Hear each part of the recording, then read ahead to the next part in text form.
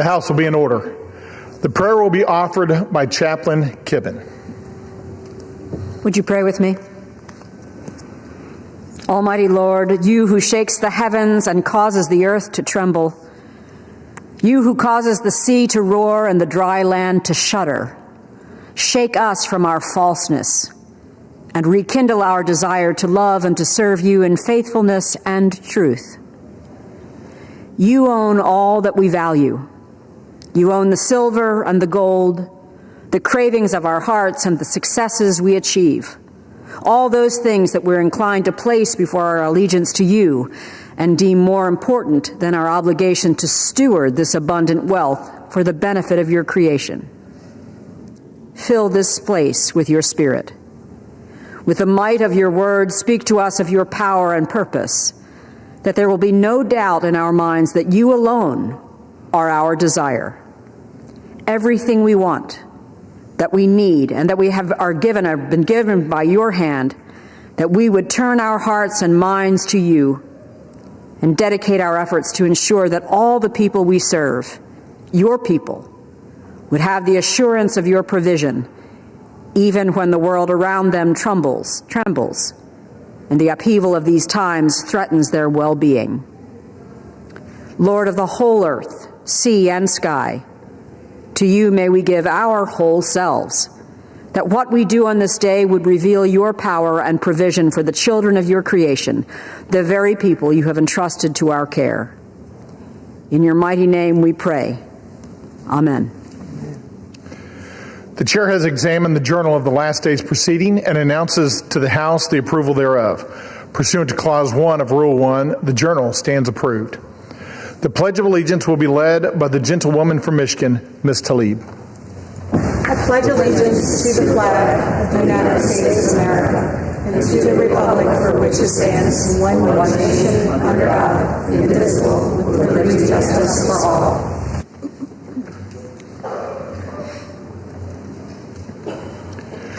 The chair will entertain requests for up to 15 one-minute speeches on each side of the aisle.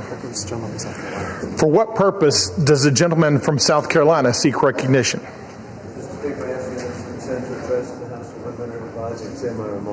Without objection, the gentleman is recognized for 1 minute. Thank you, Mr. Speaker. The Schumer shutdown was proven irresponsible, achieving nothing, hurting American families. Last week, I joined with Republican colleagues in voting to open the government, as Republicans originally voted in September to keep it open. Now, with the 43-day Democrat shutdown, the longest in history is over, the government can get back to work on behalf of the American people. The Democrat shutdown caused the loss of paycheck, destroyed jobs, delayed services to our military, and included the inconvenience and delay cancellation of flights worldwide. I am grateful for the leadership of President Donald Trump and Speaker Mike Johnson for promoting families first over failed political stunts. In conclusion, God bless our troops as the global war on terrorism continues. Trump is reinstituting peace through strength, revealing war criminal Putin lies, insulting Trump. Yesterday, attacking a Turkish flag tanker, causing evacuation in Romania, both NATO allies that we so value. Our prayers for the recovery of South Carolina native Gentleman's Jesse time has Jackson. expired. I yield back. For what purpose does the gentlewoman from Michigan seek recognition? I ask unanimous consent to address the House. The gentlewoman is recognized for 1 minute. Republicans have to decide if they're going to protect pedophiles or seek justice for survivors of sex trafficking and abuse. I sat across from survivors. Some of them were as young as 13 and 14 at the time. And they told us over and over again, follow the money. The Treasury Department, Mr. Speaker, is sitting on suspicious activity reports on Epstein's financial network detailing thousands of transactions totaling more than $1.5 billion. In fact, J.P. Morgan knew about these suspicious transactions for more than a decade. He had 134 accounts with J.P. Morgan, but they chose to look the other way and continue to profit. The corrupt administration would rather protect the rich and powerful, their billionaire donors, and stop the truth from coming out. Survivors of these horrific and systematic sexual abuse, they deserve justice, and public deserves to know the full truth. But don't be fooled. President Trump has the power to release the full, unredacted files right now without congressional action and end the cover-up today. For what purpose does the gentleman from Colorado seek recognition? I rise to ask unanimous consent to address the House for 1 minute to revise and extend my remarks. Without objection, the gentleman is recognized for 1 minute. Mr. Speaker, I rise today to recognize Colonel Rick Tremillos for his extraordinary dedication and service as Scoutmaster of Troop 66 in Colorado Springs. For years, Rick has served as a mentor and a role model to the Scouts of Troop 66. His commitment to the principles of Scouting has created a nurturing environment where Scouts are encouraged to grow into responsible, confident leaders.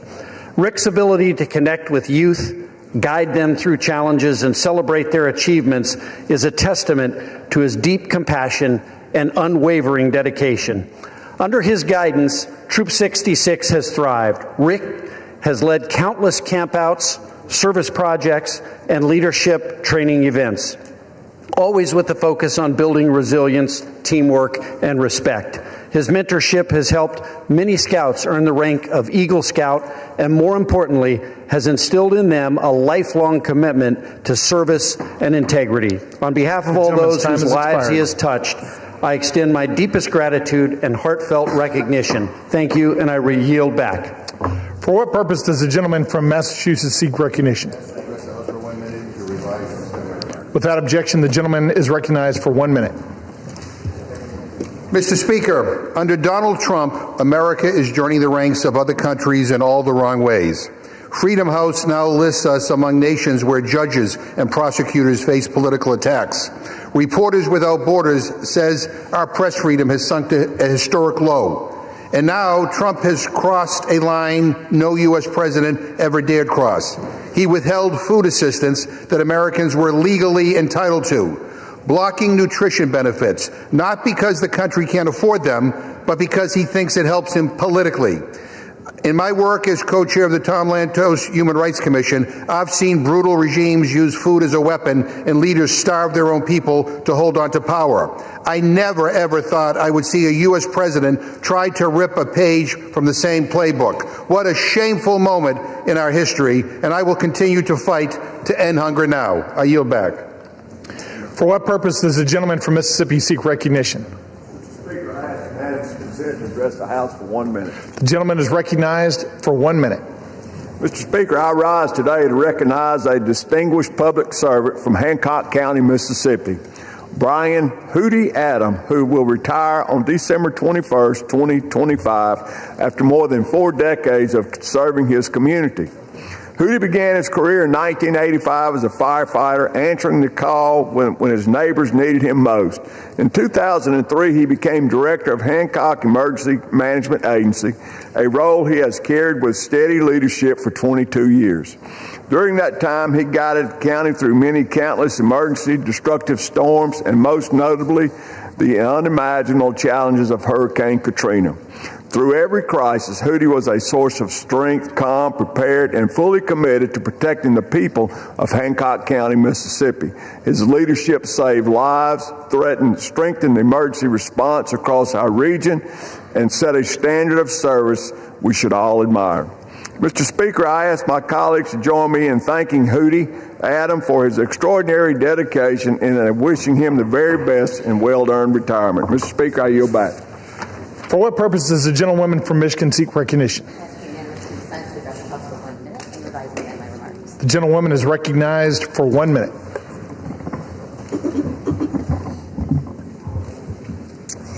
Mr. Speaker, I rise to celebrate Midland High School Principal Tila Sherman for being named the Michigan 2026 High School Principal of the Year.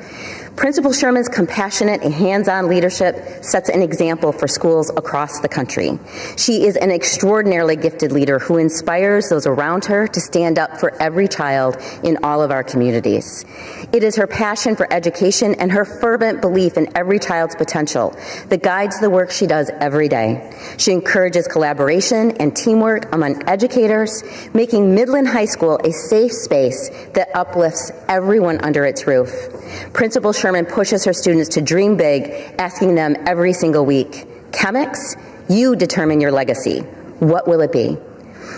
There are years ahead in her leadership journey in education. I have no doubt that she will leave a legacy of educational excellence, deep caring, and a spark of hope for every student she encounters. Go Chemex. Thank you, and I yield back. For what purpose does the gentleman from North Carolina seek recognition?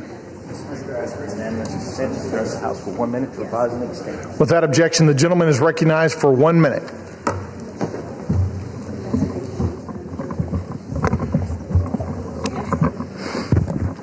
Mr. Speaker, as we recently celebrated veterans across the country, H.R. 5939, the USMC Helicopter Support in Vietnam Congressional Gold Medal Act, would award a Congressional Gold Medal to the Vietnam-era Marine Corps and Navy veterans who performed vital helicopter support missions. These flight crews executed incredibly risky and dangerous operations. They successfully carried out life-saving medical evacuations, transporting approximately 189,000 service members. Recognizing those who put their lives in harm's way to help out our wounded is long overdue. With the enactment of this bill, Congress can and must take the crucial step towards finally giving these brave veterans the hero's welcome they so deserve. Thank you, and I yield back. The chair lays before the House a communication. The Honorable the Speaker, House of Representatives, sir. I want to sincerely thank the committee for its graciousness in allowing me to waive onto the Committee on Natural Resources earlier this year. It has been a privilege to serve and to help advance environmental justice's policies for the people of New York's 7th District in Puerto Rico. Thank you for the privilege of holding 3 committees over the past few years. I will continue to remain on small business and financial services.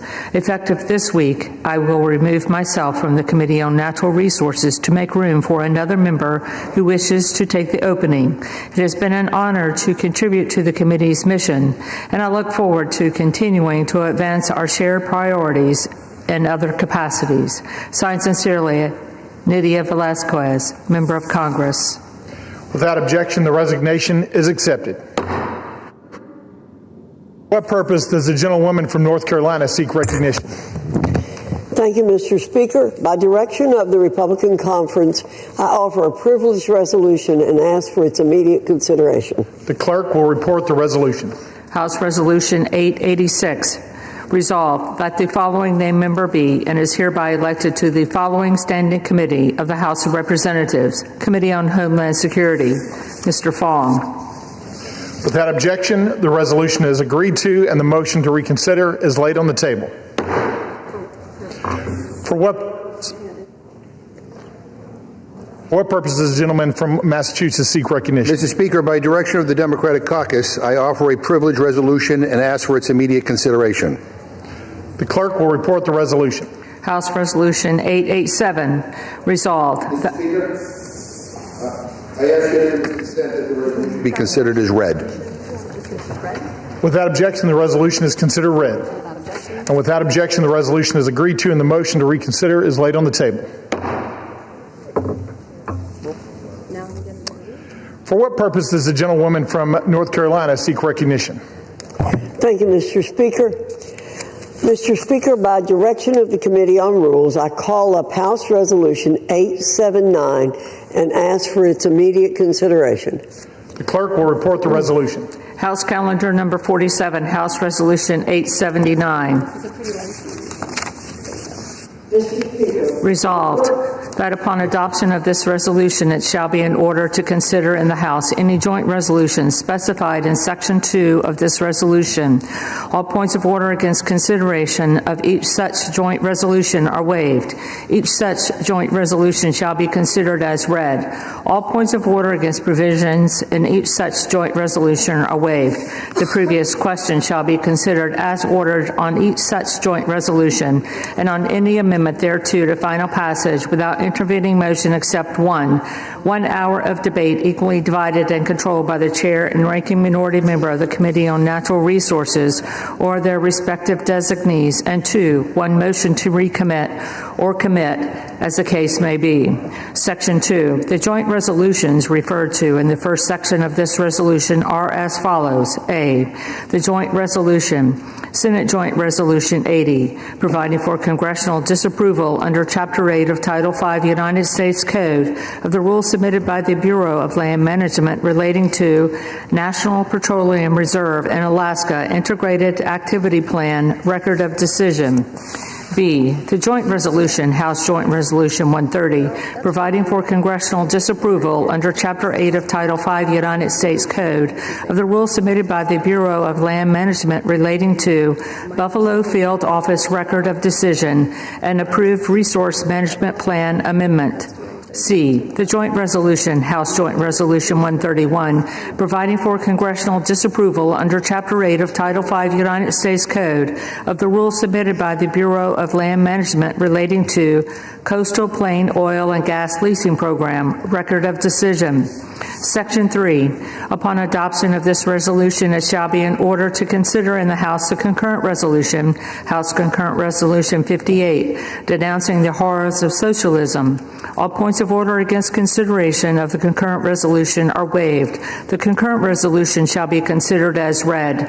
All points of order against provisions in the concurrent resolution are waived. The previous question shall be considered as ordered on the concurrent resolution and preamble to adoption without intervening motion except 1 hour of debate, equally divided and controlled by the chair and ranking minority member of the Committee on Financial Services or their respective designees. Section 4, upon adoption of this resolution, it shall be in order to consider in the House the bill, H.R. 1949, to repeal restrictions on the export and import of natural gas. All points of order against consideration of the bill are waived.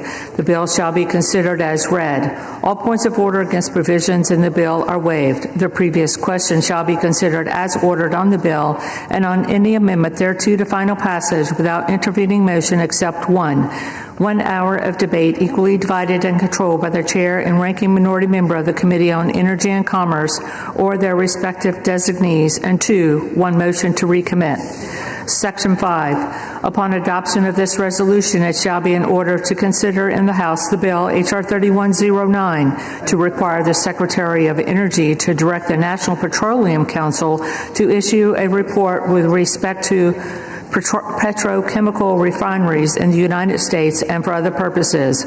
All points of order against consideration of the bill are waived. The bill shall be considered as read. All points of order against provisions in the bill are waived. The previous question shall be considered as ordered on the bill and on any amendment thereto to final passage without intervening motion except one. 1 hour of debate equally divided and controlled by the chair and ranking minority member of the Committee on Energy and Commerce or their respective designees, and 2, one motion to recommit.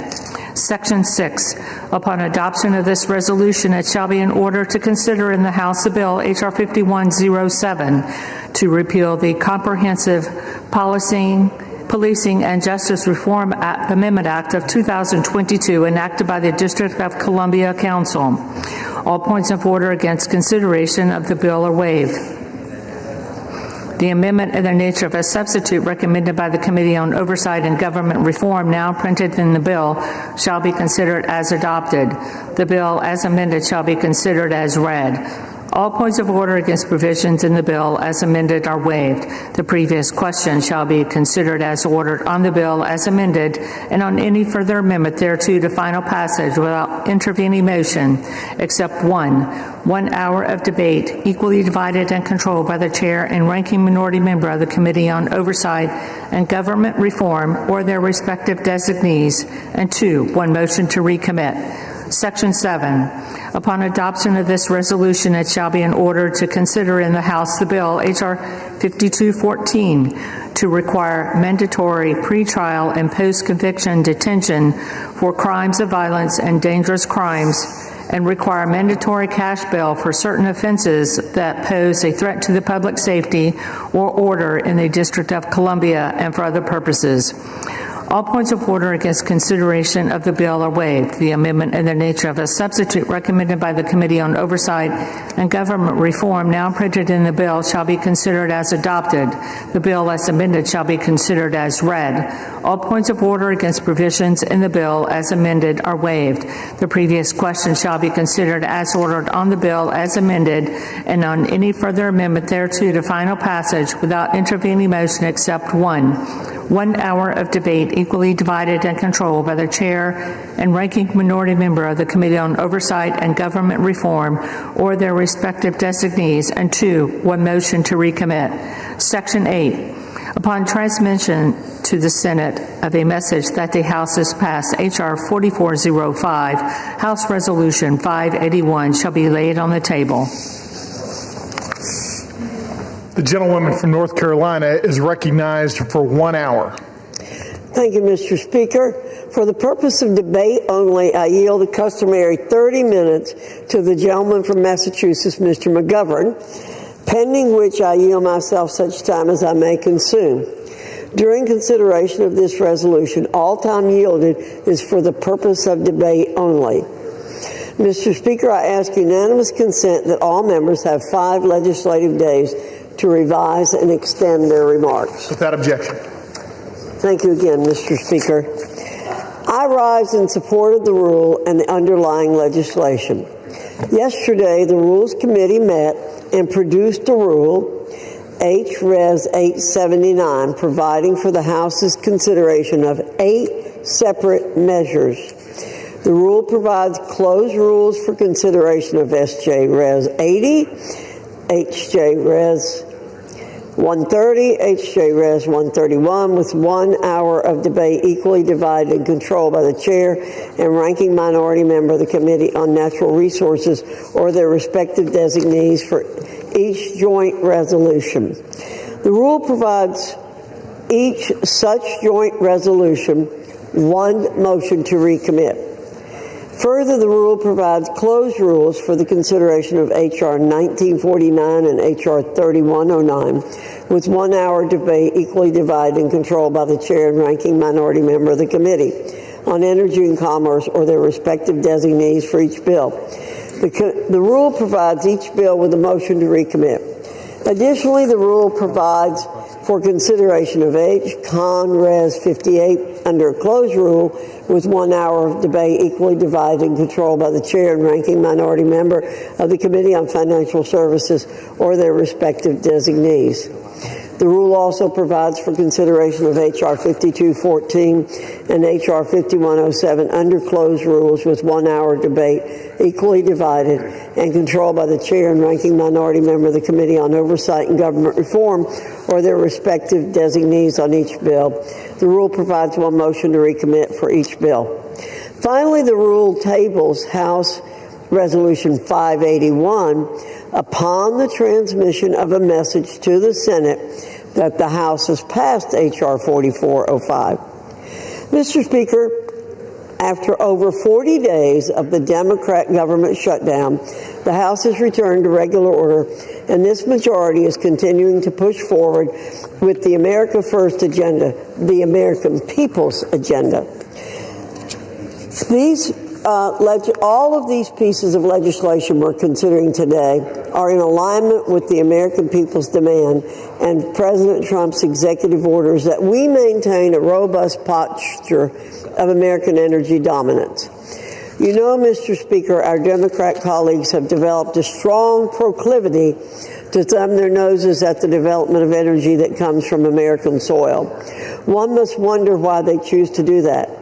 They pay lip service to environmental protections and reducing greenhouse gas emissions, but it's just a fact that American oil and American natural gas are cleaner and more environmentally friendly than any of our global competitors. Why would they cede our dominance on the global stage in favor of hostile actors who lack even the most basic environmental protections? We are blessed as a nation to have vast repositories of natural resources that we can draw from and utilize accordingly. When we ignore the opportunities to harness these resources for our benefit, we deny ourselves the opportunity to grow more self-sufficient. H.R. 5214 and H.R. 5107, two measures reported from the Oversight Committee, focus on restoring law and order in our nation's capital city, a city that ought to be a model for the rest of the nation to follow.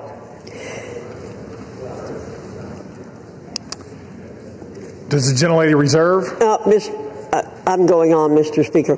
H.R. 5214 would revoke cashless bail in the District of Columbia and would require mandatory pretrial and post-conviction detention for crimes of violence and other dangerous crimes.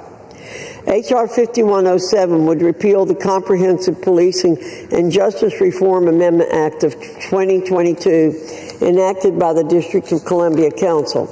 This act targeted police officers in D.C. for simply doing their duties, and it led to over 1,600 officers being removed from the city's force.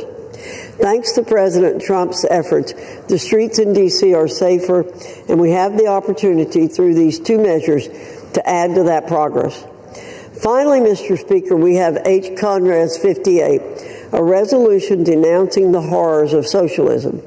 Most of us here in this body recognize how dangerous the plague of socialism really is. We understand its history of failure and oppression.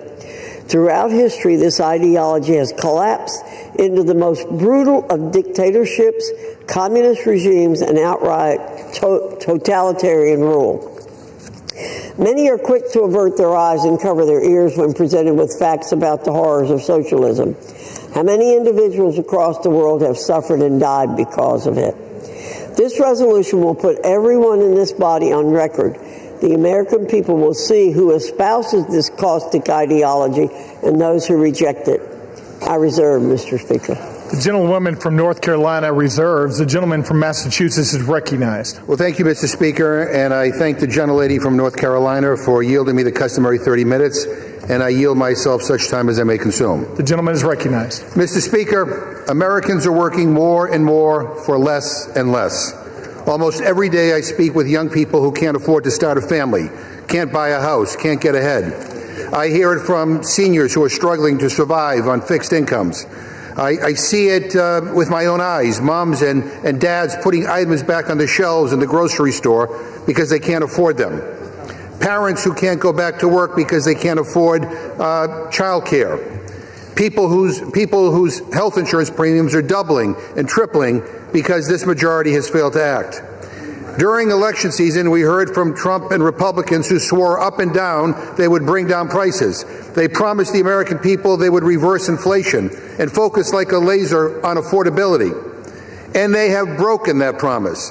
They have betrayed the American people, and if you want more evidence of that, look at the bills on the floor today.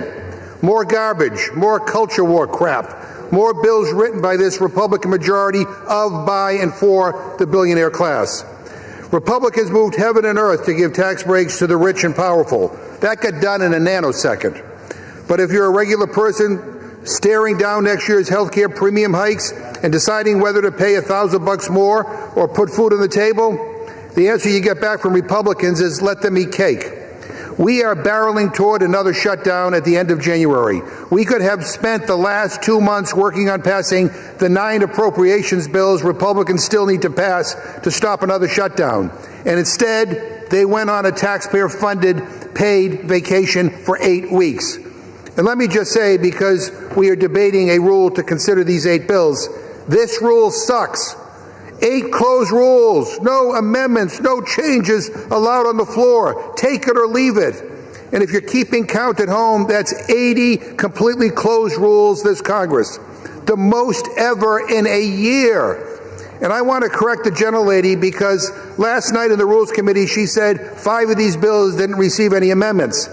That's because she didn't ask for any.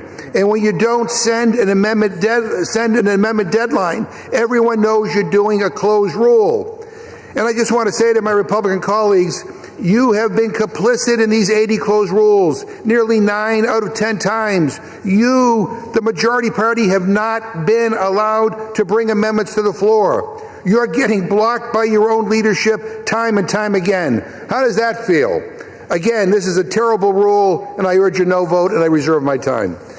Gentleman from Massachusetts reserves. The gentlelady from North Carolina is recognized. Thank you, Mr. Speaker.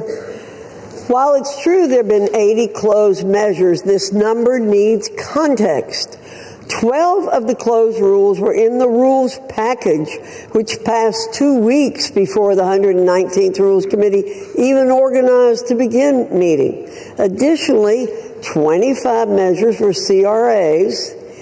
They don't allow for an amendment. 16 were bills that received no amendments, meaning 41 measures were closed by definition. It's also important that 4 of the closed rules are duplicates from a previous failed rule. So in reality, only 27 measures have been closed by discretion of the committee. Additionally, the Rules Committee under Republican control has simply been more productive, producing more total rules than our colleagues ever did. For example, during the most recent Democrat-controlled Congresses, the Rules Committee produced 127 total rules in the 116th Congress and 163 in the 117th Congress. Contrast this to the 200 total rules in the Republican-led 118th Congress. For the 119th, we're on pace to once again produce nearly 200 rules for the Congress. So, Mr. Speaker, we're doing our job. We're not closing out debate. We're having plenty of debate. There's plenty of opportunities for our colleagues to offer amendments. Thank you. I reserve. Gentlelady reserves. Gentleman from Massachusetts is recognized. Mr. Speaker, a lot of words to justify the most closed Congress in history, the most authoritarian Congress in history. It would make Putin blush. Mr. Speaker, if we defeat the previous question, I will offer an amendment to the rule to provide for consideration of H.R. 6074, which would extend the Affordable Care Act enhanced premium tax credits for 3 years through 2028. We are in the midst of a health care crisis. More than 20 million Americans who get their health care on the ACA exchanges are going to see their premiums skyrocket next year. That includes 250,000 people in my home state of Massachusetts who are paying lower premiums and copays due to these tax credits, which Democrats created in 2021 and are set to expire at the end of the year. Let me read you some of the stories from folks in my district. Quote, I just received my letter and my monthly costs have gone from $1,287 to $3,026 for next year. As a working family with a daughter who has an autoimmune disease, we are struggling, and I'm working 50-plus hours a week just to pay the insurance, end quote. Another one, and I quote, with the Health Connector, I was paying $264 per month, acceptable seeing that I am healthy but not young. Without the advanced premium tax credit, my monthly premium will be just over $800 per month. I can't and I won't pay that. I will go without. This is happening across the country, and for the sake of millions of Americans and their health care, I urge my Republican colleagues to support this bill and vote no on the previous question. Mr. Speaker, I ask unanimous consent to insert the text of my amendment into the record along with any extraneous material immediately prior to the vote on the previous question, and I reserve. Without objection. Gentleman reserved. Gentlelady from North Carolina is recognized. Thank you, Mr. Speaker. I yield 2 minutes to the distinguished gentleman from Utah, Mr. Owens. Gentleman is recognized for 2 minutes. Thank you, Chairwoman, for yielding. Mr. Speaker, after blatant obstruction and prolonged delay on the part of congressional Democrats for over 40 days, the House has returned to regular order. It's good to be back, and it's about time. Today, we're here to advance 8 separate measures that meet the demands of the American people and strengthen President Trump's successful America First agenda. My constituents voted for the dissolution of the Biden bureaucratic barrage and for the safety of their communities, from bolstering American energy dominance to upholding law and order, strengthening the criminal justice system in the nation's capital, to rejecting the failed ideology of socialism. Republicans continue to deliver measurable and substantial progress. I urge my colleagues to support the rule and the 8 underlying pieces of legislation. Let's continue delivering wins for the American people. Thank you. I yield back. Gentleman yields back. Gentlelady from North Carolina reserves. Gentleman from Massachusetts is recognized. Mr. Speaker, shortly on the floor, Republicans are about to finally bring up the mass account bill to release the Epstein files. We had to drag this leadership here kicking and screaming. And I appreciate their sudden and stunning change of heart on this issue. But I want to state for the record that the Republican leadership has tried to block this day for months and months and months. And I also want to state for the record that Donald Trump could release these files on his own, today, right now, right this very second. He doesn't need to wait for Congress to pass the bill. He could release the files himself, but he won't. That is why we are here, because he refuses to act. Meanwhile, the Republican majority has blocked transparency at every turn. They stonewalled in committee. The gentlelady from North Carolina and every Republican on the Rules Committee voted 9 times to block my amendment to release the Epstein files. 9 times. Republicans were so afraid of my amendment that Speaker Johnson shut down the Rules Committee and sent us home early in July. And then he refused to swear in a new member of Congress for weeks because she promised to be the 218th signature to force this bill forward. Only four Republicans signed the discharge petition. Every single Democrat signed on. In a few moments, I'm going to yield time to Representative Massey, who has been the Republican leader of this effort in the House, alongside Representative Khanna on the Democratic side. And here's why I'm doing that. This bill should be getting a full hour of debate on the floor. But Speaker Johnson, I guess at Donald Trump's direction, is throwing every procedural gimmick at the wall to see what sticks. And he's trying to limit debate on the floor because for some reason he is very, very afraid of talking about this. So that's why I'm donating a significant chunk of my time to members who have been silenced by the Speaker for the terrible crime of demanding truth and transparency.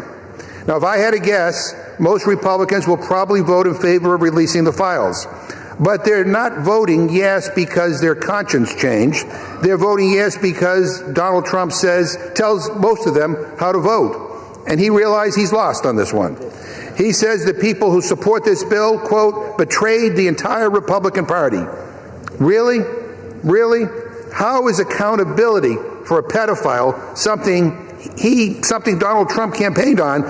How is that now a betrayal? This was his issue, his idea. He ran on releasing the files. And by the way, to those who say that Biden should have released these files, let me just address that right now. You're right. He should have. But he didn't make it his number one issue, and he's not the president right now. Donald Trump is. He could have released the files at any point over the last 11 months, but he has not. Republicans have had months to sign the discharge petition. They had months to bring this bill to the floor. But this leadership has chosen obstruction. They don't want to pass this bill. They don't even want to talk about it on the House floor. And so that's why debate matters. And with that, I reserve my time. Gentleman from Massachusetts reserves. The gentlelady from North Carolina is recognized. Thank you, Mr. Speaker. Let's be clear. Republicans don't oppose the full transparency of the Epstein files. We embrace the Oversight Committee's task of doing just that. We embrace Representative Massey's legislation here today by putting it up for a vote under suspension. I'll be voting for it. We already have a House investigation that carries the full force of law, and there's no opposition to respecting the majority's wishes to get this codified into law. Let's get to it. Let's get the vote and end these false debates, straw man arguments, and non sequiturs. We tried to pass this bill last week, but Democrats wouldn't agree to doing so. Let's vote now Democrats should stop, listen, and take yes for an answer. I reserve. Gentlelady reserves. The gentleman from Massachusetts is recognized. Mr. Speaker, the gentlelady doesn't oppose this? Boy, you have a funny way of showing it. I gave the gentlelady 9 opportunities in the Rules Committee to bring this measure to the floor. 9 opportunities. And every time I brought up an amendment, she voted it down. 9 opportunities. So to say that somehow this is always what you wanted, I don't know. That doesn't pass the smell test.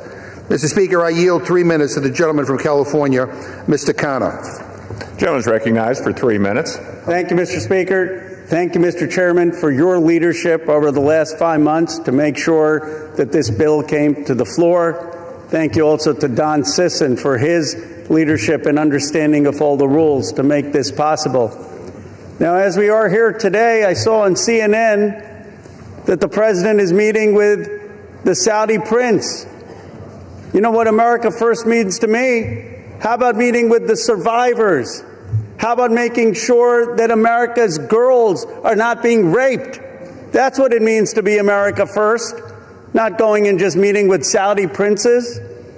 You know, I am so honored to be here and working together with Congressman Thomas Massie, who's shown so much courage and principle, and I'm so honored to be here next to Congresswoman Marjorie Taylor Greene and Congresswoman Nancy Mace. I was telling someone, they said, what did you learn through this process? I said, sometimes we have to see people not just through their caricature. And I had caricatures of Representative Greene and Representative Massey and Representative Mace. But what I saw is they cared as Americans and human beings. And they stood with courage.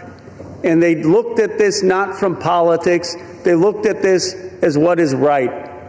And I'm proud today to be a member of Congress. I'm proud to work with them. And I'm proud of what we are showing this country is possible. That if we actually care about American values, maybe we can overcome some of the bitter divides in this country. If we don't care about just getting the credit and maybe work together, we could actually care about forgotten and abandoned Americans like the survivors that testified today. I was so moved by their testimony. How can you hear their testimony, as all of us have heard, see their tears, see them holding up photos at the age of 14 and think that they're not telling the truth? This is not politics. This is humanity. Sometimes we get into these chambers and we forget what happened, of how we grew up. Most of us, we grew up, we went to barbecue, we went to Little League games, we went to church or temple. We didn't fly around in private jets and go to a rape island. We didn't buy off politicians and tell them to keep quiet. We didn't think that it was normal to abuse or rape young girls. And then they're saying, well, we don't know if they were 18 or 22. Come on. It's rotten. Then they say, well, just care about the price of eggs. Just care about the price of health care. You know what's more important than that? American values. These rich, greedy men abused American values. They abused what's sacred about this country. They abused what built this country. I yield the gentleman additional minute. And it is time that they're going to have a reckoning. The Epstein class is going to go. And the reason they're going to go is because the progressive left and the MAGA right and everyone in between is finally waking up against this rotten system.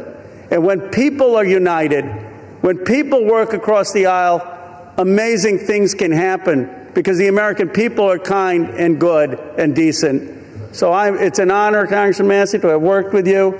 And I salute particularly the courage of Marjorie Taylor Greene, Lauren Boebert, and Nancy Mace. None of this would have been possible without their courage in standing up on the petition and for what they did. I'll yield back. Gentleman yields back. Gentleman from Massachusetts reserves. Gentlelady from North Carolina is recognized. Mr. Speaker, at the top of this page that I have, I've written Democrat hypocrisy on Epstein. That's what we're hearing today. I'm proud to be a member of the Oversight and Government Reform Committee. I'm proud to have supported the full investigation into the Epstein files on that committee. Furthermore, I'm proud to have supported formalizing that investigation by taking the decisive step in directing that investigation by a special rule provided by the Rules Committee. This gave the oversight investigation the full weight of the House of Representatives behind the committee's existing subpoena power. Very important in this debate. Let's get things straight here.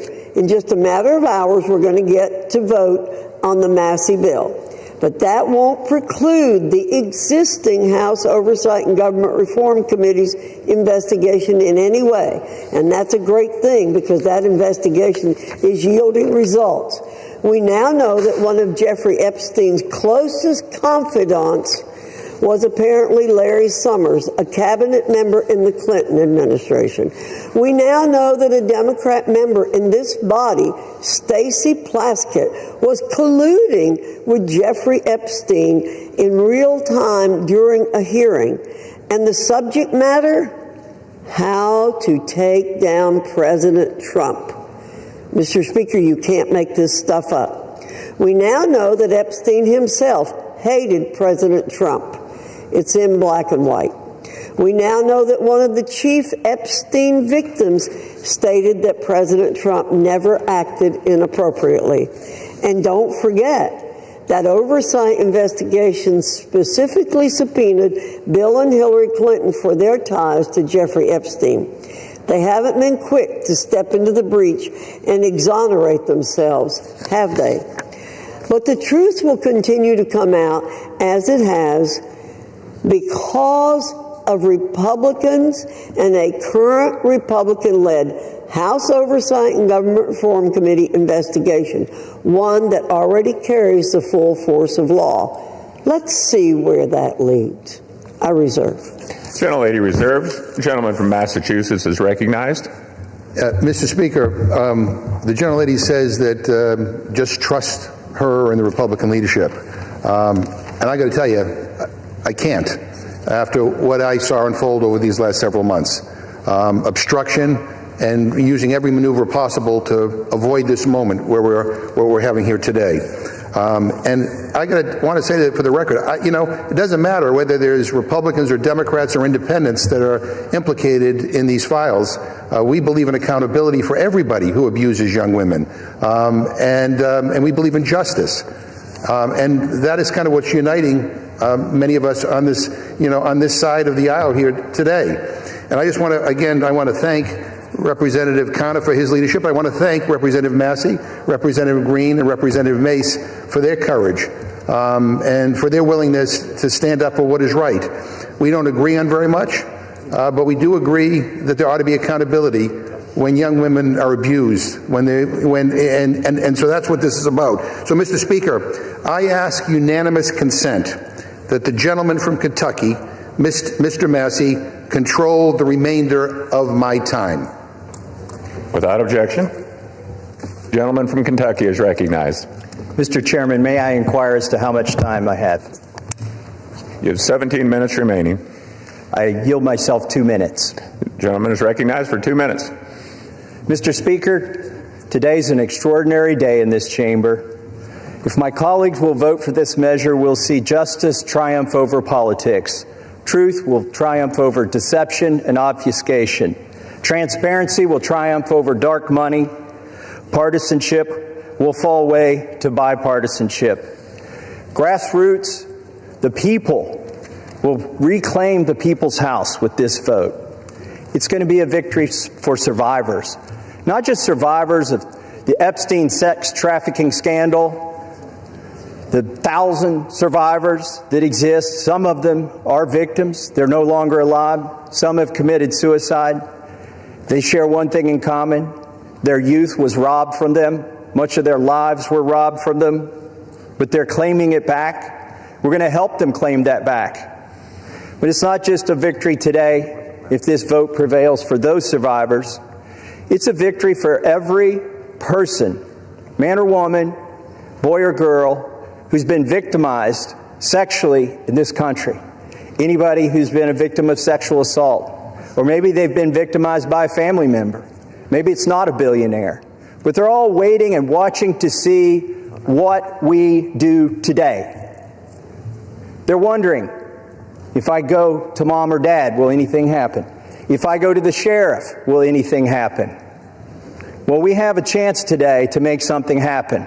Something that's not happened, something that should have happened decades ago, and that is to get justice for these victims and survivors and transparency for America. That's what this vote is about today. And I reserve the balance of my time. Gentleman from Kentucky reserves. The gentlelady from North Carolina is recognized. I reserve. Gentlelady reserves. Gentleman from Kentucky is recognized. I now yield 5 minutes to the gentlewoman from Georgia, Mrs. Green. The gentlelady from Georgia is recognized for 5 minutes. Thank you, Mr. Speaker. I proudly rise today in a bipartisan effort to release the Epstein files finally, after 5 administrations have covered it up. Earlier today, I attended the press conference where the survivors, they're not victims, the survivors of Jeffrey Epstein's sexual abuse and sex trafficking told their stories. And they told stories about how it started back in 1991, 1996, and they continued on through the decades. And they told stories about how they told someone and tried to get help. They told the FBI and they weren't listened to. And they told law enforcement and no one did anything. And these women don't just number a few. These women number around 1,000 women. And they are victims of something that's unthinkable. And this should have never, ever happened. This was the biggest fight I think I've seen in Washington, D.C. This is my 5th year here. And this was a fight that we should have never had to wage. It should have been the easiest thing for every single member of Congress. It should have been the easiest thing for the Speaker of the House. It should have been the easiest thing for the President of the United States to release all the information, every single file, on behalf of these American women. These American women aren't rich, powerful elites. They do not have someone paying for their airline tickets or paying for their trips or paying for their expenses every time they try to do something to get this information out. These are your average Americans. And you want to know what the Epstein files represent, the cover-up represents to average Americans? It represents the failures of the federal government and Congress to the American people. And that is what people rose up about in 2024. They wanted and demanded transparency from their government and for Americans finally to be put first. And today, with this vote, we are finally putting these victims and these survivors of Jeffrey Epstein and the cabal of rich, powerful elites that expands not just here in the United States of America, but to other countries as well. We're putting them last. And that is exactly what Americans want. You see, for far too long, Americans have been put last. And they're sick of it. They're sick and tired of it. And this is why they don't trust Congress. This is why they don't trust the government. And here's the problem. All of these women who have suffered in shame for years and years and years, women who were terrified, women who were intimidated, women who were threatened, just like Virginia Giuffre. And now she's dead. And these women should have never faced that, for this information to come out. And we, especially the 4 Republican members of the House of Representatives, we should have never faced intimidation and threats for us to get this vote to come to the floor. Never forget, there were 4. Thomas Massey, myself, Nancy Mace, and Lauren Boebert. We had to sign a discharge petition, and we had to fight through intimidation, and we had to endure it for months to push that discharge petition finally to 218 to get this vote to come out. This is what the American people are sick of, and rightfully so. Now, where does this go from here? The question will remain, will the Department of Justice release all the information? Will a judge in New York release the information? Will the CIA release the information? And will foreign governments release their information? Or will this continue after this vote today be a cover-up?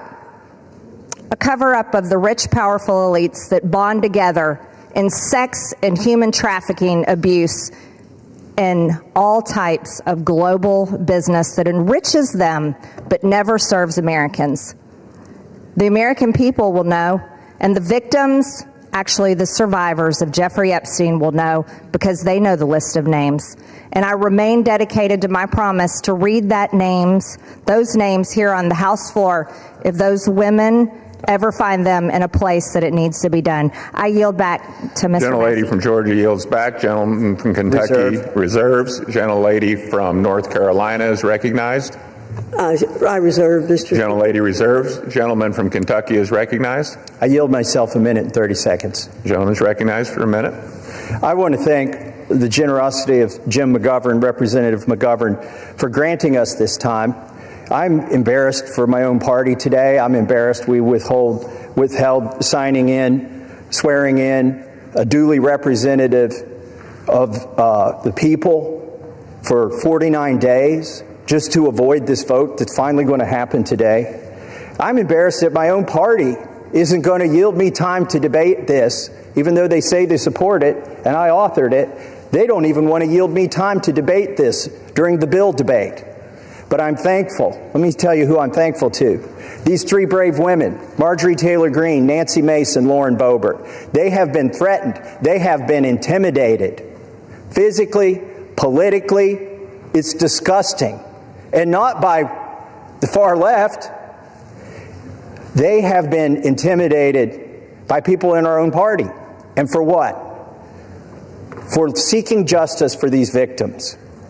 So, my hat's off. I congratulate them for standing strong. I've always wondered, where were the Republican men during this battle? We've taken 5 months. These three women and I have had to drag our party to this floor today to even vote on this. And Ro Khanna is the most to be thanked here in an extraordinary display of bipartisanship. He did not hesitate when I asked if we wanted to bring this bill to the floor together, if he would stand in the trenches with me. He said yes. With that, I reserve. Gentleman reserves. Gentlelady from North Carolina is recognized. Thank you, Mr. Speaker. I yield myself such time as I may consume. Gentlelady is recognized. Boy, we need to get facts straight here. President Trump's DOJ, in his first term, arrested and prosecuted Jeffrey Epstein. We, on our side, want justice to prevail in this case and in every case. Speaker Johnson has always been clear that if the discharge petition reached the necessary signatures, that the House would consider the legislation, and that's what we're providing for in our rule today. In fact, as soon as the petition hit 218 votes last Wednesday, House Republicans offered a unanimous consent request to pass the legislation then. However, the Democrat leader would not give consent to do that last week. Why? Because they're not really interested in this. They're interested in some other things. And, Mr. Speaker, I have to correct the record. Mr. Massey did not request time from me. I'm the person who controls the time on the Republican side, and he did not request time from me, or I would have given him time. I reserve. Gentlelady reserves. Gentleman from Kentucky is recognized. I'd like to now recognize the gentlelady from South Carolina for 5 minutes, Nancy Mace. Gentlelady from South Carolina is recognized for 5 minutes. Thank you, Mr. Speaker. And I want to thank my colleagues today for the time, Mr. McGovern and Mr. Khanna, for the 5 minutes on the floor to speak about an issue that is not political for me.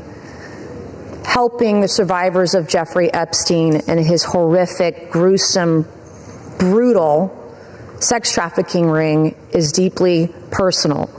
And while we often have many disagreements about a lot of issues, maybe most issues, today they are allowing us to speak on the floor, and I want to thank my colleagues, Congressman Massey, Marjorie Taylor Greene, and Lauren Boebert, the four of us making history today over the discharge petition and delivering justice for those who have desperately fought for it for, in some cases, almost 30 years. I wore white today because I wanted to reflect on the innocence of the young women who had their innocence stolen from a demon named Jeffrey Epstein, from demons, friends of his, rich and powerful people who stole their innocence as young as 14 years old. It was taken from them, and they've never gotten it back. I'm also wearing white today to recognize the courage that it takes for women to come forward, the sacrifices to them personally, professionally, financially, the embarrassment, the humiliation, the shame that we still deliver on the backs of women who have been brutalized, who've been raped, who've been assaulted. The shame that the media pours over their heads, that their colleagues, their friends, their neighbors, their loved ones, because you come forward and because you talk about sexual assault, you are not a slut. It's not because of what you wore. You're not a whore. But that's how women are treated, and you're not lying. And I want every woman to know, every Epstein survivor to know, every woman across the country who is a survivor, who is a victim of assault, that today we see you. And this fight and this vote tonight, I see it is about the Epstein victims, but it's about much more than the Epstein victims.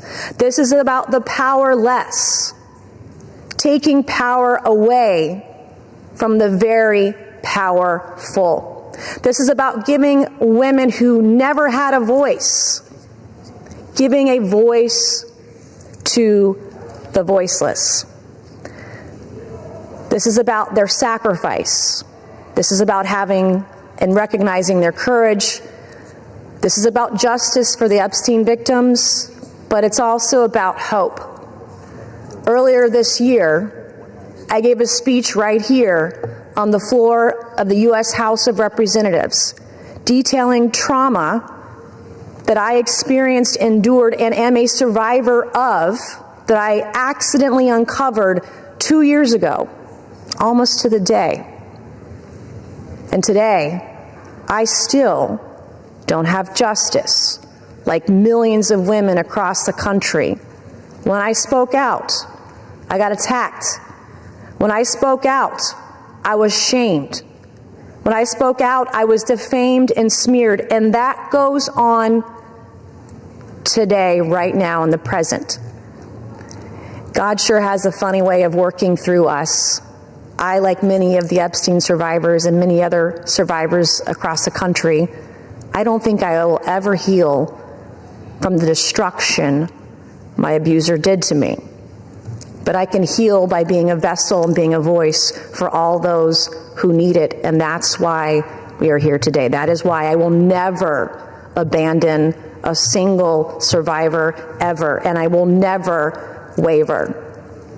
I spent my morning talking to law enforcement and others about another potential Jane Doe number 5, who may be another sexual assault victim in the case that I uncovered 2 years ago. It's very difficult for us to come forward, but I want to thank the women who have, the Epstein victims, the victims in the case that I uncovered.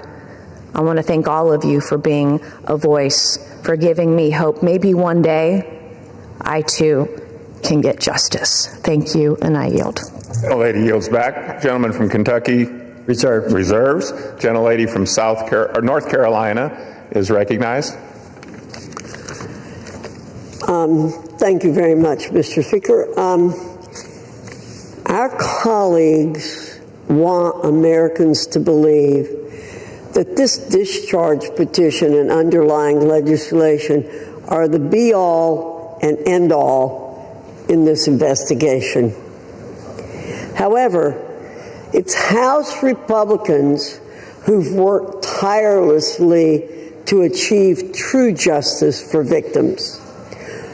To date, the significant information that has come out has come from the Oversight and Government Reform Committee as a result of its issuing 13 subpoenas. We've released 65,000 pages of documents from the Department of Justice, the Epstein estate, which was not mentioned in the underlying legislation, former U.S. attorney, and others. Let me state again, the unanimous consent request to pass the legislation immediately last week was blocked by the minority leader. Full stop. If Democrats truly cared about finding justice immediately for victims, this legislation would have been passed last week. Instead, they want political theater to capitalize on. House Republicans, on the other hand, remain focused on truth, accountability, and delivering real justice for Epstein's victims, not political points. I reserve. Reserves. Gentleman from Kentucky is recognized. Mr. Speaker, may I inquire as to how much time I have remaining? Gentleman has 5.5 minutes remaining. I yield myself 3.5 minutes. Gentleman is recognized. Mr. Speaker, all that is necessary for evil to prevail is for good men to do nothing. And we've had a lot of good men doing a lot of nothing on the other side of the aisle until we did something. 3 brave women and myself and the Democrat caucus. We did something. And then what did they do? They've opposed us every step of the way. They've lied about the legislation. Let me tell you some of the lies they've told. They've said that it doesn't protect victims. Well, if that is so, why were dozens of victims with us today at a press conference urging this body to pass this legislation? It's because this legislation specifically protects victims. They've said this legislation does not prevent the release of child pornography. Of course it does. We have a specific provision in our legislation to prevent that. They've said so many falsehoods about this legislation, but now they're going to vote for it, hopefully enthusiastically. But really, they've been drugged to this. Our judicial system is broken. If it were working, there wouldn't be 1,000 victims who haven't seen justice yet. They are victims of the Epstein class. I begrudge nobody success that they become a billionaire. But if you think being a billionaire or buying politicians keeps you out of the judicial system, lets you rape young women, lets you traffic women, you've got another thing coming when this bill passes. Do not let the Senate muck this up. There have already been efforts to derail this, our discharge petition. The Oversight Committee has released thousands, tens of thousands of documents. That's fine. Keep working.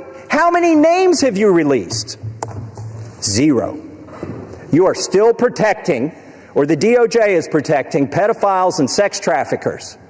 The time for that to stop is now. Now, our Speaker says, oh, this bill needs amended in the Senate, and specifically, he's trying to create a loophole. He's trying to categorize the pedophiles as victims. He's saying, oh, we don't embarrass the people that went to the rape island. We should protect those names against unreliable accusations. Is he calling all of these victims unreliable? They've testified to the FBI. The FBI has these names in their possession. I asked the FBI director in a hearing, have you looked at the documents? No, he trusts everybody that's been there for decades. That is wrong. Do not let the Senate muck this bill up. And if you're a party to that in the Senate, you are part of this cover-up that we are trying to expose. I am sorry if one of your billionaire donors is going to get embarrassed because he went to Rape Island. That is what they have coming. In fact, they need to be on the other side of bars, a lot of them. Some of them will be embarrassed, but some of them need to go to prison, and the survivors know that. So how will we know if this bill has been successful? We will know when there are men, rich men, in handcuffs being perp-walked to the jail. And until then, this is still a cover-up. I urge my Senate colleagues, do not muck up this bill. The president has already said he will sign it. That means he will sign the bill that we have here today. Do not change this bill. He is ready to sign it. Give it to him. Put it on his desk. Let's get justice for these victims. With that, I reserve. The gentleman from Kentucky reserves. The gentlelady from North Carolina is recognized. Reserve. The gentlelady reserves. Is the gentlelady prepared to close? Yes, I am, Mr. Speaker. The gentleman from Kentucky is recognized. I yield the remainder of my time to Ranking Member Mr. McGovern. The gentleman from Massachusetts is recognized. Thank you. And first, let me say how much I admire the courage of my Republican colleagues who are beside me here today. Mr. Speaker, at the end of the day, this is not about us, and it's not about politics. This is about the survivors, young girls who were exploited by powerful men who use money and power to take advantage of girls, some as young as 11 years old. The President of the United States calls it all a hoax. Can you imagine that? What an evil and disgusting thing to say. These young girls, now women, the survivors, what happened to them was horrific. They were sexually abused, many of them for years, and the President of the United States calls it all a hoax. What kind of messed up, sick in the head, immoral person says something like that? This bill is about making sure powerful men are held accountable. It's about demanding truth and transparency for the American people. Now, Republican leaders in this House lost control of the story. They lost the ability to hide behind procedure, and they lost the luxury of pretending that they were ever on the right side. The American people see it, survivors see it, and history will see it. And listening to the Speaker of the House's press conference today, I mean, it sounds like he basically wants to kill this whole thing. He's trying to obstruct and derail the process. Why the hell is he fighting so hard to do the opposite of what the survivors want? What an awful, awful thing to do. So let us release the files. Let's give survivors the transparency they've long been denied. Let us take back power from the rich billionaire elites who think they can do whatever they want with no justice or accountability. And let's remember exactly who had to be dragged here under duress and who stood up from day one demanding the truth. And with that, I yield back. Members are reminded to refrain from engaging in personalities towards the President. The gentleman yields back. The gentlelady from North Carolina is recognized. Thank you, Mr. Speaker. Mr. Speaker, those of us who did not sign the discharge petition are just as concerned about the victims, or if you, as some are calling them, survivors, as our colleagues who signed the discharge petition. We share contempt for anyone who abused anyone else. I've stood on this floor many times, Mr. Speaker, to speak out for victims and survivors of people who have been abused, and against anyone who breaks the law or takes advantage of an innocent person. We will not be characterized as insensitive to that. But what House Republicans who didn't sign the discharge petition remain focused on truth, accountability, and delivering real justice for Epstein victims. Again, I'll point out that it was under President Trump's Department of Justice that Jeffrey Epstein was arrested and tried. We have not tried to avoid this situation. We want things done the right way. We want maximum justice for these victims and survivors. Our rule today simply expedites consideration of the Massey-Khanna legislation. And as I said, we would have liked to have seen it pass last week when we gave an opportunity for it, but it was blocked by the Democrat minority leader. I ask for support for this rule, the underlying legislation. With that, I urge my colleagues to vote yes on the previous question, yes on the rule, and Mr. Speaker, I yield back the balance of my time and move the previous question on the resolution. The gentlelady yields back the balance of her time. The question is on ordering the previous question on the resolution. Those in favor say aye. Those opposed, no. In the opinion of the chair, the noes have it. Mr. Speaker, request the yeas and nays. The yeas and nays are requested. Those favoring a vote by the yeas and nays will rise. A sufficient number having risen, the yeas and nays are ordered. Pursuant to Clause 8 of Rule 20, further proceedings on this question will be postponed.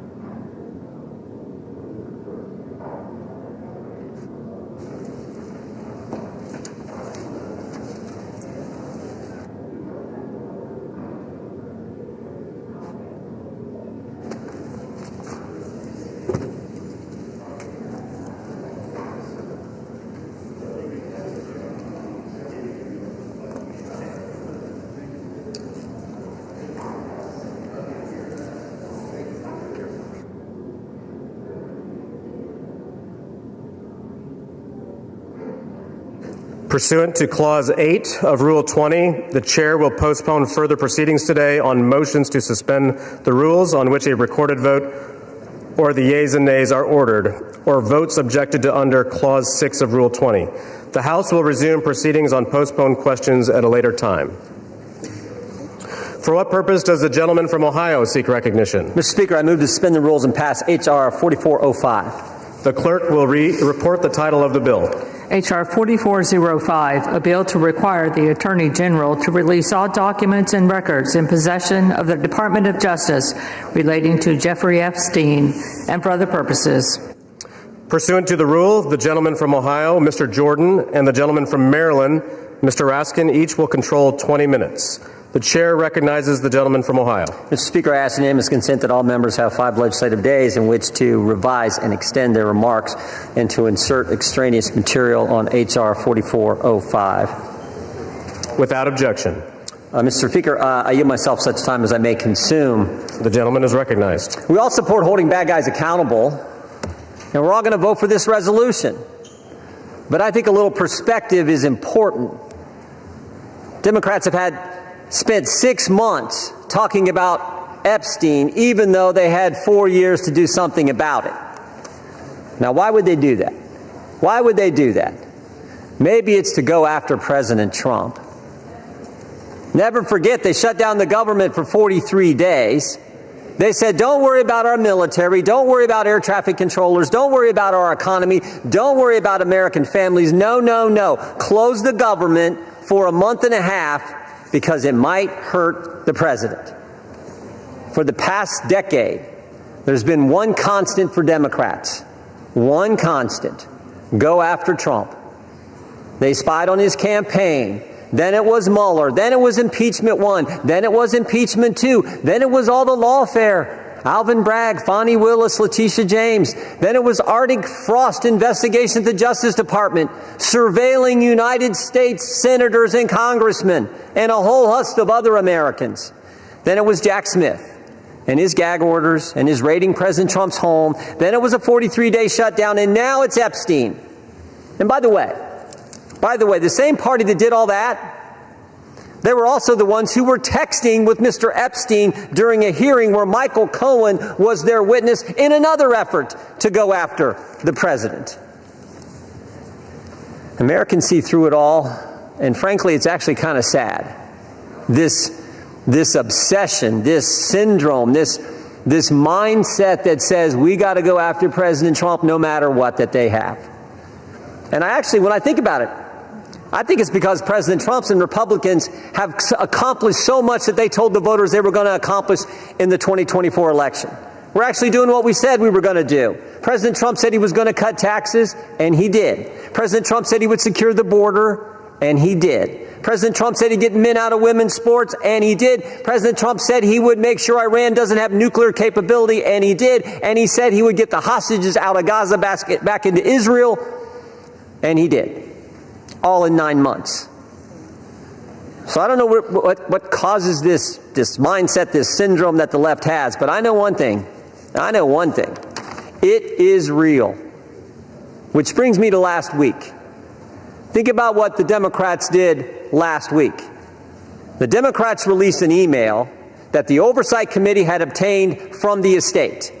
An email from Mr. Epstein to Ms. Maxwell. When the Democrats released it, they redacted the victim's name. Something we all support. Something everyone supports. Except in this case, no court had ordered that name redacted, no agency had redacted it, and the estate didn't redact it. And the victim had already went public. So why black out her name? Why black out her name? Because she had said in her book and had testified under oath that she never saw any wrongdoing by President Trump. So think about what they did. In an email between two criminals, Mr. Epstein and Ms. Maxwell, in an email between two criminals, they hide the name of an individual who had went public and exonerated the president, and we know why. To distort and twist the message because they thought it might harm the president. Their position, cover up the names of people who are already public, but don't worry about other innocent people who the court said should remain private. Again, I think the American people see through it. They see through what the Democrats are doing. The American people know what this is. They know Democrats have nothing else to run on because of the success of this administration. So I say let's vote yes on this resolution, and then let's get focused on making sure we're doing what the American families elected us to do. With that, I reserve. The gentleman reserves. The gentleman from Maryland is recognized. Thank you, Mr. Speaker. I yield myself such time as I may consume. The gentleman is recognized. Today, 4 months and 3 days after Mr. Khanna and Mr. Massey introduced their discharge petition, perhaps the most famous discharge petition in American history, the People's House unites across party lines to draw a moral line. We draw a line against the rape and sexual violation of children. We draw a line against the global criminal trafficking of girls and young women to service the pleasure of rich and powerful men who believe they are beyond all law and all morality. We draw a line to put the voices of the victims and the survivors first. We ask the Senate to join us without changes rather than obstruct this bill with dilatory amendments, legislative graffiti, and self-dealing million-dollar jackpot provisions for lucky senators. Just pass the bill. We're finally voting today because a bipartisan discharge petition led by Representatives Massey and Khanna and signed by 218 of us overthrew the determined obstruction of the Speaker. This forced vote means the House will no longer acquiesce in this astonishing real-time cover-up of a multi-billion-dollar global sex trafficking and child rape ring that has ravaged the lives of more than 1,000 girls and young women. We're here today because these victims, these survivors, these citizens, these inspiring women who have come to Washington are demanding nothing less than justice and the complete truth about who is responsible for their vicious abuse, including those responsible for enabling it, ignoring it, bankrolling it, and covering it up. We join them today in rejecting any more dangerous lies about the crimes they suffered. No, child sex abuse is not a hoax. It's a crime. Human trafficking is not a hoax. It's a crime. These crimes are a curse on children and young people across America, in universities and elementary schools, in churches and mosques and synagogues, in Boy Scout troops and college sports teams and summer camps. Anywhere the powerful and the rich believe they've got the opportunity and the impunity to exploit the young, the poor, the powerless, and the vulnerable. We must face the truth and find the co-conspirators still at large in one of America's most extensive and sophisticated sex trafficking and child abuse rings in history. Release of the file will expose the role of everybody who facilitated and covered up these crimes, like J.P. Morgan Chase, Bank of America, Deutsche Bank, and Bank of New York Mellon, which executed billions of dollars in transactions related to these offenses, as well as any bank executives who participated in the sexual abuse of girls and young women. We must expose everyone who covered up these crimes, like Alex Acosta, the former U.S. attorney in Miami, Donald Trump's labor secretary, who gave Jeffrey Epstein an unbelievable sweetheart plea deal, immunized unnamed conspirators, and killed an investigation into Epstein's financial crimes that could have brought down the entire criminal network. And with that, I'm going to yield. I'll reserve the balance of my time. The gentleman reserves. The gentleman from Ohio is recognized. Thank you, Mr. Speaker. I yield 4 minutes to the distinguished chair of the House Oversight Committee, Mr. Comer, the gentleman from Kentucky. The gentleman from Kentucky is recognized. Thank you, Mr. Speaker. As chairman of the House Oversight Committee, I've always believed that sunshine is the best disinfectant. For years, the American people have demanded transparency about Jeffrey Epstein and Ghislaine Maxwell's horrific crimes and about the federal government's failure to protect the victims. The House Oversight Committee is conducting a thorough review of the federal government's investigation into Epstein. Our work goes far beyond the legislation before us today. We are committed to accountability, transparency, and justice for the American people and for the survivors of these appalling crimes. To date, the Oversight Committee has released more than 65,000 pages of documents, issued 13 subpoenas, and conducted interviews with 2 key witnesses, both of whom were Republicans. The Trump administration has provided us with Department of Justice materials and access to suspicious activity reports. Unfortunately, throughout this investigation, Democrats have chosen to manufacture yet another anti-Trump hoax instead of pursuing justice. They have mischaracterized witness testimony and selectively released documents complete with targeted redactions in an effort to smear President Trump. For example, former U.S. Attorney General Bill Barr, who oversaw the 2019 Epstein investigation, stated clearly under oath that the prosecution team found no evidence that President Trump committed wrongdoing. Despite this simple and straightforward fact, Ranking Member Robert Garcia, moments after that deposition, tiptoed out and publicly claimed that, quote, Barr could not clear Trump of wrongdoing. That was a lie, and we have the transcript to prove it. I invite the media to read the transcript. When the Oversight Committee interviewed former U.S. Attorney for the Southern District of Florida, Alex Acosta, Democrats whipped themselves into a frenzy trying to manufacture a gotcha moment. But they failed. Mr. Acosta dismantled the Democrats' narrative. His testimony confirmed there was no contact between President Trump and Mr. Acosta and no connection between President Trump in the Epstein case. Next, Democrats resorted to selective leaks and doctored documents to mislead the American people. Oversight Committee Republicans have posted 65,000 pages of documents we have received to date. Democrats, by contrast, have released fewer than 1 dozen. In their latest selective leak, Democrats released just three of the 23,000 pages of documents from the Epstein estate. And they made redactions to 2 of those emails that changed both the context and the meaning of the 3 pages they released. When CNN called them out for their deceptive redactions, Representatives Stansbury and Crockett tried to blame Republicans for their own edits, for the Democrat Oversight Committee edits. After Democrats released only 3 emails, Republicans released over 23,000 pages. And what did Democrats say in response when we released every single document that we got? They claimed full transparency was meant to, quote, disorient or distract from their manufactured narrative. These are the same Democrats who chant, release the files every day until the files contradict the story they want to tell. That is the definition of hypocrisy. In contrast, full transparency exposed how Epstein appears to be TDS patient zero. The emails reveal a journalist coached Epstein to blackmail then presidential candidate Donald Trump.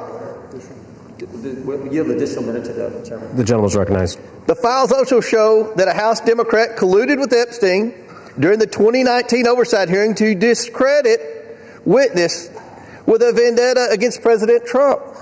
And unsurprisingly, Democrats have been silent about their colleagues' coordination with Epstein. Another email shows Democrat fundraisers invited Epstein to an event or to meet privately with Hakeem Jeffries as part of their 2013 effort to win a majority. So Hakeem Jeffries' campaign solicited money from Jeffrey Epstein. That's what we found in the last document batch. The files underscore why former President Trump must appear for his deposition. We've subpoenaed him. To date, the Democrats have done nothing to help us secure his appearance. I support full transparency. The Oversight Committee will continue to work to get the truth to the American people and to get justice for the victims. That's our goal of this investigation. With that, I yield back. The gentleman yields back. Yeah, Mr. Speaker, we reserve. The gentleman reserves. The gentleman from Maryland is recognized. Thank you, Mr. Chairman. I should just point out that we've heard now from the 2 distinguished chairmen of the Judiciary and the Oversight Committee, and they've spoken almost exclusively to denounce Democrats. We have a bipartisan coalition here demanding the truth about the largest child sex abuse and trafficking ring, perhaps in American history, certainly in this century, and they want to just throw stones at the Democrats. What a remarkable failure of leadership we're seeing from the other side, and I imagine that the chairman of the Oversight Committee will follow up his spectacular failure in trying to impeach President Biden with his spectacular failure in trying to block the resolution we brought to the floor today. I'm happy to yield 1 minute. Excuse me, you're not recognized, whoever's speaking, and I'd like to yield 1 minute to the very distinguished minority leader on the House Oversight Committee. The gentleman is recognized. Thank you. And Mr. Speaker, it's wonderful to hear Republicans and certainly the chairman of our committee finally wanting transparency on this issue. It is time to end this White House cover-up now. Now, we know that Donald Trump has tried everything to kill our Jeffrey Epstein investigation, and he's failed. And now he's panicking. He's about to lose his Epstein vote to force the Department of Justice to release the files. And let's be crystal clear. Trump has the power to release the files today. He does not even need a vote. And he continues to defy the subpoena of the Oversight Committee to release all the files. What is Donald Trump hiding? What is Pam Bondi, the Attorney General, hiding? Why won't they release the Epstein files right now? And he must explain to the public why he moved sex trafficker and monster Ghislaine Maxwell to a cushy, low-security prison after her interview with Trump's personal lawyer. He should declare, and every Republican should say, that she does not deserve a pardon or commutation. The gentleman's time has expired. 30 more seconds. I grant him 20 more seconds. We don't care how much money you have, what party you're in, how powerful you are. We should get justice for the survivors of Jeffrey Epstein. And our work on the committee is not over. Next up are the bank and financial records to follow and expose Epstein's network. Today, there should be a unanimous vote on releasing the files, and we will get justice. And with that, I yield back.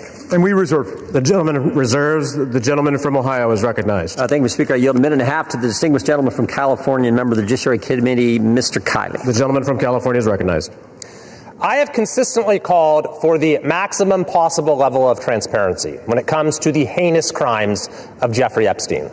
That's why I've consistently said I am inclined to vote for this bill, and it's why I will be doing so today. The victims deserve the truth. They deserve justice, and they deserve closure. For months, they've had to wake up every day and see the name of their tormentor on the front page of every newspaper, on every TV channel, as has the broader American public. This issue has been so politicized by so many people in so many ways, which is deeply unfortunate when we're talking about matters of the highest sensitivity and untold suffering. It is my hope that the passage of this resolution today, together with the work of the Oversight Committee, will lead to the expeditious release of all pertinent material so that we can move on. Let's get accountability, let's get answers, and let's get this over with. I yield back. The gentleman yields back. The gentleman reserves. Yeah, we reserve. The gentleman from Maryland is recognized. I yield 1 minute to the very distinguished gentlelady from Washington, a member of the Judiciary Committee. The gentlelady from Washington is recognized. Mr. Speaker, thousands of girls, children, were abused by Jeffrey Epstein and his massive and powerful ring of pedophiles and protectors of pedophiles. We can't say all their names here. We don't have time. But let's at least bring a few of the courageous survivors and their names onto the House floor right here as we debate this. Haley Robson, Jenna Lisa Jones, Michelle Licata, Ashley Rubright, Annie Farmer, Marina Lacerda, Rachel Benavides. These women have carried a burden that they never should have had to bear. And today they demand, we demand, the American people demand that we answer their clarion call to justice.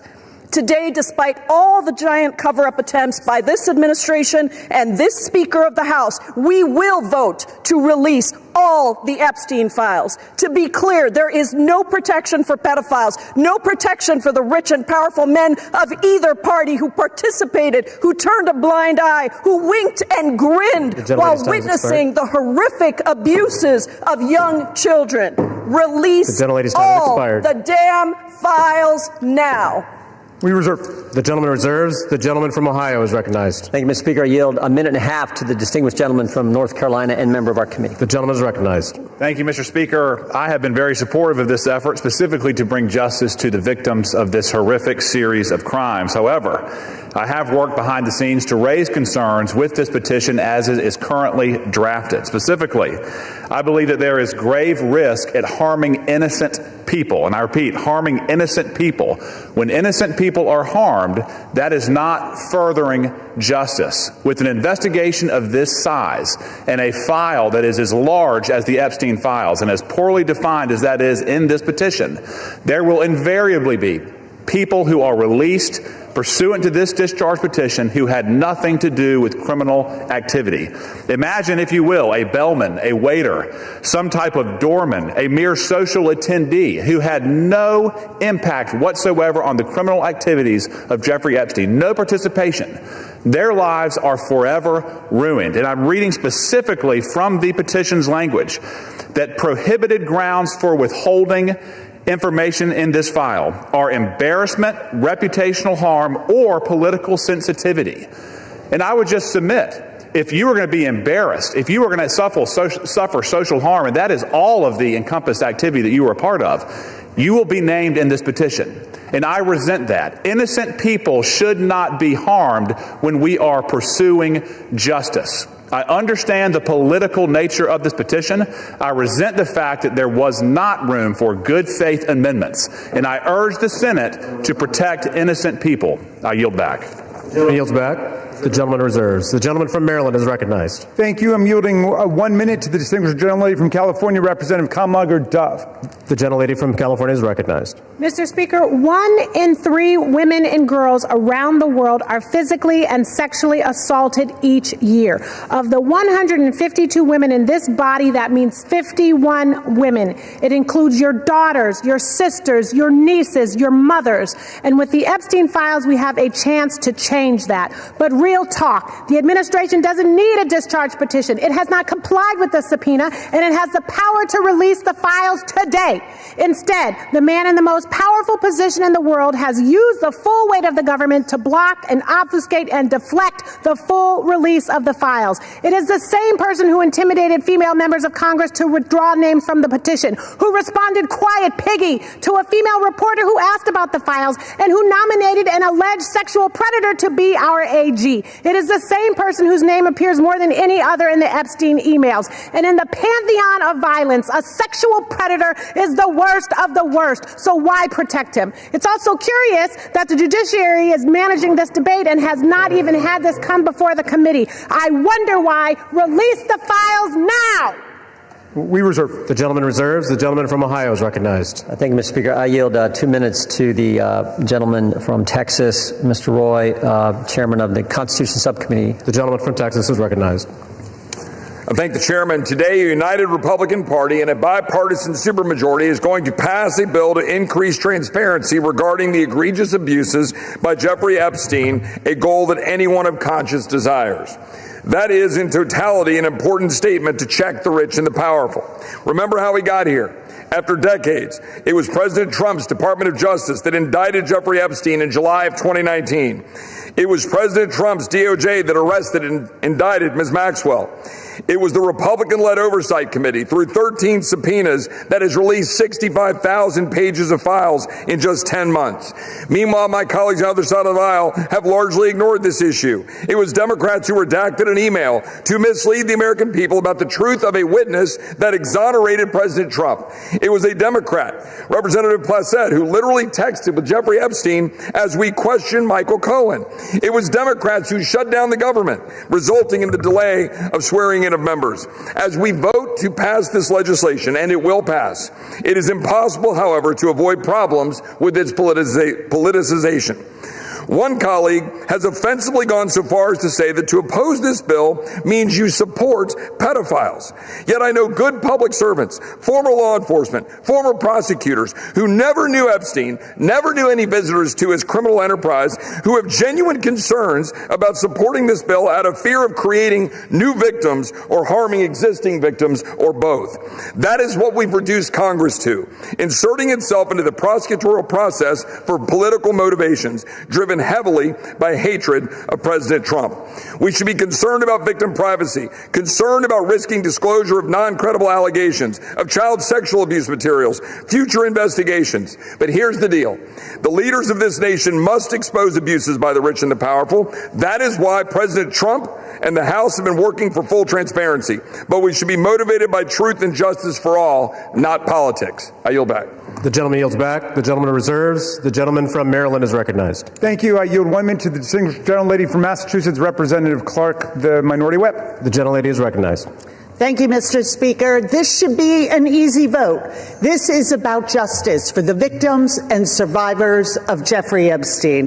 This is about every victim of trafficking and sexual abuse, monstrous crimes that thrive in secrecy and fear. Yet instead of shining a light on that darkness, just moments ago, Donald Trump defended the continued obstruction of releasing these files. Even as House Republicans prepare to vote yes today, Speaker Johnson is calling this a show vote. He's calling it dangerous. He is signaling the U.S. Senate to block it. Republicans continue to use their power to shield rich pedophiles from justice. If you can't stand up for these survivors, how can anyone trust you to stand up for them? I yield back. The gentlelady yields back. We yield. The gentleman reserves. Does the gentleman reserve? Yeah, we reserve. The gentleman from Ohio is recognized. We reserve. The gentleman reserves. The gentleman from Maryland is recognized. Yes, just very quickly, what happened under the Biden administration? Well, under the Biden administration, Ghislaine Maxwell was prosecuted for conspiring to sexually abuse and traffic girls in 2020. Right when it's in 2021, she was convicted in December of 2021 after a month-long trial in Judge Nathan's courtroom. In 2022, Maxwell was sentenced to 20 years in prison under the Biden administration for sex trafficking and sexual abuse of minors. But when President Trump took office in January of 2025, they killed the investigation. They assembled all the materials, they got all the prosecutors together, and they terminated the investigation. I yield 1 minute to the distinguished gentleman from Illinois, Mr. Raja Krishnamurthy. The gentleman from Illinois is recognized. Thank you, Mr. Speaker. I rise in strong support to release the Epstein files. First, this issue is beyond party. It's a question of justice. Survivors have waited too long. Stop the delay. This is not a hoax. Release the files. Second, we must face a hard truth. Silence that shields the powerful is a betrayal of those they hurt. Congress must reject any attempt, including a presidential pardon or any form of clemency for Ghislaine Maxwell. This cannot be done. This would be a cover-up. We cannot allow clemency of any kind for Maxwell, not now, not ever. Survivors deserve justice. I urge a strong yes vote. Thank you. I want to thank the gentleman for his eloquent remarks. Pardons are for people who are contrite. Pardons are for people who are repentant. Pardons are not for people who lie. Every member of this body should immediately, verbally, vocally denounce the idea of clemency, commutation, or pardon for Ghislaine Maxwell, and we reserve. The gentleman reserves. The gentleman from Ohio is recognized. Yeah, we reserve, Mr. Speaker. The gentleman reserves. I yield 30 seconds to Ms. Leisure Fernandez. The gentlelady is recognized. There were thousands of girls and young women abused, trafficked, and used by Epstein, the elite and the powerful who believed they could get away with it. Epstein told the young victims that he controlled the banks and the government. Those women refused to be silenced, and today they have pierced the dark with their light. Anytime any girl is trafficked, molested, or abused, the world must stand up. Today, the House proves Jeffrey Epstein wrong. The Senate must do the same tomorrow. We reserve. The gentleman reserves. The gentleman from Ohio is recognized. Thank you, Mr. Speaker. I yield 2 minutes to the gentleman from California. 1.5 minutes to the gentleman from California. The gentleman from California is recognized. I thank you, Chairman. Mr. Speaker, a minute and a half or an hour, the words would still have to be the same. We've all said that this will pass the House, perhaps unanimously today.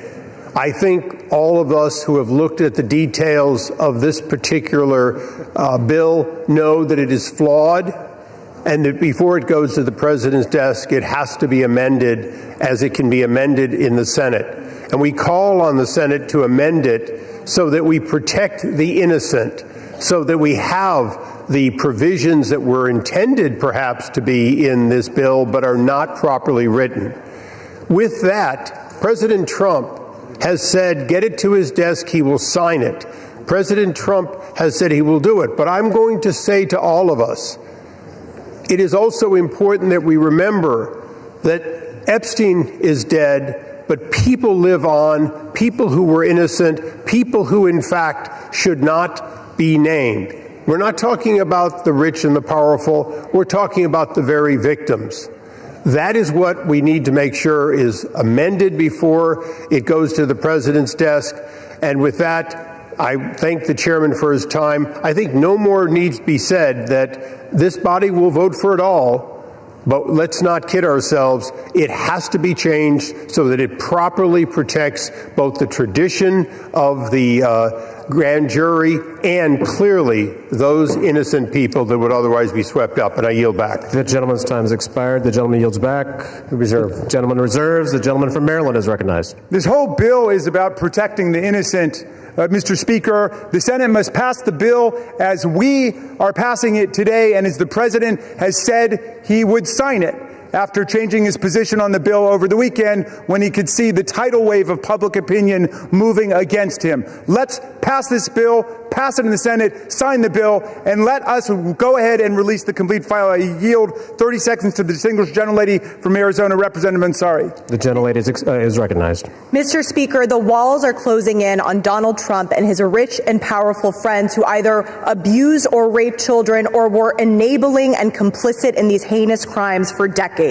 This vote today matters, but here is the truth. Donald Trump could direct the Department of Justice to release the files today. He is choosing not to. They are already under subpoena, led by oversight Democrats, and have refused. This is an ongoing cover-up by the Trump White House, and Mike Johnson and the House has been complicit. What is Trump hiding? Why not release the files today? This is a time has expired. Release the files today. Thank you. The gentlelady's time has expired. The gentleman reserves. The gentleman from Ohio is recognized.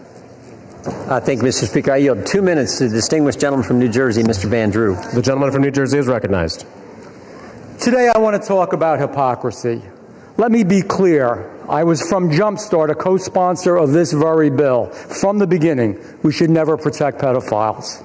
But for months, my Democratic colleagues have done what they think is politically convenient through all the yelling, through all the tears, through all the sadness.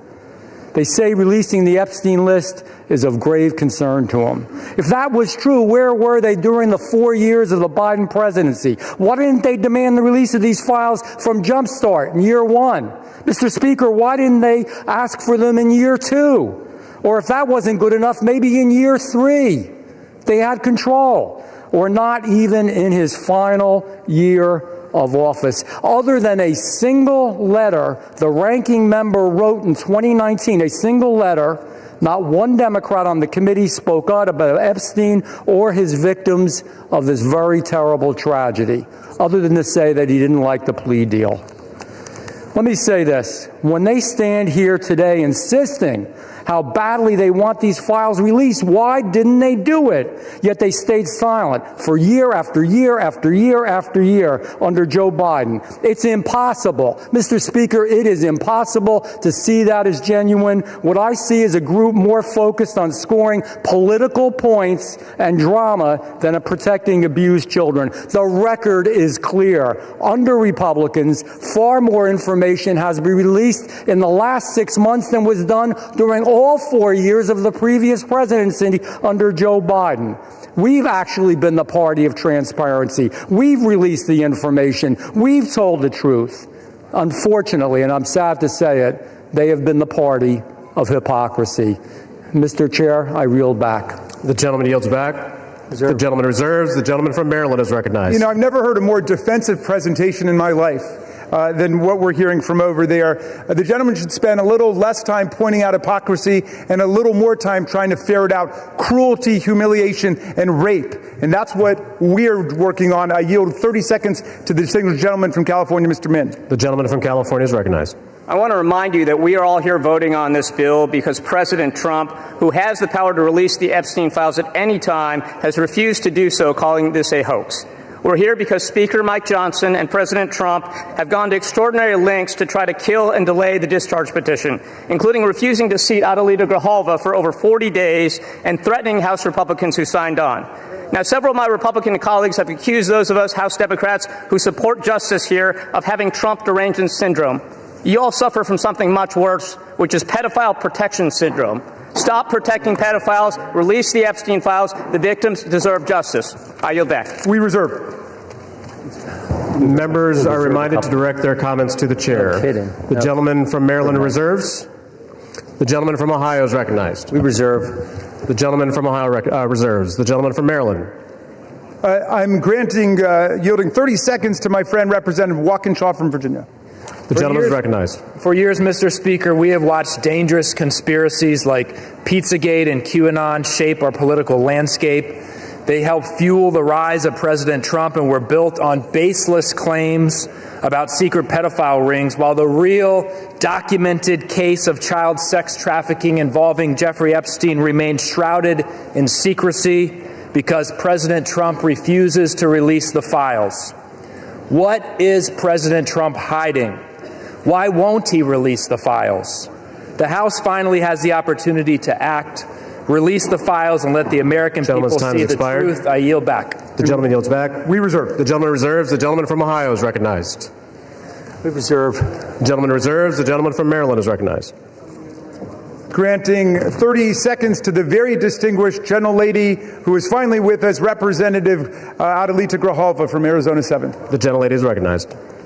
Thank you, Mr. Speaker. I rise today to acknowledge the survivors, family members, and advocates who are here today and have never given up.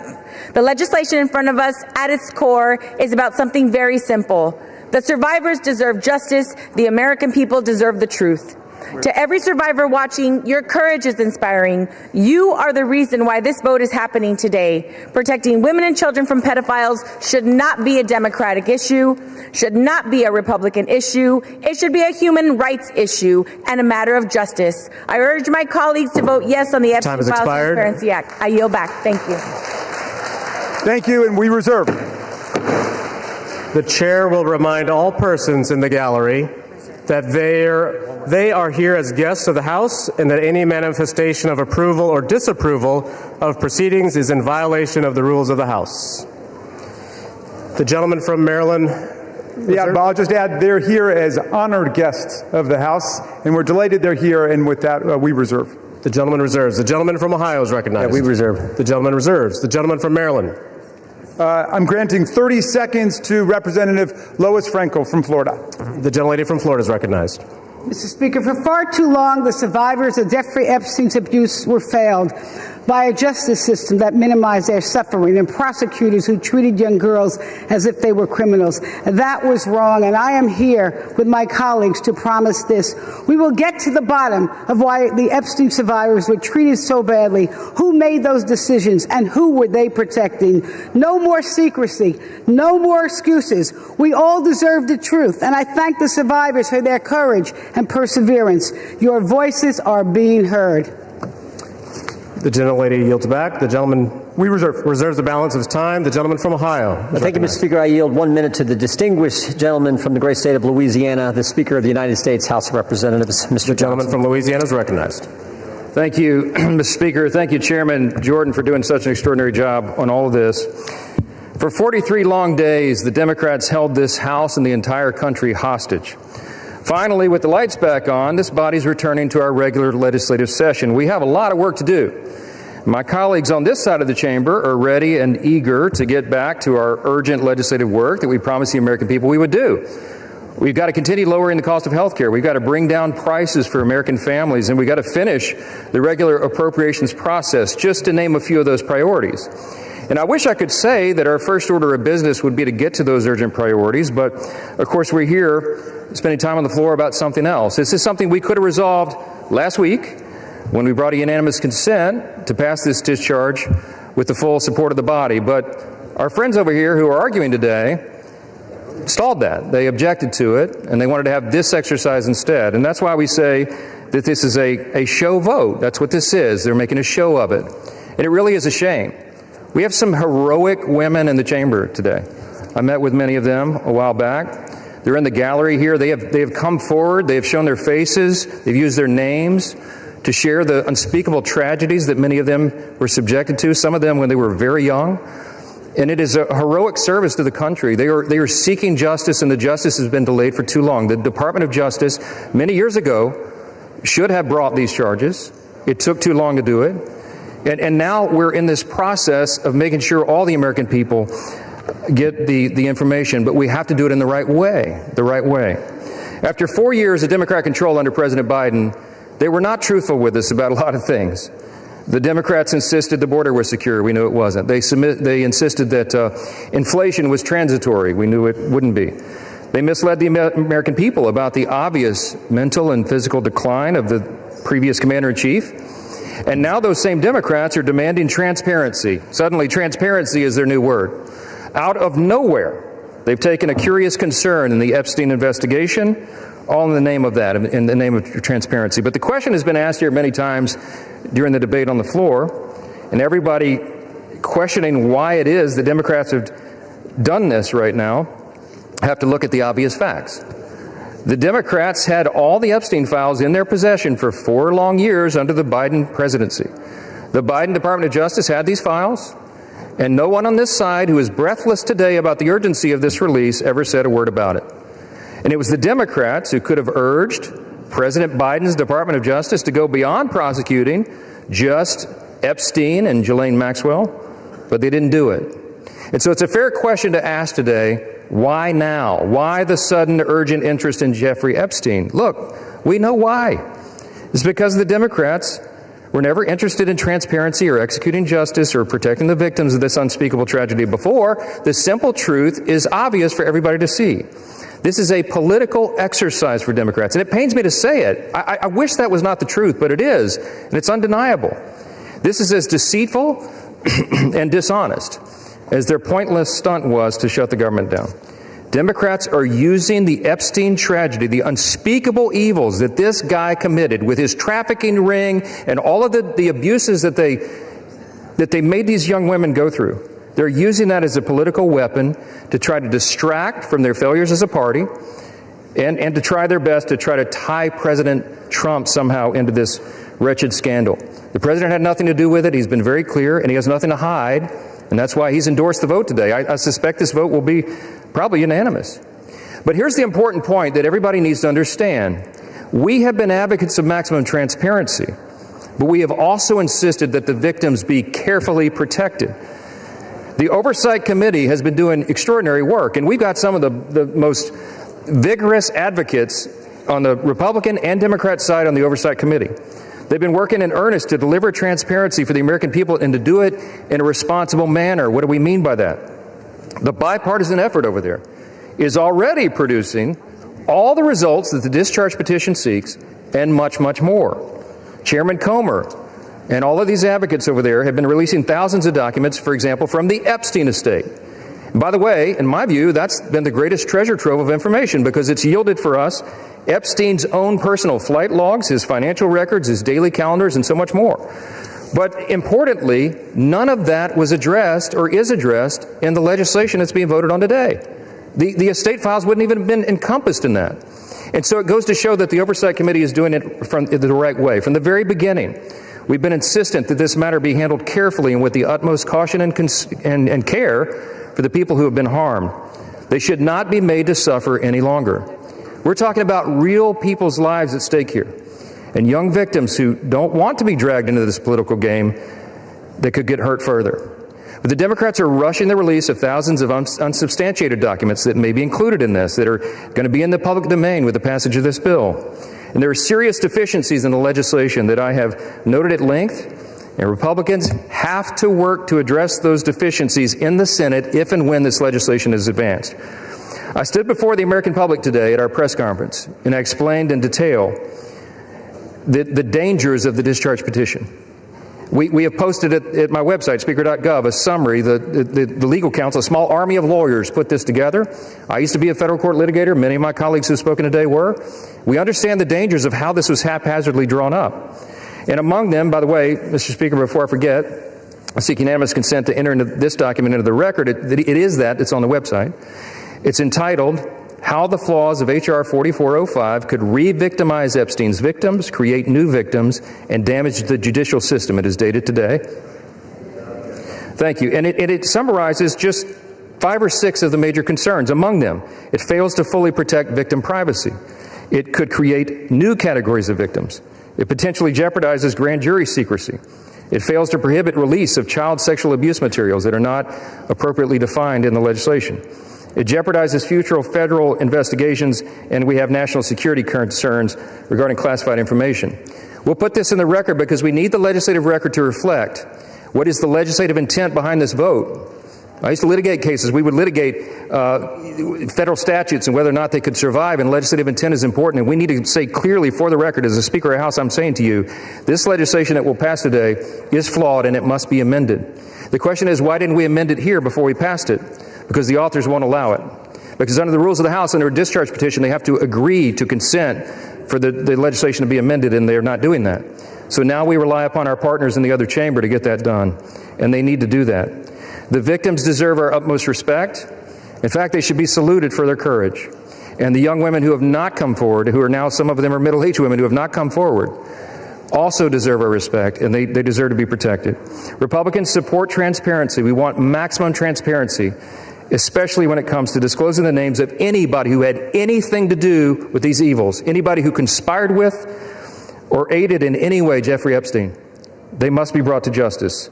We want the bill to be amended so it doesn't, at the same time, violate victim privacy, create new victims, disclose the names of any whistleblower or informant, cause the release of grand jury materials or child sexual abuse materials, or undermine our national security. And if and when the Senate takes this up, we will work with our colleagues over there to make sure that these things are corrected. I'll just close with this this simple thought. We've been at this a while. It's drug on for a while, but it's time for this to come to light. I expect that this will be a unanimous vote, and it will reflect what I think every member in this chamber, and I'll say this now, at least in recent days, every member of the chamber on the Democrat side, they didn't say anything for 4 years, but they're for maximum transparency now, and so is this side. But we want to do it in a respectful and careful manner so that we don't subject innocent people to further harm. And that has been the whole thing. I told all my members today I'll be voting yes on this, and I suspect almost everyone will. We'll send it to the Senate, and we hope it's corrected. Thank you for the time, Mr. Speaker, and I yield back. Gentleman reserves. The gentleman from Maryland is recognized. I'm yielding to Mr. Gomez for the sole purpose of making a parliamentary inquiry. Mr. Gomez is recognized. Mr. Speaker, I rise to ask a point of parliamentary inquiry. Is this an appropriate time to point out that the Republicans named children's savings account in their so-called one big beautiful bill after Donald Trump, someone connected to one of the most notorious pedophiles in this country, or that the Speaker of the House just lied on the floor by stating that there was protection, there isn't protections for the victims in the Epstein bill. The gentleman is no longer recognized. Gentleman from Maryland, you are recognized. Thank you. I am prepared to close. I've got no more speakers on my side. The gentleman reserves. Gentleman from Ohio is recognized. Thank you, Mr. Speaker. No. Gentleman from Ohio has 30 seconds.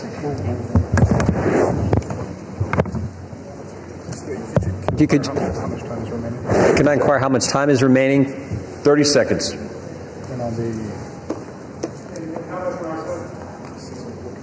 6 minutes, 15 seconds. Take 30 his. We reserve. Gentleman reserved. Gentleman from Maryland is recognized. I'll take the opportunity of the Speaker's presence to respond to some of the things that he said. In the very presence of the victims and the survivors who come to join us today, the Speaker said that now would be a time we should be working on urgent legislative work. Mr. Speaker, justice is urgent legislative work. The truth is urgent legislative work.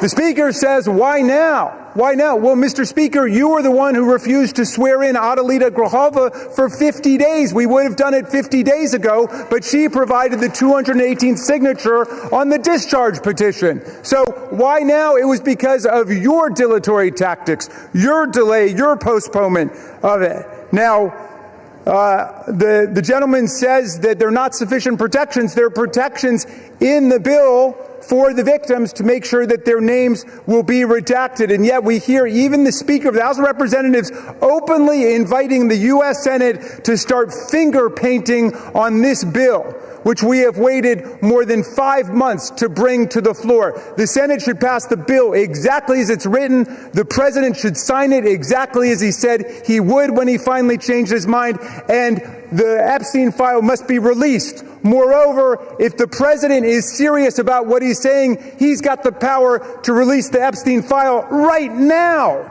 Nobody's stopping him. It's within his possession. It's within his control. He can release the whole thing, and he can redact the names of the victims and others who are innocent in this process. Mr. Speaker, Speaker Johnson said that these are unspeakable evils. Well, because of the bravery and the invincible courage of the women who've joined us today, they're no longer unspeakable. They're spoken. They're articulated. The cat is out of the bag, and we know what's been going on for decades. It's been a double standard of justice, going all the way back to Alex Acosta, who later got rewarded with a cabinet appointment in the Trump administration. Alex Acosta had a 60-count federal indictment ready to go against all kinds of people for an interstate sex trafficking conspiracy with solicitation, with child sex abuse, all of it. And he traded that 60-count federal indictment for 1 count in state court. And Jeffrey Epstein ended up getting the sweetest of sweetheart deals ever on the plea bargain front. He was free from 8 a.m. to 8 p.m. to do whatever he wanted and continuing to perpetrate his crimes and run his conspiracy, and then he would come and he would watch TV and spend the night in jail. And it was over in about a year after the rape and sexual abuse of hundreds and hundreds of girls, and he kept going and he kept at it. We want the whole truth to come out. This is the United States of America. Even the British monarchy wouldn't put up with this. How about the American democracy? How about we say, no way, we're not going to allow this cover-up to go on for 1 day more. And I'm glad the president changed his mind after pulling out all the stops to try to get one of our Republican colleagues to change their mind, to remove their name from the discharge petition. He gave up. And I want to salute the gentlelady from Colorado from having the courage to stand her ground in the Situation Room in the White House and say, no, she wasn't going to be bullied. No. So I'm glad the president changed his mind. But let's be clear, Mr. President, you've got the power today to release the entire file. That's what you called for. That's what Pam Bondi called for. That's what Kash Patel called for. So we don't need anybody calling for the Senate to slow things down for more weeks and more months. The American people have had it. We'll reserve.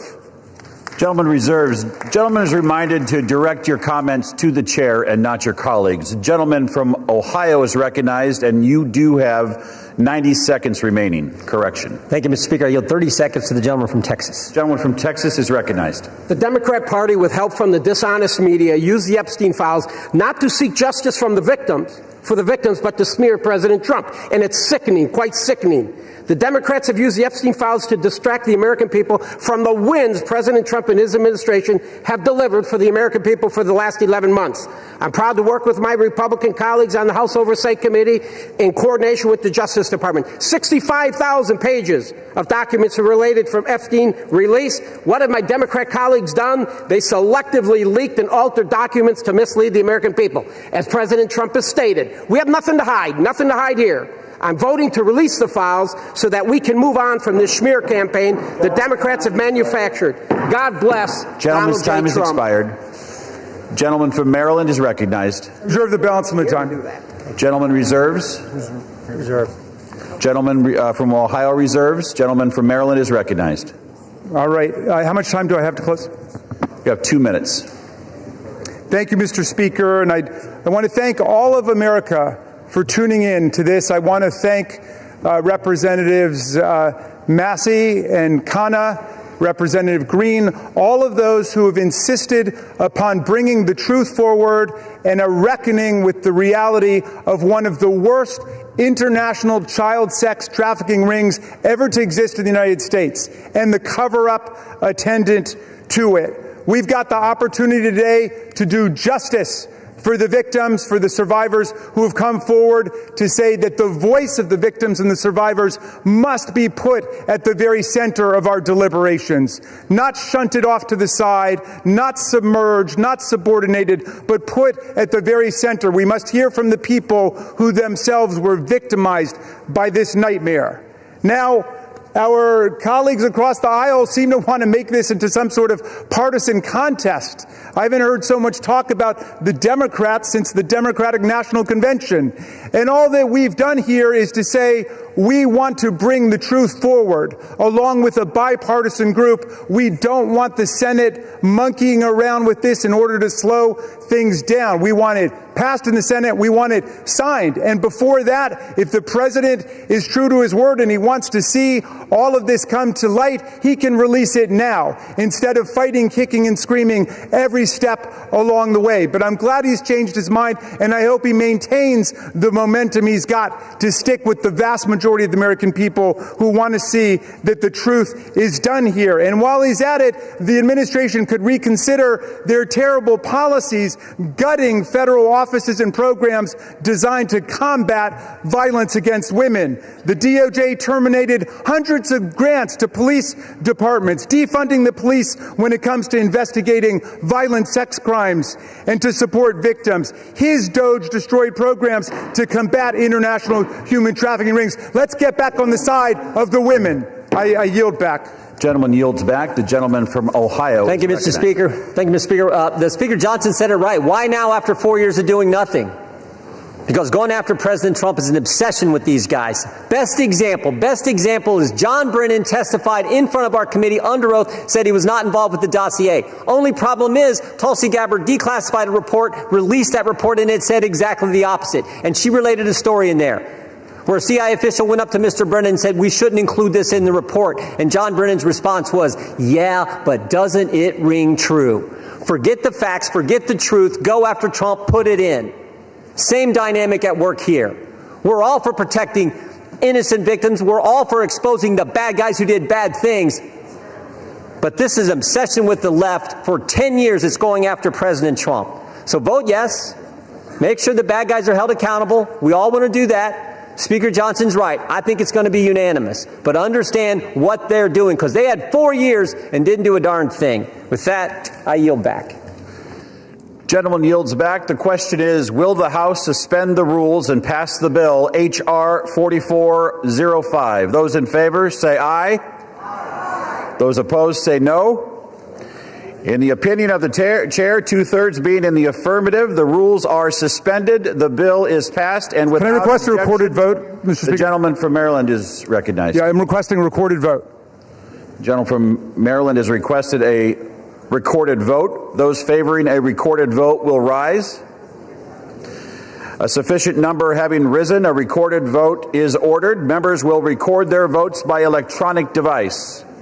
Pursuant to Clause 9 of Rule 20, this 15-minute vote on the motion to suspend the rules will be followed by 5-minute votes on ordering the previous question on House Resolution 879, adoption of House Resolution 879 if ordered, and adoption of House Resolution 878. This is a 15-minute vote.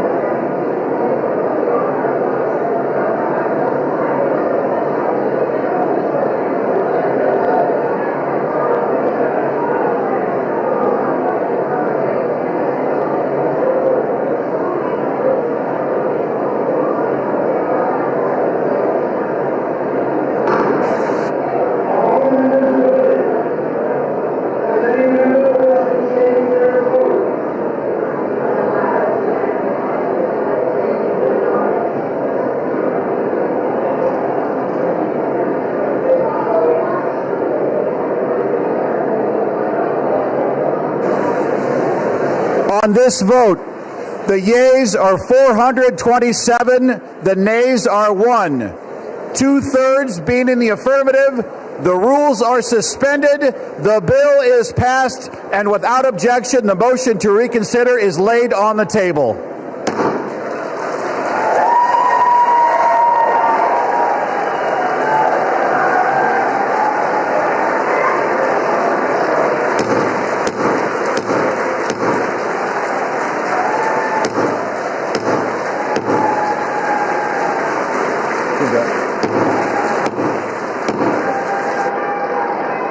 Pursuant to Clause 8, Rule 20, the unfinished business is the vote on ordering the previous question on House Resolution 879, on which the yeas and nays are ordered. The clerk will report the title of the resolution. House Calendar Number 47, House Resolution 879. Resolution providing for consideration of the joint resolution, Senate Joint Resolution 80, providing for congressional disapproval under Chapter 8 of Title 5 United States Code of the rules submitted by the Bureau of Land Management relating to National Petroleum Reserve in Alaska, Integrated Activity Plan Record of Decision, providing for consideration of the joint resolution, House Joint Resolution 130, providing for congressional disapproval under Chapter 8 of Title 5 United States Code of the rules submitted by the Bureau of Land Management relating to Buffalo Field Office Record of Decision and approved Resource Management Plan Amendment, providing for consideration of the joint resolution, House Joint Resolution 131, providing for congressional disapproval under Chapter 8 of Title 5 United States Code of the rules submitted by the Bureau of Land Management relating to Coastal Plain Oil and Gas Leasing Program Record of Decision, providing for consideration of the concurrent resolution, House Concurrent Resolution 58, denouncing the horrors of socialism, providing for consideration of the bill, H.R. 1949, to repeal restrictions on the export of import of natural gas, providing for consideration of the bill, H.R. 3109, to require the Secretary of Energy to direct the National Petroleum Council to issue a report with respect to the petrochemical refineries in the United States and for other purposes, providing for consideration of the bill, H.R. 5107, to repeal the Comprehensive Policing and Justice Reform Amendment Act of 2022, enacted by the District of Columbia Council, providing for consideration of the bill, H.R. 5214, to require mandatory pretrial and post-conviction detention for crimes of violence and dangerous crimes and require mandatory cash bail for certain offenses that pose a threat to the public safety or order in the District of Columbia, and for other purposes and for other purposes. The question is on ordering the previous question. Members will record their vote by electronic device. This is a 5-minute vote.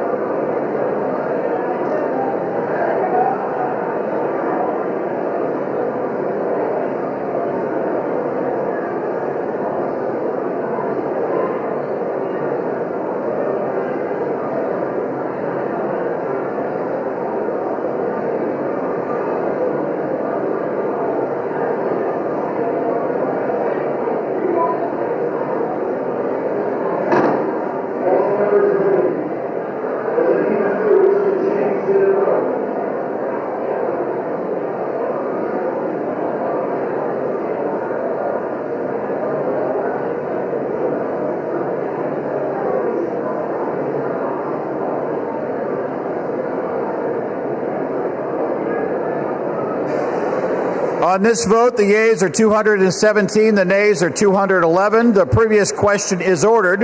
The question is on the adoption of the resolution. Those in favor say aye.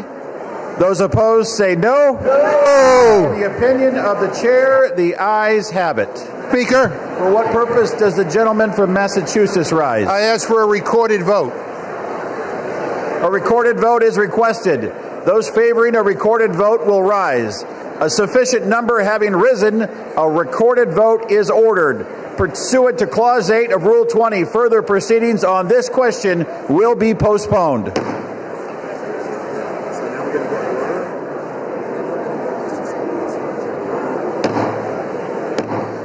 The House will be in order.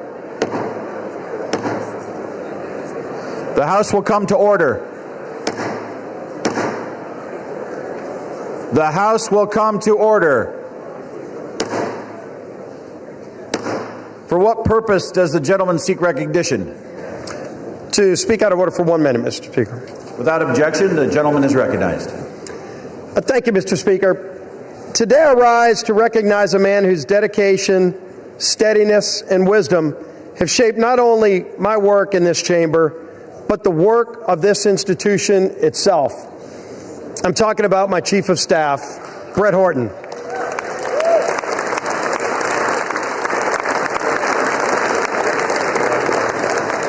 There are few people who know Capitol Hill more intimately than Brett. For 15 years... Gentlemen will suspend. The House will be in order. For 15 years, he's been by my side. He began as my counsel in 2010 and worked his way through some of the most demanding, consequential roles in the House. Policy Director at the Republican Study Committee, Floor Director in the Majority Whip's office, and for the last decade, my Chief of Staff in both the Whip's office and the Leader's office. To me and to countless members of Congress and staff, Brett Horton has been far more than a colleague. He's been a trusted advisor, steady in his approach, wise in his counsel, and deliberate in his words and actions. When the stakes were the highest, Brett's voice was the one you wanted in the room. His fingerprints are on every major Republican policy victory we've achieved in the past decade. But perhaps more importantly, he's been by my side through tough personal and professional challenges that extend far beyond legislating. In the aftermath of the congressional baseball shooting, an event that shook my family, my staff, and this entire conference in Congress, Brett's leadership and friendship were unwavering. He helped carry us through one of the most difficult and unprecedented challenges we ever faced. Mr. Speaker, public service at this level demands trust, character, and unwavering duty for the institution that is this United States Congress. Brett Horton embodies all of these qualities. I'm profoundly grateful for his years of service to me personally, to this House, and to our country.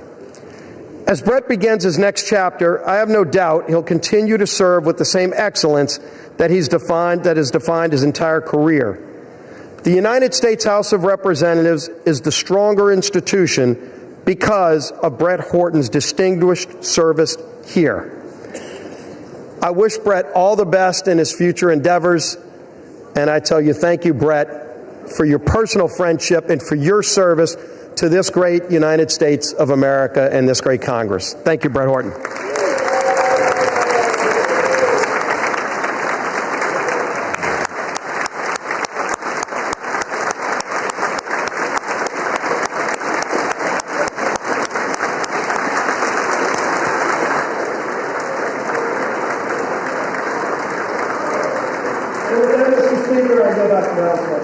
Gentleman yields back. Pursuant to Clause 8 of Rule 20, the unfinished business is the vote on the adoption of House Resolution 879, on which a recorded vote is ordered. The clerk will report the title of the resolution. Calendar number 47, House Resolution 879. Resolution providing for consideration of the joint resolution, Senate Joint Resolution 80, providing for congressional disapproval under Chapter 8 of Title 5 United States Code of the rules submitted by the Bureau of Land Management relating to National Petroleum Reserve in Alaska Integrated Activity Plan Record of Decision, providing for consideration of the joint resolution, House Joint Resolution 130, providing for congressional disapproval under Chapter 8 of Title 5 United States Code of the rules submitted by the Bureau of Land Management relating to Buffalo Field Office Record of Decision and approved Resource Management Plan Amendment, providing for consideration of the joint resolution, House Joint Resolution 131, providing for congressional disapproval under Chapter 8 of Title 5 United States Code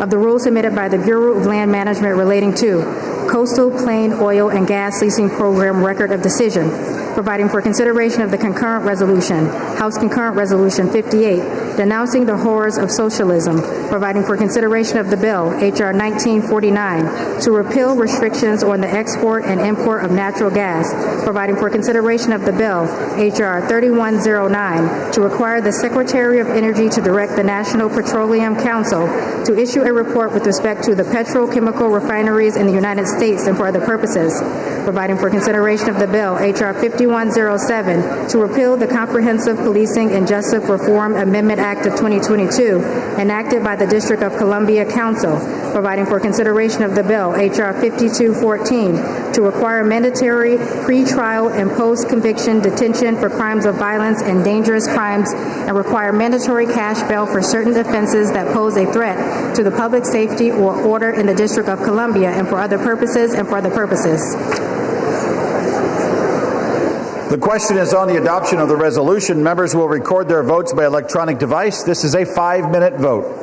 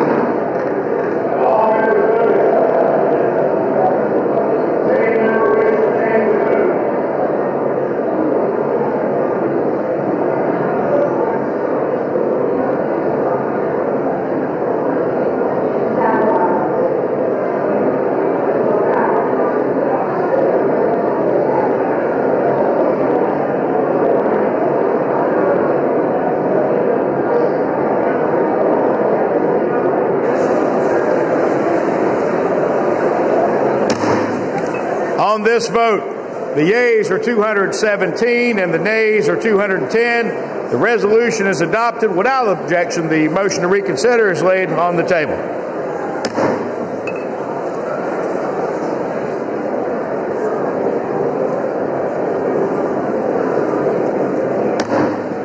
Pursuant to Clause 8 of Rule 20, the unfinished business is the vote on adoption of House Resolution 878, on which the yeas and nays are ordered.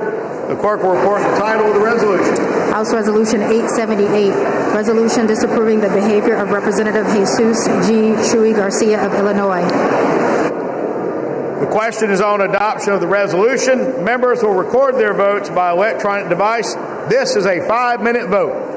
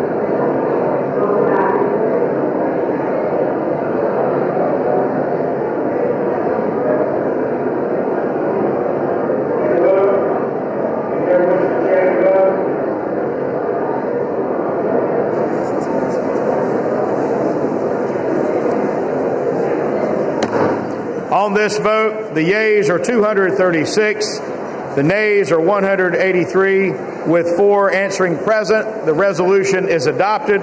Without objection, the motion to reconsider is laid upon the table.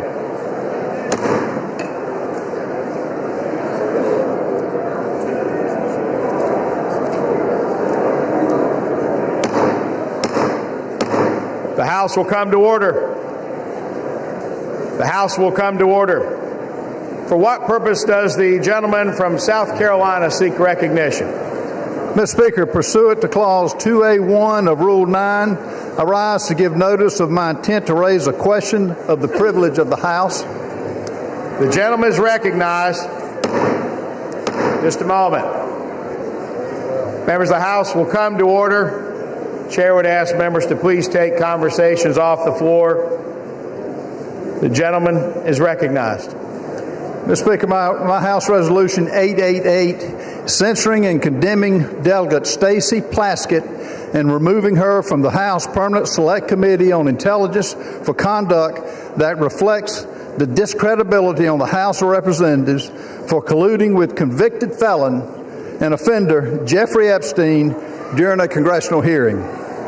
Whereas Stacey Plaskett, the delegate representing the United States Virgin Islands in the House of Representatives, inappropriately coordinated in real time with convicted sex offender Jeffrey Epstein in a congressional hearing in February of 2019.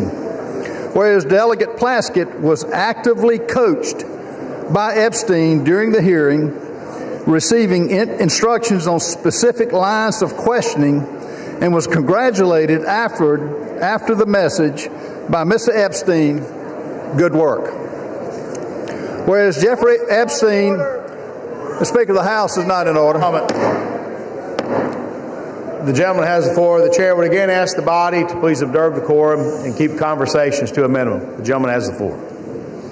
Whereas Jeffrey Epstein was a known convicted felony sex offender, having pled guilty and been convicted for procuring a child for prostitution and solicitation, a proselyte, in a plea deal in 2008, and served a 13-month prison sentence.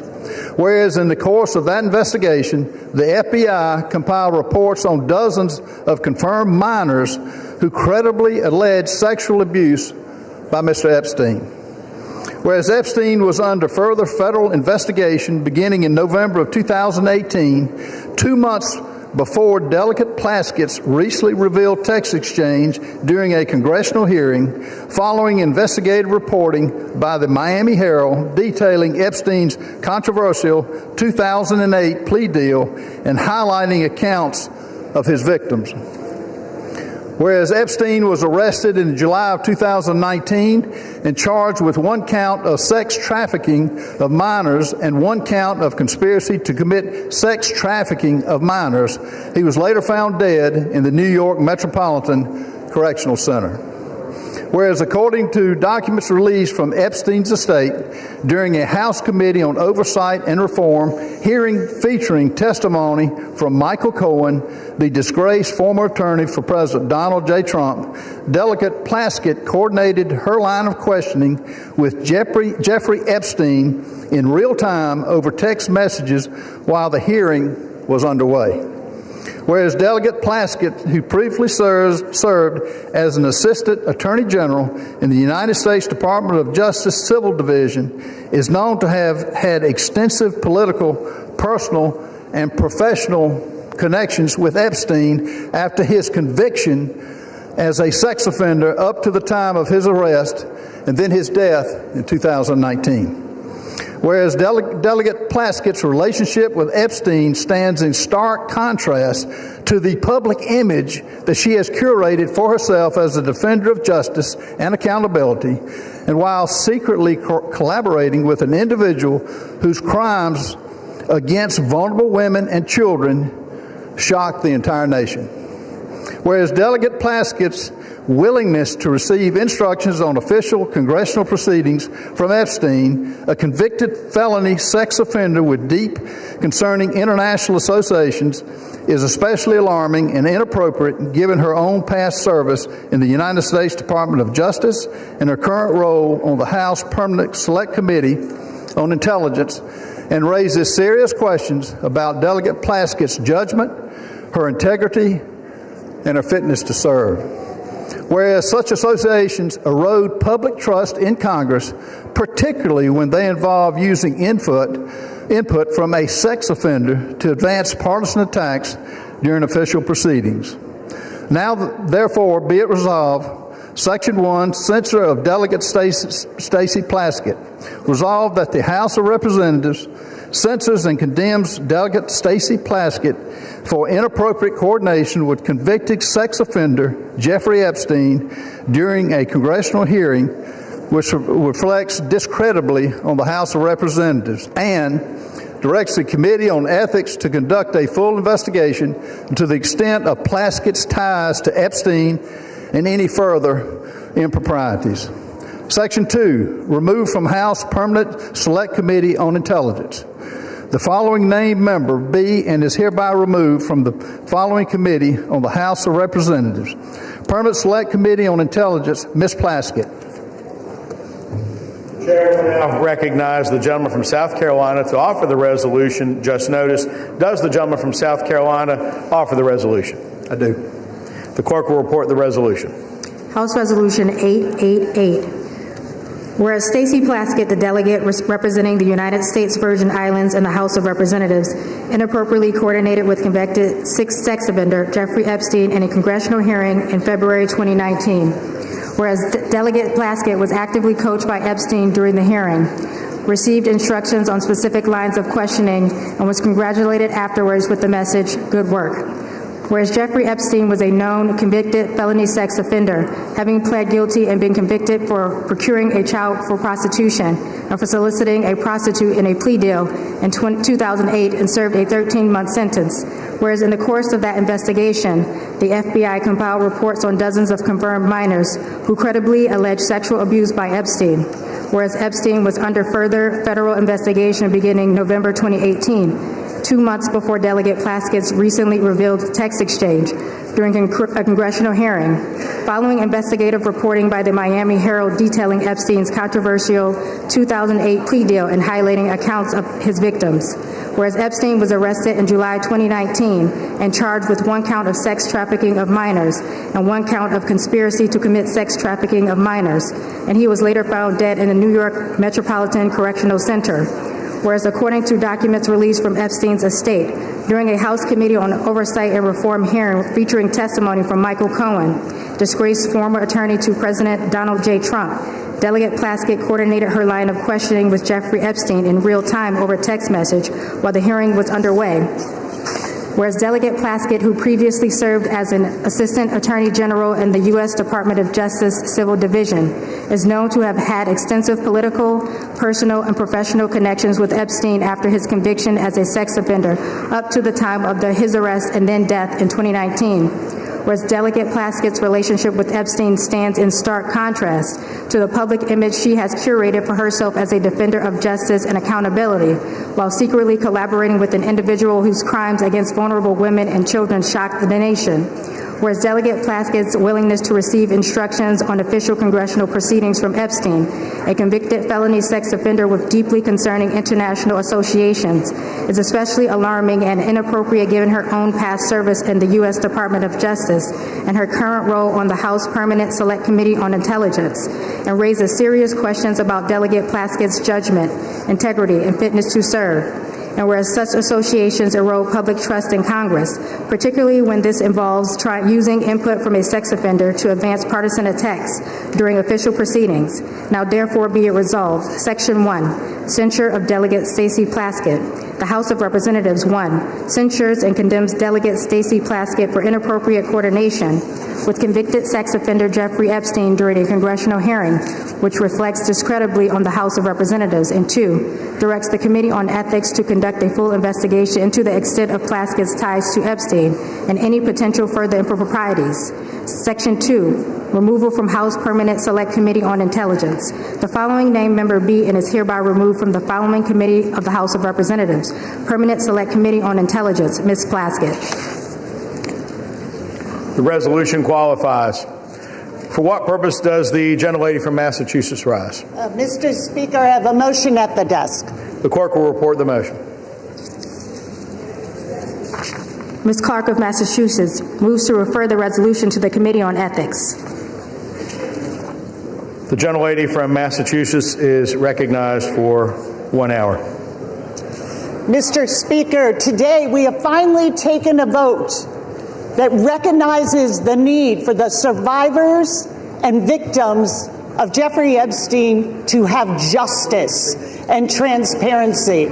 And not minutes later, the gentleman from South Carolina is filing yet another partisan resolution.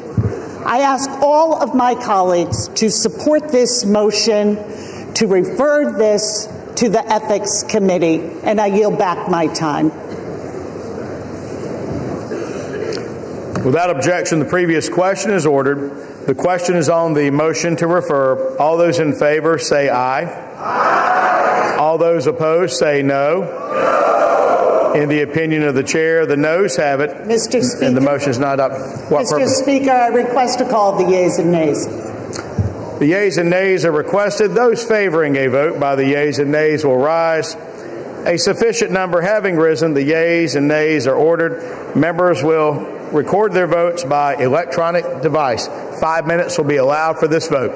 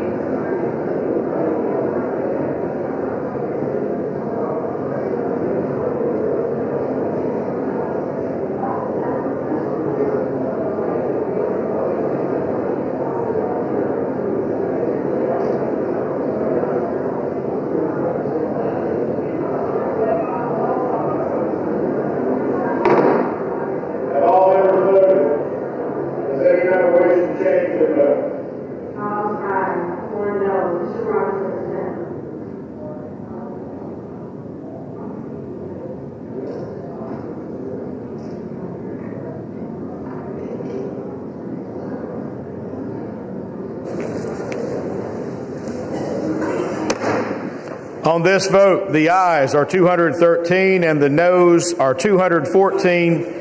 The motion is not adopted. Without objection, the motion to reconsider is laid on the table.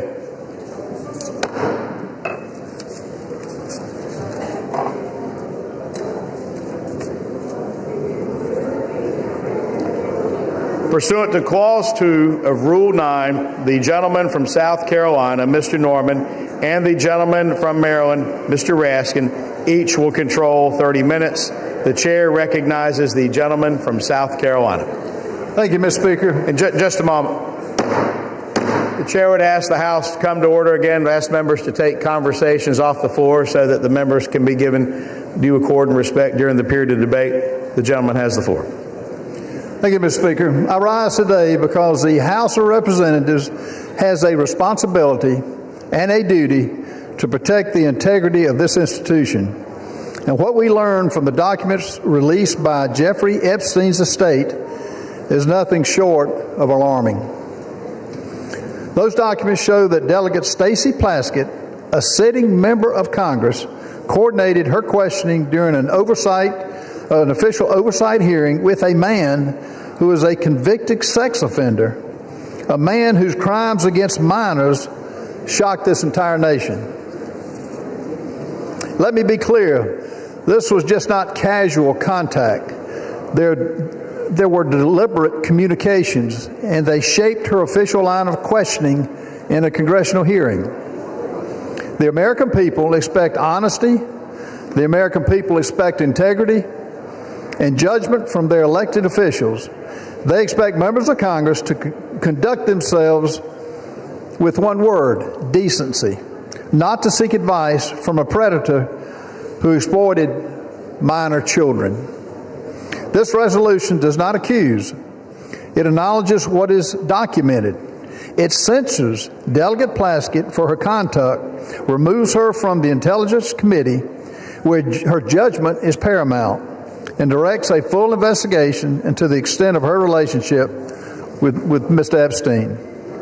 Some will try to spin this as politics, but protecting the honor of this body is not partisan. It's not Democrat. It's not Republican. Standing against a convicted predator's influence in our proceedings is not partisan. It's basic decency. We cannot pretend this didn't happen. The American people deserve better. Speaker, I reserve. The gentleman reserves. The gentleman from Maryland is recognized. Thank you kindly, Mr. Speaker. I yield myself such time as I may consume. The gentleman is recognized. And I rise in opposition to this resolution.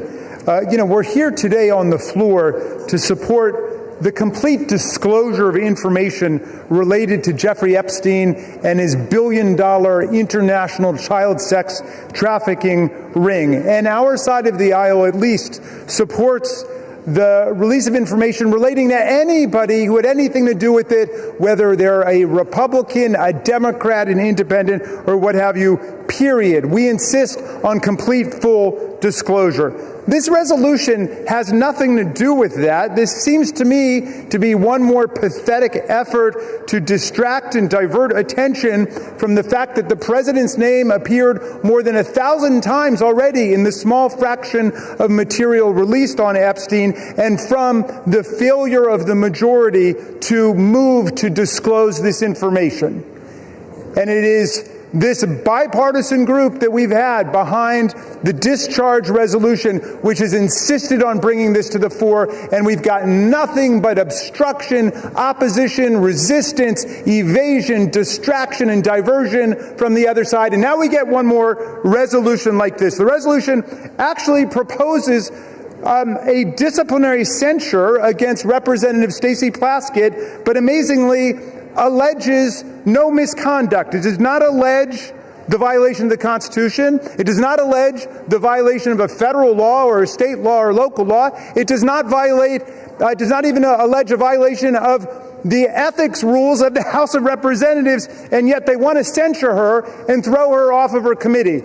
This, a distinguished former federal prosecutor, diligent public servant, representative of the people of the Virgin Islands. Now, Criminal justice has two parts to it. One is insisting upon legal accountability for people who do wrong. The other part of it is due process, which may be the two most beautiful words in the English language, certainly the two most beautiful words in the Constitution of the United States. It's due process that protects all of our freedoms and our rights against the arbitrary power of government and the will just to punish somebody without any process at all. But that's exactly what's going on here. Think about it. Ghislaine Maxwell had due process. She had a right to counsel. She had a right to hearing. She had a right to hear the evidence against her. She had a right to put on her case. She had a right to cross-examine. She had a right to a neutral, impartial tribunal. She had a right to unanimous verdict of a jury. And all of that she had, and she was found guilty. And that's why she was sentenced to jail for 20 years, even though Donald Trump has transferred her from a real prison to a prison camp where she's gotten very special pampered treatment, like she's in a Trump hotel. She gets room service to her cell. She gets gym privileges other inmates don't get. She gets to use the warden as a go-between with people outside of the institution and so on. But in any event, she had due process. Donald Trump had due process. He was convicted on 34 felonies, but he had the right to counsel. He had the presumption of innocence. He had a unanimous jury trial right. They had a right to cross-examine everybody, put their own witnesses on. Now, they want to take a former United States prosecutor, the representative of the people of the Virgin Islands, and without even going to the ethics committee, much less a court, they want to arraign her on some charges based on a newspaper article that she did something lawful. However ill-advised it may have been, she took a phone call from one of her constituents. Now, I don't think it is the position of the very distinguished gentleman that if we find Jeffrey Epstein on the phone with Donald Trump, he should be impeached for it, or is that his position? Is his position that any time Jeffrey Epstein got somebody on the phone, and he got a lot of people on the phone, that person is suddenly guilty? That sounds like guilt by association. That sounds like collective guilt. Our minority whip introduced a perfectly reasonable amendment to say, let's refer this to an ethics committee. Let's have a real hearing. They didn't want to have a real hearing. They want to rush to judgment. Why? So there can be some headline that will please Donald Trump tomorrow instead of a unanimous statement, or forgive me, I think the distinguished gentleman from Louisiana may have dissented, but an otherwise unanimous verdict of the House of Representatives that the American people want all the files open. We've had enough of the cover-up. We want all of the truth. We want the survivors and the victims to have the possibility of accountability. Well, they want to give them another headline, which is that they've arraigned a Democratic member for taking a phone call from her constituent, Jeffrey Epstein, in the middle of a hearing. And of course, I don't think there's any rule here against taking phone calls in a hearing. Now, if you want to actually give her the chance to explain what happened, then we would take it to the ethics committee. I still don't see what the charge is. Where is the ethical transgression? Where is the legal transgression? Are you saying anybody on your side of the aisle who had a phone call with Jeffrey Epstein should be censured? Be careful your answer there, because there's a lot more that's about to come out, right? So you should think about what is the principle behind this rush to judgment. I want to close just with this thought, because I know there were a lot of people in the chamber who were here when this happened, and a lot who weren't. There was a move to expel George Santos, who was a Republican member of the House from New York. And it was the same kind of rush to judgment, absolute political frenzy, and I looked at it for about 60 seconds. And then, I was a professor of constitutional law, so call me a legal nerd. But I said, wait, this guy's not been convicted of anything. Well, he's a Republican. Yeah, I know he's a Republican. He is not convicted in criminal court. To my knowledge, he had not been arraigned yet or convicted of anything in the ethics disciplinary process. They just said, well, there's bad press. We want to get rid of him. Beware of what you wish for. Is that the rule that you want here in the House of Representatives? That you can just draw up a member of Congress in 24 hours or 48 hours because there's a bad newspaper article without asking any questions, without giving that person any due process at all? Is that what it's come to at this point? I mean, all we're asking for in the Epstein files is release the materials so we can check it out. They want to go ahead and censure and remove from a committee a distinguished member of the House of Representatives with no due process at all. I reject this. I hope the whole body will reject this, just like I voted and spoke against removing George Santos, a Republican on the other side of the aisle, because he had gotten no due process. I hope all of our colleagues will reject this absurd rush to judgment and attempt to change the subject here. I reserve the balance of my time. The gentleman reserves. The gentleman from South Carolina is recognized. Mr. Speaker, before I yield time to my good friend in Louisiana, Representative Raskin, I will be careful in my remarks. You need to be careful with your facts. You have an 11-year veteran of this body who should know better. You have an 11-year member of this body who took money. It wasn't a newspaper article. It was a fact. She took money from Jeffrey Epstein. It's ironic that you're taken up by defending Ms. Plaskett, which is going to the Ethics Committee, but she's lost her willingness or lost her ability to serve because she got irrational judgment by taking money from a convicted pedophile of young children.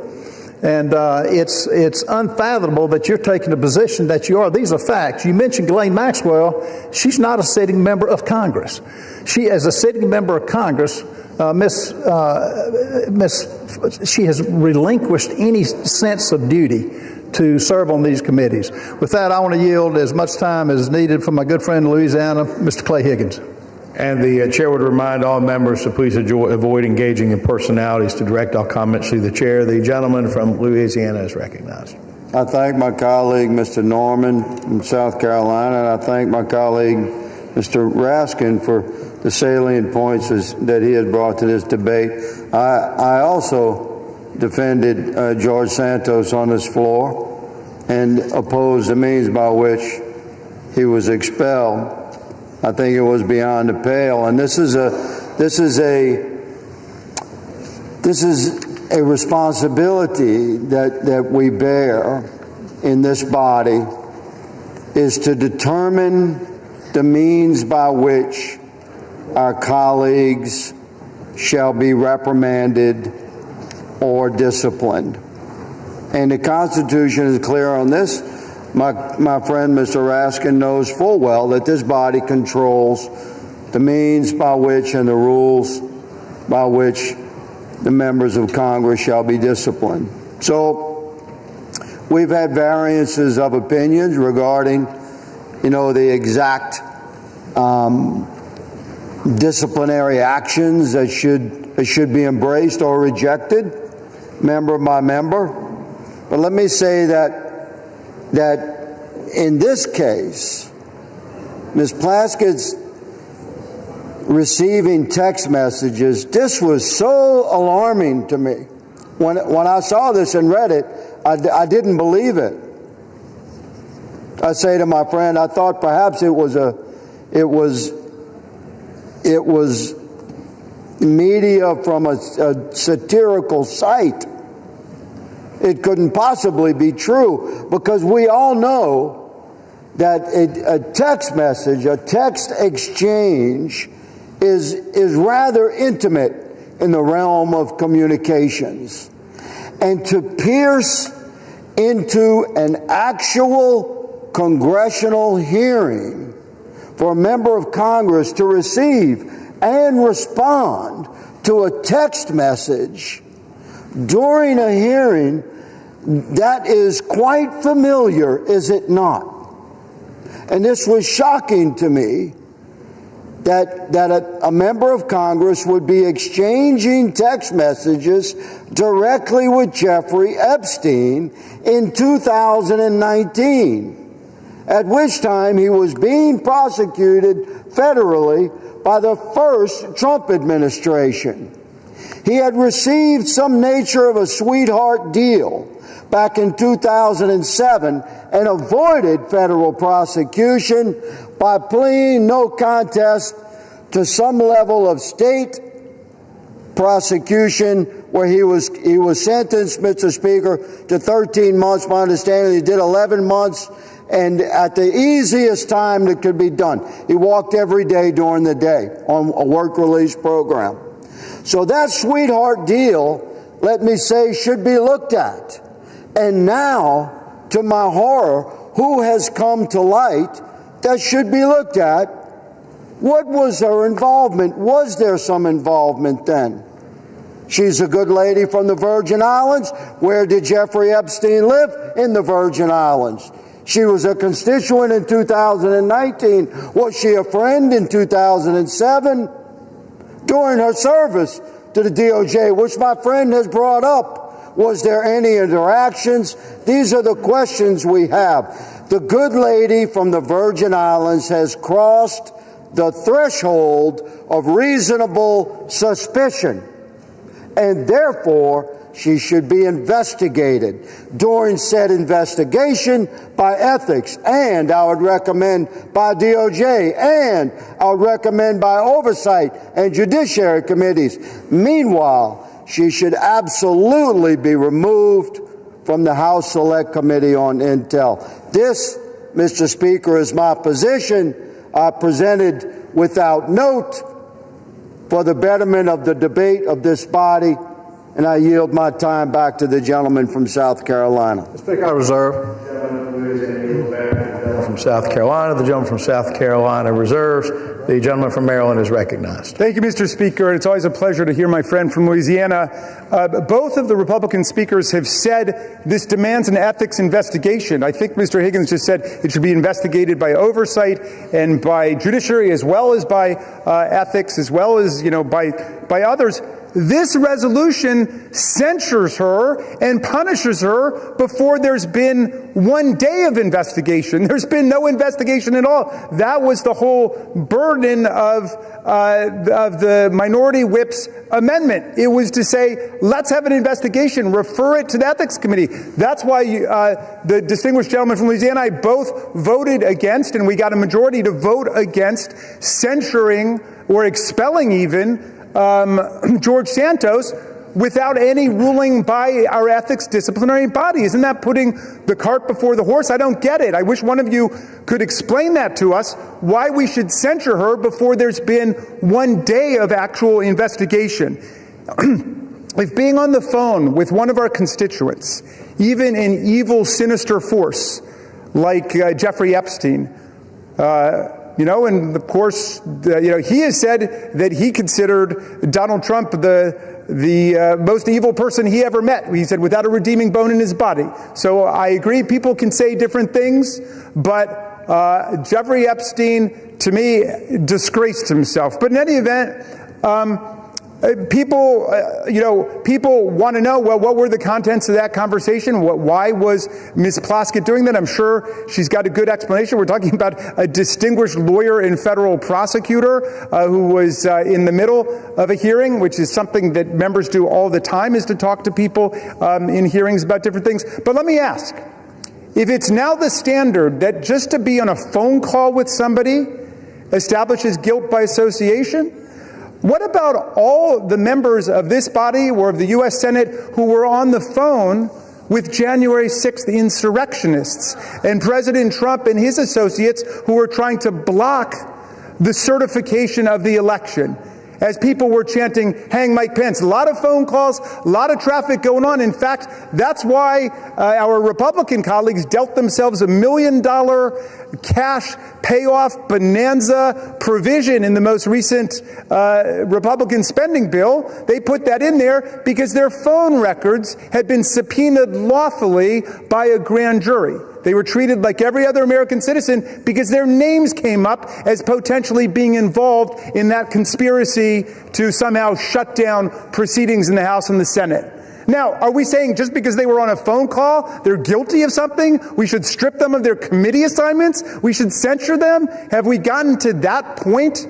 I mean, come on. This is the House of Representatives of the United States of America. Let's stick by the Constitution. Let's stick by due process. Let's go through the rules. I yield 5 minutes to my distinguished colleague from Connecticut, Representative Hines. The gentleman from Connecticut is recognized. Thank you, Mr. Speaker, and I thank the gentleman from Maryland. I'm not going to speak today about Jeffrey Epstein or January 6th. I'm going to confine my remarks to two things that I know about. And I'm going to take a deep breath right now Because to stand here and to have to listen to the gentleman from Louisiana in the guise of just asking questions besmirch one of the finest members I have had the honor of serving with, I would think would offend the sensibility of anybody in this chamber. But I'm going to limit my remarks to two things I know very well. Number one, the House Permanent Select Committee on Intelligence and what we need to do to preserve that very special environment. And number two, the character of Delegate Stacey Plaskett. On HPSI, I've served for 10 years. And with Chairman Turner and now with Chairman Crawford, we have fought for that decade to keep the Select Committee on Intelligence immunized from the sewage that flows through this chamber, the partisan attacks, the hideousness. And by and large, we've been pretty successful, with one exception, when that committee got involved in the political investigation around Ukraine in the first Trump administration. Every single day, the leaders of that committee work hard, establish friendships, and do the work we need to do to make sure that the toxicity and the sewage that we're hearing right now don't impinge the critical work of making sure that our intelligence communities are keeping Americans safe and not violating civil liberties and not doing things inconsistent with the desires and character of the American people. This effort, put forward by a bunch of people who haven't served on that committee and who have no idea the comity and the grace with which that committee serves. You, sirs, will hurt this committee badly. And I expect every Republican on the Intelligence Committee, and I'll say it again, I expect every Republican on the Intelligence Committee who know Ms. Plaskett and who know the committee to vote no on the idea that without evidence and without due process, Ms. Plaskett should be removed from that very special committee. This resolution would strike a devastating blow to HPSI's ability to work effectively by removing a member in good standing based on a newspaper article about text. No due process, no evidence, nothing offered other than a newspaper article which has moved the gentleman from South Carolina, a member who is consistently engaged in a bipartisan and productive way with the committee's work, to make some unrelated political statement will do profound damage to this essential committee. Now let me just talk for a moment about Ms. Plaskett. I've served in this institution for 17 years. Longer, I think, than most people in this chamber. And I have not had the honor of serving with somebody with the integrity and the commitment and the hard-working bona fides as Ms. Plaskett. We can argue about the wisdom or the judgment associated with those texts. I'm told that apparently Mr. Epstein was a constituent. But on any one of us, our worst day, our biggest misjudgment is not to be judged without any due process, especially in the context of this superb member, this critical member of the Intelligence Committee. The result of this resolution, if it were to pass, will be to undo the efforts of the Republican Speaker and the Republican Chairman of the Intelligence Committee, Mr. Crawford, to restore the committee to what it was intended to be. And while the bill for that decision won't come due immediately, it will come due over time in the form of a less accountable and less effective intelligence community with less effective oversight for Congress. So I don't expect the gentlemen who have offered this up to back down now, but I do expect every single member of the Intelligence Committee that elect those few who understand what it is we need to do to close the door on the flow of partisan sewage which we see now threatening the critical work that we do. Vote no on this appalling resolution. I yield back. We reserve. The gentleman from Connecticut yields back to the gentleman from Maryland. The gentleman from Maryland reserves. The gentleman from South Carolina is recognized. Mr. Speaker, can I inquire about how much time we have left? 2.5 minutes. 2.5 minutes? 22 and a half 22 and a half minutes. Let me just say, for my good friends on the left, you know, we're hearing words. That's all this is, words. You're taking the side of a young lady who should have known better. She served for 11 years. She disparaged herself. She did it to herself. This is not smoke and mirrors.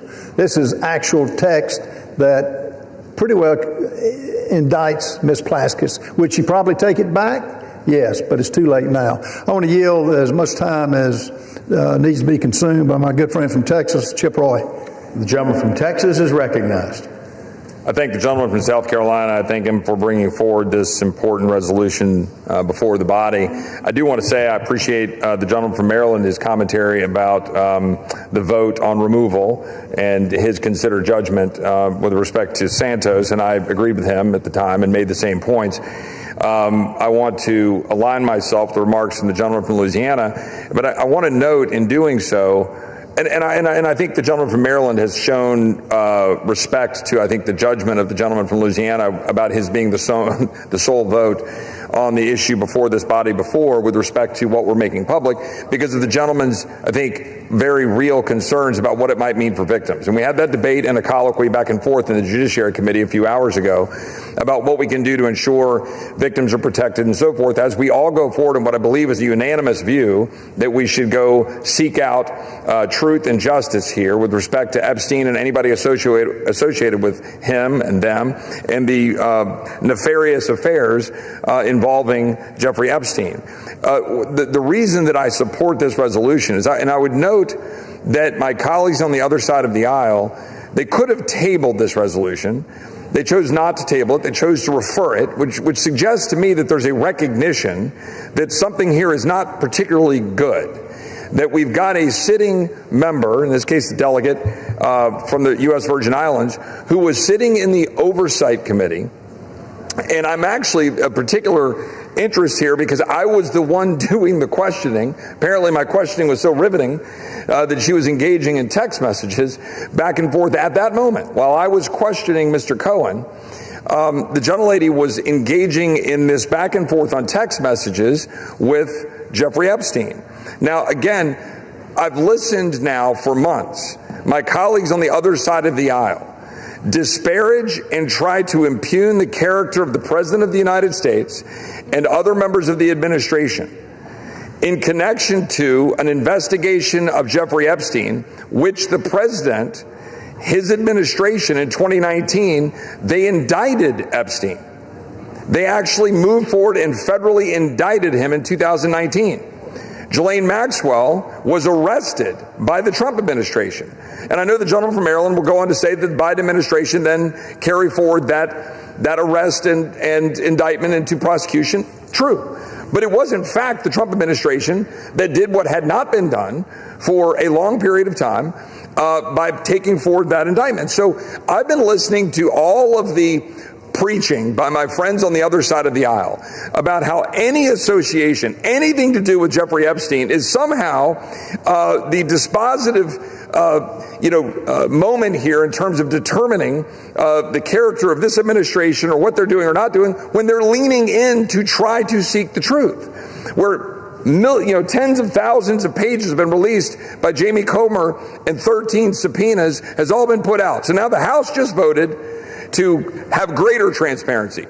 Time will tell what that means in terms of what the court does and how they deal with grand jury secrecy and what they do to continue to redact and protect victims' names under existing laws and how the courts treat that. That's going to be a process, as the gentleman likely knows, right? This is going to be determined as to what gets released and how.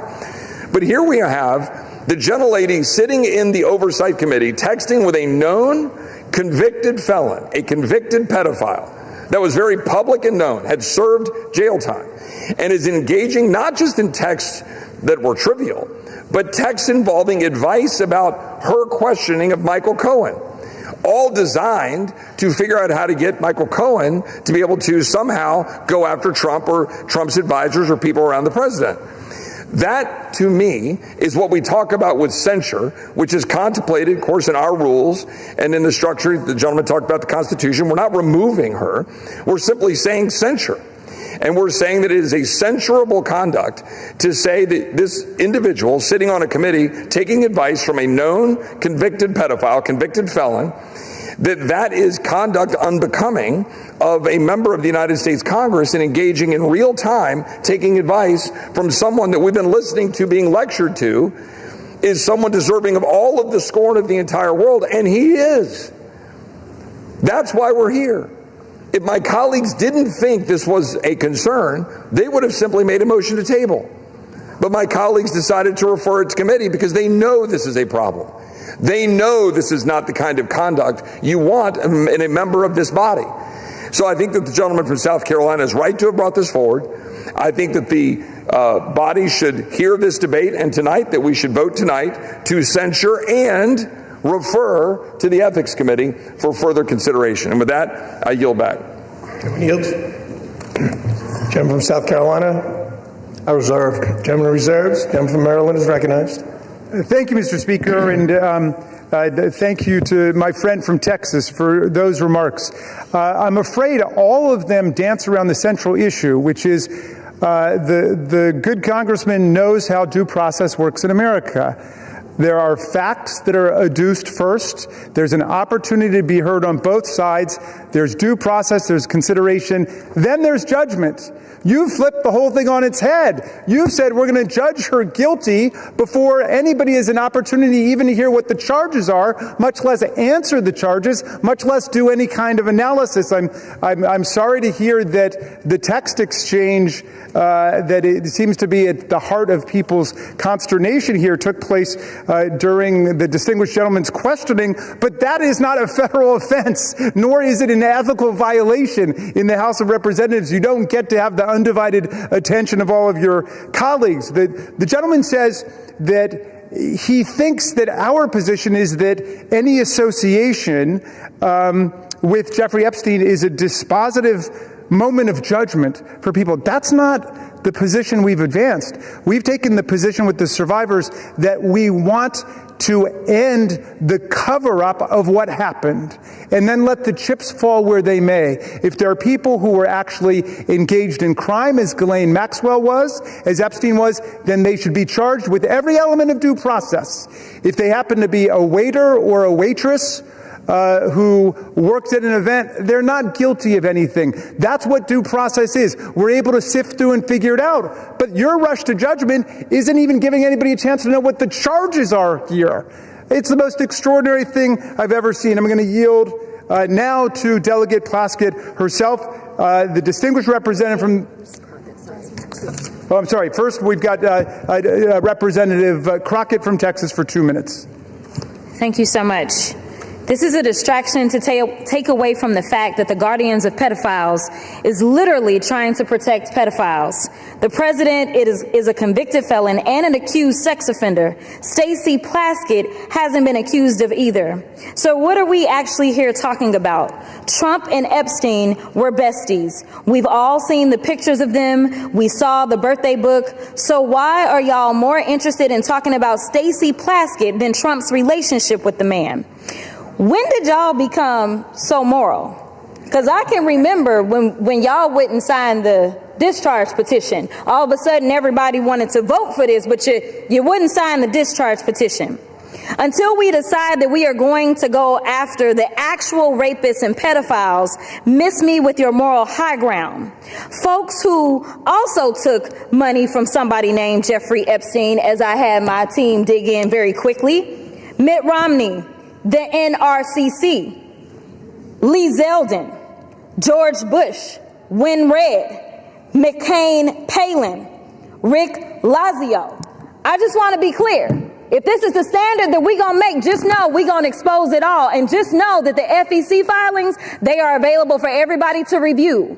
This is absolutely ridiculous. You decide that you want to punish a sitting member of Congress because you are concerned about her text messages. Well, maybe you should be more concerned about those sex tapes that we still haven't gotten access to. Maybe you should be more concerned with the fact that the president, his name is mentioned in the files way more than Stacey Plaskett's name. Listen, I'm not saying that anything is right or wrong, but listen, if you're trying to figure out what's going on with somebody that's a criminal, then you maybe need to talk to their associates. That's exactly why maybe she was getting text messages. I'm not saying she was or wasn't. But considering the fact that they were talking to another associate of the president's and maybe she needed intel, you'd have to go talk to somebody that maybe knows what he's up to. Time has expired. We reserve. Gentleman from Maryland reserves. Gentleman from South Carolina is recognized. Speaker, I recognize my good friend from Arizona, Mr. Biggs. How much time is the gentleman recognized? How much time? Time you've allotted the gentleman from Arizona? How much time do we have left? The gentleman has 17 minutes remaining. The gentleman has 17 minutes remaining. As much time as the gentleman may consume. Gentleman is recognized. Thank you, Mr. Speaker. Thank you, Mr. Norman. Thank you for raising this issue. This to me, this is an interesting issue because I'm hearing the argument is coming at us and it says, well, you know, there's no due process. Well, debate is a part of due process. That's part of due process, is to have this debate. You get to stand up, get to defend, and get to raise your issues, and you chose to take it back to committee, which, as Mr. Roy said, that kind of indicates that maybe you know that there's something that's not great about this. So I'm looking at this, and here's at least one of the exchanges that seems to have taken place. And maybe we'll hear some comment about it. That'd be good. You can make some comment about it. But in this exchange, Mr. Epstein sent a text message to the gentlelady from the Virgin Islands. And this is the quote. He brings up Rona, keeper of the secrets. And who's he referring to? Rona Graff. That's a Trump assistant. And Plaskett responds, Rona? ? Quick, I'm up next. Is that an acronym? So she wants to know what Mr. Epstein wants her to talk about. Don't you find that interesting? I find that really intriguing, especially since we know what Mr. Epstein was. And Epstein responds, that's his assistant.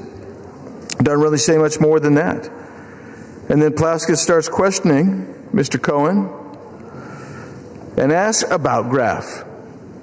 So not only was she texting, having this communication with Mr. Epstein, she's asking Mr. Cohen what Mr. Epstein wants her to ask. Another text says from Epstein, good work. That's after she wraps it up. All of this seems to be very interesting, and I'm sorry, I don't breathe the rarefied air of the Intelligence Committee. I don't. I'm just a regular guy and a member of the House. That's all. So I don't know about that rarefied air, and I guess I'm part of the sewage. That Mr. Himes said. Yeah. Thanks for agreeing with me, Ms. Plaskett. So she's got us down. Unless you're in the Intelligence Committee, you're crap. That's what the Intel Committee says. But here's the deal. When you're sitting there in a sitting committee and you're having communications with a convicted sex offender, and you're taking their advice on how to ask questions, maybe you got a problem. Maybe your problem is that you've brought disrepute on the House. And this isn't from the articles. This is from the 10,000 pages or so released last week from the Oversight Committee that they received from the Epstein estate. This isn't fishing around. This is coming from real evidence.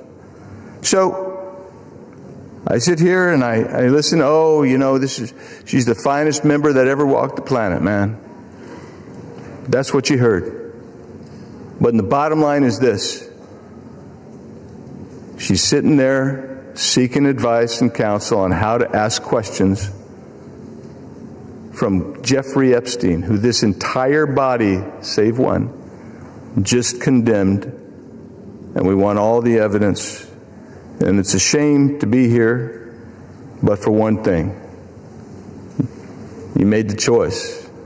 And so, Mr. Chairman, I'm encouraging everyone in this body to support Mr. Norman's resolution.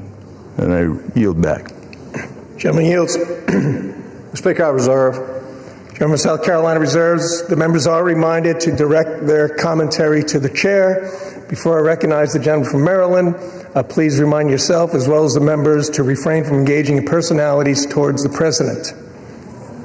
Does the gentleman seek recognition? Yes, I do. Gentleman is recognized. Thank you very much. I want to remark that yet one more member says we should go ahead and censure her, and then we should do a complete investigation. I think any fifth grader in America knows that's the exact opposite of what due process means in America. We don't punish people before we have investigation and the opportunity to be heard. I yield 6 minutes now to the distinguished gentlelady from Virgin Islands, Representative Plaskett. Thank you so much to Mr. Raskin, to my former professor in law school, and I want to address the body. I first want to give you all a sense of what was happening that day. Everyone knows at that hearing in February, the entire country was watching. As Michael Cohen decided he was going to finally give up information about what was happening in the Trump world, the Trump enterprise. And at the beginning of that hearing, the ranking member, Jim Jordan, had the disrespect to Elijah Cummings, may he rest in peace and his name be a memory, after not allowing Mr. Jordan to shut the committee hearing down. And I turned to Mr. Jordan and told him to have respect for the chair and to basically shut up. And that moment went viral.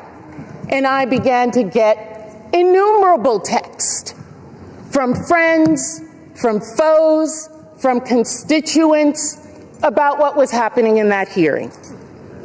And I got a text from Jeffrey Epstein, who at the time was my constituent, who was not public knowledge at that time that he was under federal investigation, and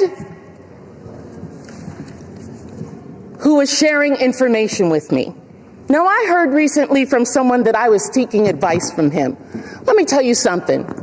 I don't need to get advice on how to question anybody from any individual. I have been a lawyer for 30 years. I have been a narcotics prosecutor in New York City. I have had the honor of being a political appointee at the Justice Department after September 11th as a Republican appointee in the Bush administration. I know how to question individuals. I know how to seek information. I have sought information from confidential informants, from murderers, from other individuals, because I want the truth, not because I need them to tell me what to say. And if you look at the transcript, you will see that I questioned Michael Cohen for 5 minutes. The Washington Post only shows you 30 seconds and takes from it one individual's name that I got from Jeffrey Epstein and didn't know who the individual was, and put that individual with a host of other individuals that I felt the committee should subpoena. They've never been subpoenaed. They've never been questioned. Because at the end of the day, I know that in the Trump administration and with my colleagues over there, it's not about sexual assault. It's not about support of victims. It's about money. It is about money. I have consistently stood against sexual violence and the exploitation of women and children in previous careers as well as here in this body. We all know that Jeffrey Epstein's actions were absolutely reprehensible. As a constituent, as an individual who gave donations to me, when I learned of the extent of his actions after his investigation, I gave that money to women's organizations in my community. Not back to him, but to women in the community who needed that support. That's what I think should have been done, and that's what I did. They've taken a text exchange which shows no participation, no assistance, no involvement in any illegal activity, and weaponized it for political theater. Because that's what this is. This has been reviewed by federal courts. Any charges, victims who initially had a case against me dismissed it on their own without prejudice. You don't want to talk about what is really happening here. Your attacks on working families, your protection of powerful predators and corporate criminals. You want to talk about texting felons? How often do you text President Donald J. Trump? That's the individual we should be concerned about. And let me tell you this. I am not going to support the wealthy and connected who continue to exploit workers and evade taxes, powerful figures with credible allegations who face no consequences, and corporate interests profiting from human suffering while families struggle. And let me tell the people of the Virgin Islands. Gentleman will state his point of order. The point of order is you may not call the President of the United States a felon.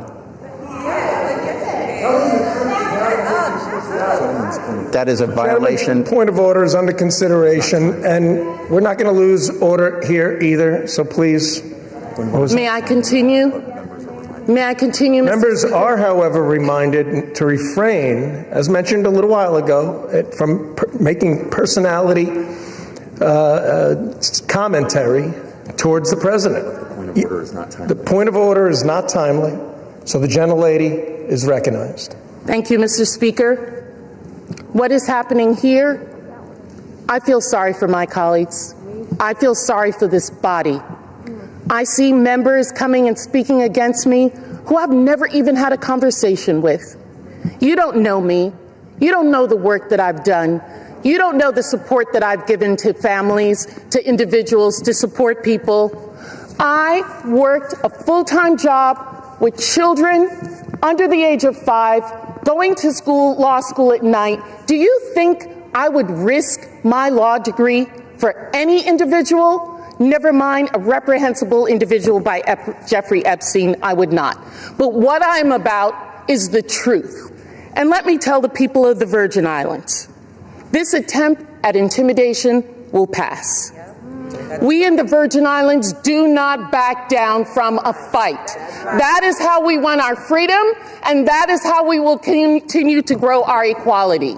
And if you censure me, take away a committee, I will still do the work, because I am here to support people and to support this great Constitution, which I have sworn numerous times to uphold.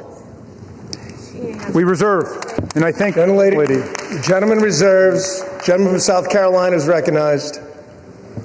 Mr. Speaker, before I recognize Mr. Clyde, let me just say, Ms. Plasky, I don't know you. My overall impression of you has been good.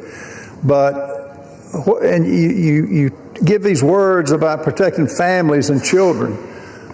Where was that demonstrated when you took money from a convicted pedophile that had served time? Where was that? The words are beyond believability. And I think you're a nice person, but you missed the boat when you took money. I've got the mic now. You lost your I don't know the word to describe it, but what you did, you deserve to come off the committees. And let me remind you, we want this to go to the Ethics Commission.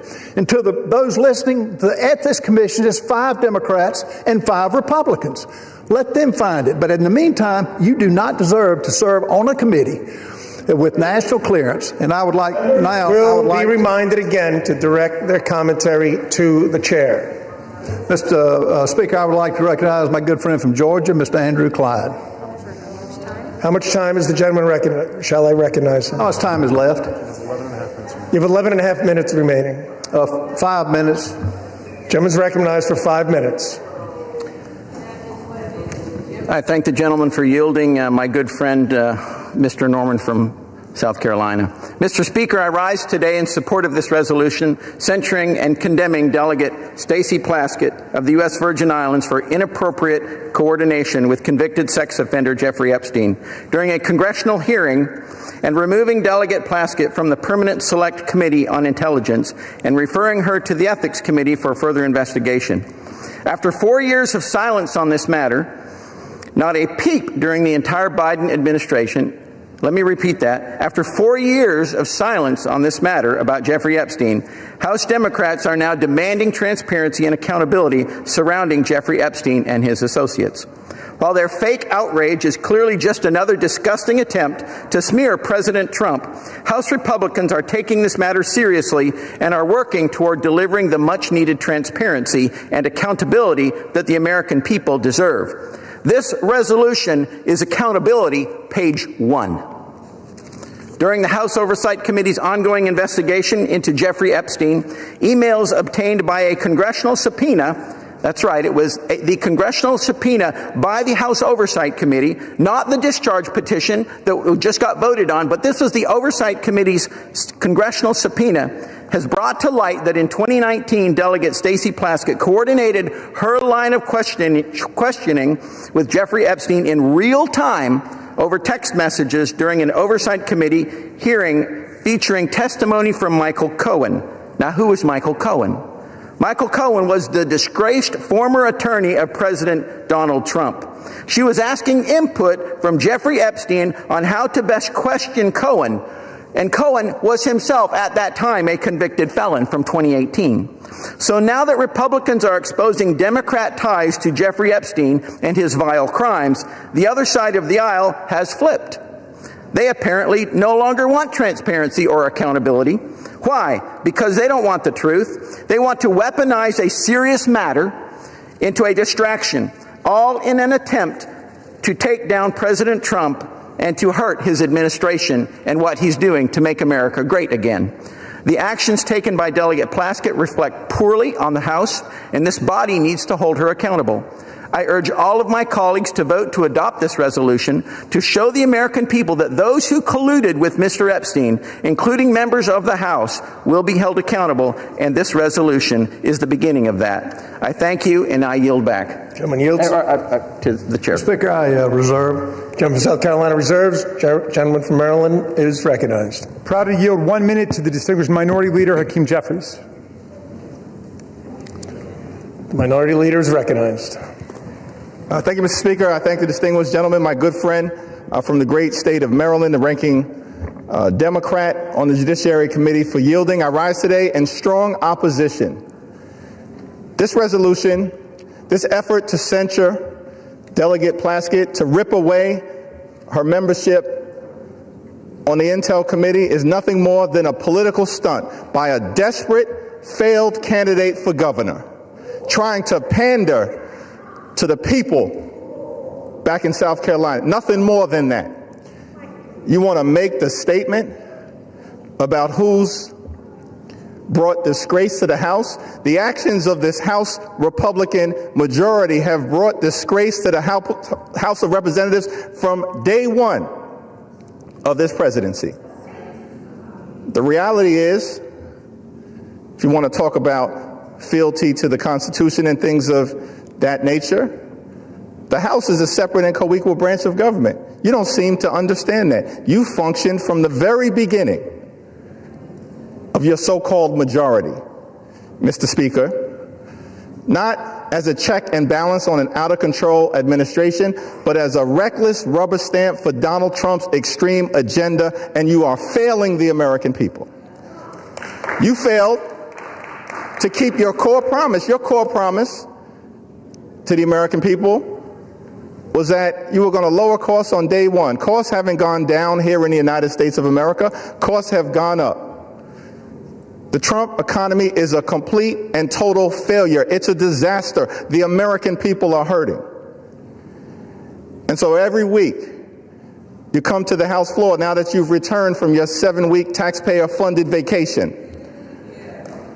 and come up with another stunt to try to distract the American people. Or perhaps you were ordered by your puppet master, Donald Trump, who wants to distract the American people today because his effort to suppress the Jeffrey Epstein files has failed spectacularly. We believe in transparency. We believe in accountability. We believe in due process. That's the opposite of what is happening on the floor today. And let me be very clear about Stacey Plaskett. She's a woman of great intelligence and a woman of great integrity. And she deserves better than what she's receiving from House Republican extremists. She deserves the opportunity to be heard. She deserves due process. She deserves the ability to make her case, not to be prosecuted by pettifoggers playing lawyer on the floor of the House of Representatives. Google that if you don't know what it means. The so-called Freedom Caucus want to lecture us about proceeding at this moment. The actions that you continue to engage in will have consequences. Consequences today, consequences tomorrow, consequences next week, consequences next year, and certainly consequences when the American people throw this House Republican majority out in the aftermath of the election next November. Be very careful about the extreme actions that you continue to engage in. Now, it's extraordinary to me, week after week, censure after censure, and I wonder, is it just coincidence that the last 3 censures we've had on the House floor happen to involve, first, you tried to censure LaMonica MacGyver. And then, Mr. Speaker, Republicans tried to censure Ilhan Omar. And now we're on the floor and you're trying to censure Stacey Plaskett. What is it exactly that those 3 individuals have in common? House Republicans are going to have to answer for the things, the extreme things that you continue to do. And the American people know this is a phony majority. It's a fake majority. It's not a real majority. Republicans aren't doing anything to make life better for the American people. And that's why we're on the floor right now. There's nothing that House Republicans can do to disgrace Stacey Plaskett because House Republicans continue to disgrace themselves. And so whatever happens later on this evening, the American people will hear from Delegate Plaskett beyond this, making her case. The people of the Virgin Islands, I'm confident, will continue to stand behind her. And we will never be lectured on issues related to accountability and transparency and principle and ethics from this group of extreme House Republicans who continue to visit a national nightmare on the American people, bending the knee to a wannabe king, doing real harm in real time, and at the end of the day, your time is coming as well. I yield back. Chairman yields. How much time do we have, Mr. Speaker? Gentleman has 4.5 minutes. 3.5 minutes. All members are again reminded, including Minority Leader, to direct your comments to the chair. All members are again instructed, including Minority Leader, to refrain from engaging in personalities towards the President. The gentleman from Maryland seeks recognition. No, we'll reserve. Gentleman from Maryland reserves. Gentleman from South Carolina. Speaker, I find it interesting that the Minority Leader mentioned that, we got not really a majority. I will tell you, 77 million people are a majority. They rendered the consequences to elect the president that has revived this country from a disaster 4 years under the Biden administration. Let's go back under a little bit of history here about the hearing. The messages show that Plaskett texted Epstein before the hearings that started that day at 7:55. She texted him, the sex offender, the predator on the children she says she protects. They had comments like she told Ms. Plaskett talk about his grades. She mentioned that she had a great-looking outfit. This is from Mr. Epstein. In 10:40, she broadcast a feed cut to Ms. Plaskett showing her moving her mouth as if she was chewing something. And Ms. Plaskett mentioned that she had multiple texts.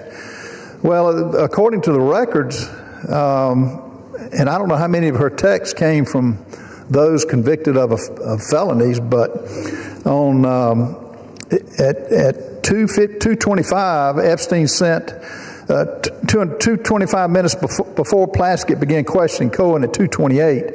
Epstein messaged back, "Good work," at 2:34, 1 minute after Plaskett finished her question to Cohen. So the whole 5 minutes was pretty much conducted under the direction of a convicted pedophile. And this dialogue, Ms. Plaskett was reached by phone Thursday. Plaskett declined to answer questions about the text messages and directed all inquiries to congressional staff. Plaskett's chief of staff said Thursday she was not in a position to confirm or not whether the Congresswoman was texting with Mr. Epstein at the hearing. She did not respond to follow-up questions. Bottom line, these are facts. These are text messages. This wasn't smoke and mirrors. So it's interesting that they're taking that tact. But, Ms. Speaker, how much time do I have left? Gentleman has 6.5 minutes remaining. I reserve. Gentleman from South Carolina reserves. Gentleman from Maryland. I'm yielding 1 minute to the representative from New York, Ms. Clark. Gentlelady is recognized. Mr. Speaker, I rise today on behalf of the Congressional Black Caucus, the conscience of the Congress, in strong opposition to this resolution. This resolution is a blatantly partisan, shameless attack. As we sit here today, Donald Trump is still the single person in this country with the authority and the ability to deliver justice to survivors and truth to the American people by just releasing the files. So instead of answering why Donald Trump chooses every single day not to release the Epstein files, they're pointing fingers at this side of the aisle. Mr. Speaker, unlike the president, Congresswoman Stacey Plaskett has committed no crime, violated no rule, and broken no promises. There has been no investigation, no due process, no inquiry into whether the Congresswoman had any connection whatsoever to Epstein's despicable and disgusting criminal conduct. This resolution would have us remove a capable and hardworking member of one of the most serious working committees in this body on the basis of a conversation from more than 6 years ago, which broke no rules, and has no connection to any criminal activity. I urge my colleagues to vote no on this partisan resolution, this sham, and I yield back. Gentlewoman's time has expired. We reserve. Gentleman from Maryland reserves. Gentleman from South Carolina. Speaker, I reserve. Gentleman from South Carolina reserves. And we're prepared to close. It's closed. Yeah, I'm prepared to close. All right. Gentleman from South Carolina is prepared to close. Maryland is recognized. Mr. Speaker, thank you very much.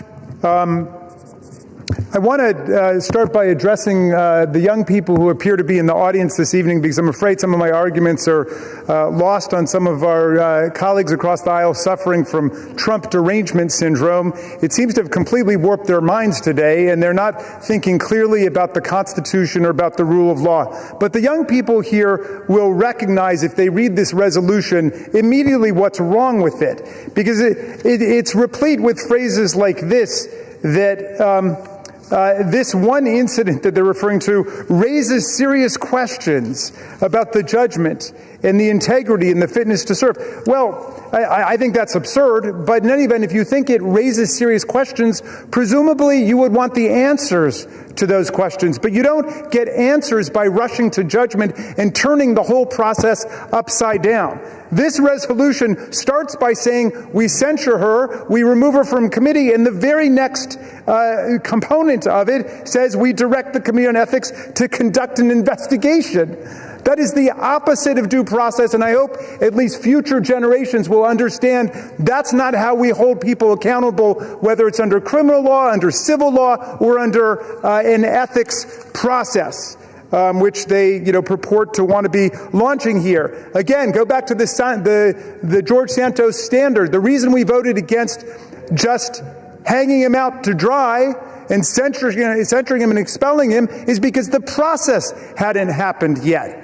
And Democrats and Republicans together did it, but they're thinking in solely partisan terms. Even Matt Gaetz, accused of having sex with a 17-year-old, was never censured by the House of Representatives. Even with Speaker McCarthy and others condemning him for what he did, we did not censure him. Think about what you're doing to the precedents of this body by trying to attack Ms. Plaskett. And let me just close with a personal thought. I wasn't going to bring it up because I didn't want to embarrass her, but she was one of the 3 finest students I ever had in constitutional law. She was a straight A student in the early 1990s. She's a straight A student in the 21st century. I'm proud not only that she was my student, but that she's my friend and that she's my colleague, and you don't disgrace us in any way. You go to work every day for the people of Virgin Islands, and we're proud of you. With that, I'll yield back. Gentleman yields. Gentleman from South Carolina is recognized. Mr. Speaker, I find it interesting that the president is occupying the minds of my good friend on the left rent-free. And it's interesting they bring him up every time, and keep doing it. Keep doing it. This president's got a record that is second to none. And I hope our listeners in the audience can distinguish between just words and babbling on when they reject the facts of what's been presented. Texts don't lie. And they can offer all the excuses. And I do think Ms. Plaskett is a nice lady. She made a mistake here, a bad mistake. She took advice from a convicted pedophile that is indefensible in this discussion here today. Mr. Speaker, I've listened to my colleagues defend the indefensible. I've heard everything from this is old news to this is just politics. But not a single person has disputed the key fact. Written records in Epstein's own estate documents show Delegate Plaskett sought his input for an official hearing. This is the issue. That alone. Everything else is just noise. This chamber cannot overlook that a sitting member of Congress coordinated with a convicted sex offender to prepare questions for an official proceeding. Imagine telling the American people that that's acceptable. Imagine explaining to parents all across this country that Congress sees no problem with relying on the counsel of a predator of our innocent children. Some of my colleagues want to blur the edges, soften the facts, or bury this under procedural fog, noise as I call it. But sunlight is the best disinfectant, and accountability is not optional. This resolution is not excessive at all. It is appropriate. It is measured. It is necessary at this time. The question before us is very simple. Do we uphold a minimal standard for ethical conduct, or do we just shrug and say, well, maybe next time? Mr. Speaker, the public deserves better. The House deserves better. The American people deserve better. I urge adoption of this resolution, and I yield the balance of my time. Gentleman yields. Without objection, the previous question is ordered on the resolution. The question is on the adoption of the resolution. Those in favor say aye. Those opposed say no. In the opinion of the chair, the ayes have it. Yeah. Welcome to procedural democracy. For what purpose does the gentleman seek recognition? I request a recorded vote, and I challenge the Speaker's interpretation of the voice vote. Does the gentleman ask for the yeas and nays? I ask for the yeas and the nays. The yeas and nays are requested. Those favoring a vote by the yeas and nays will rise. A sufficient number having risen, the yeas and nays are ordered. Pursuant to Clause 8 of Rule 20, further proceedings on this question will be postponed.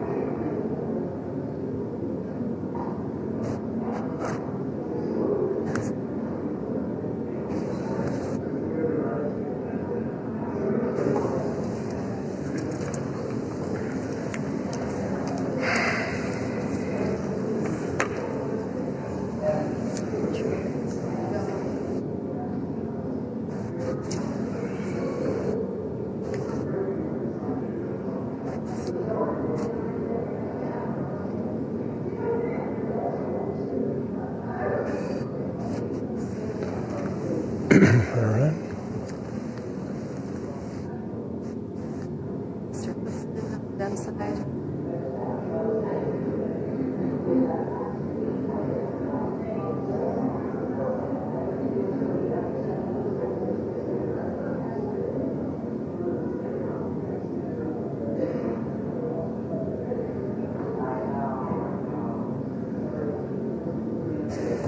Script here.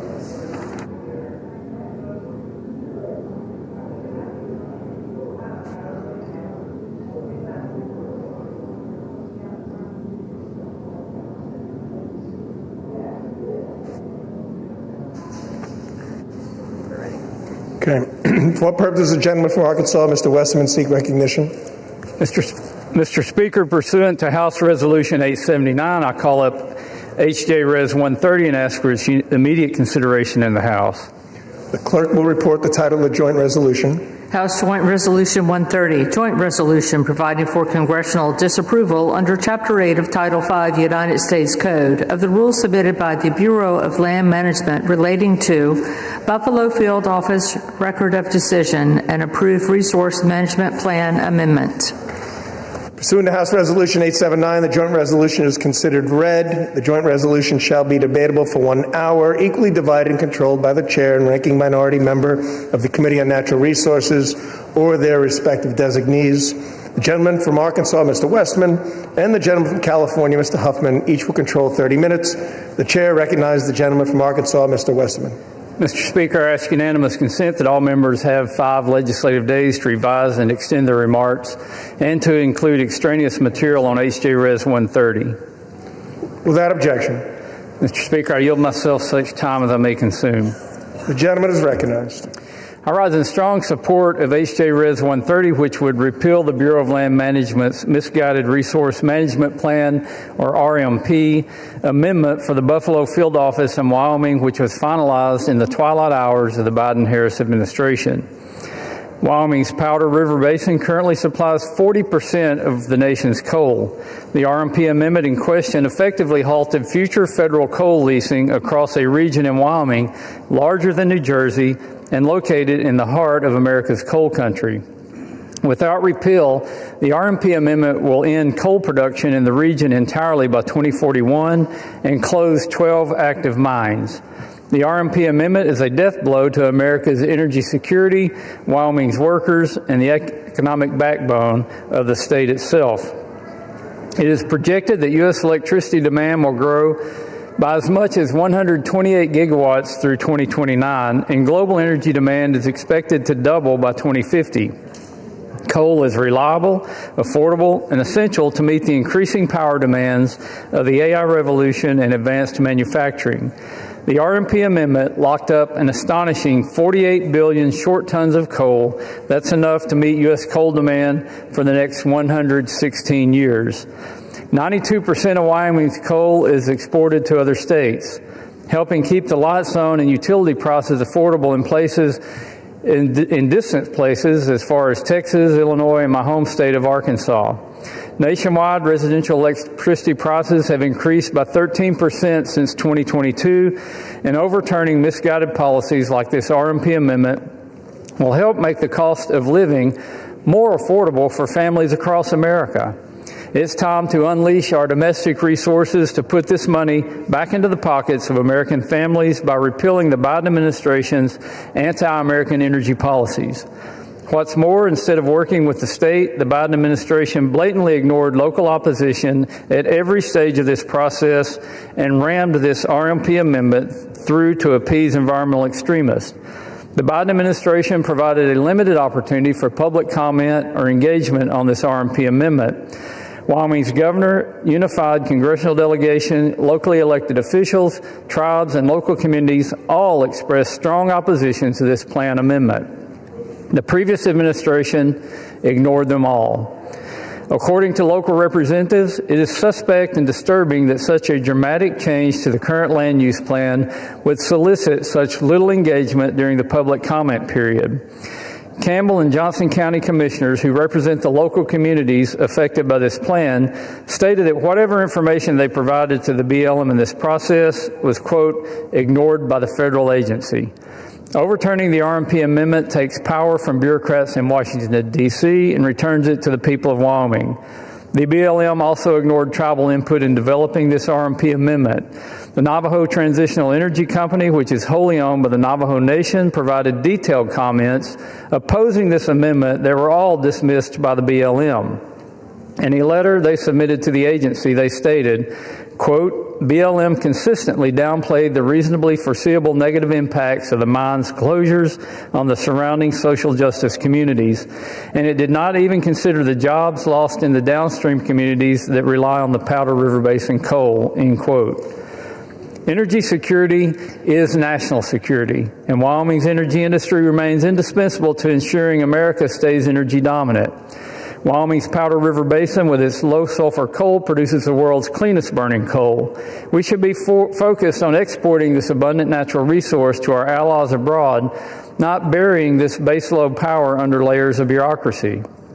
By passing this CRA today, we're advancing President Trump's executive orders on unleashing American energy and reinvigorating America's coal industry. We're also restoring hundreds of millions of dollars in future revenue for Wyoming's K-12 public education system and protecting more than 4,000 high-paying jobs in rural Wyoming.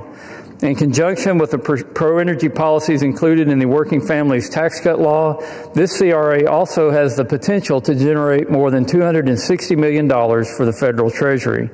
This CRA helps the U.S. remain energy dominant and will lower prices for families, strengthen our economy, and boost real wages for hardworking men and women. I urge my colleagues to stand with Wyoming, stand with American workers, and stand for energy security by supporting this resolution. I reserve the balance of my time. Gentleman reserves. Gentleman from California is recognized. Thank you, Mr. Speaker. And let me wish Chairman Westerman a happy birthday.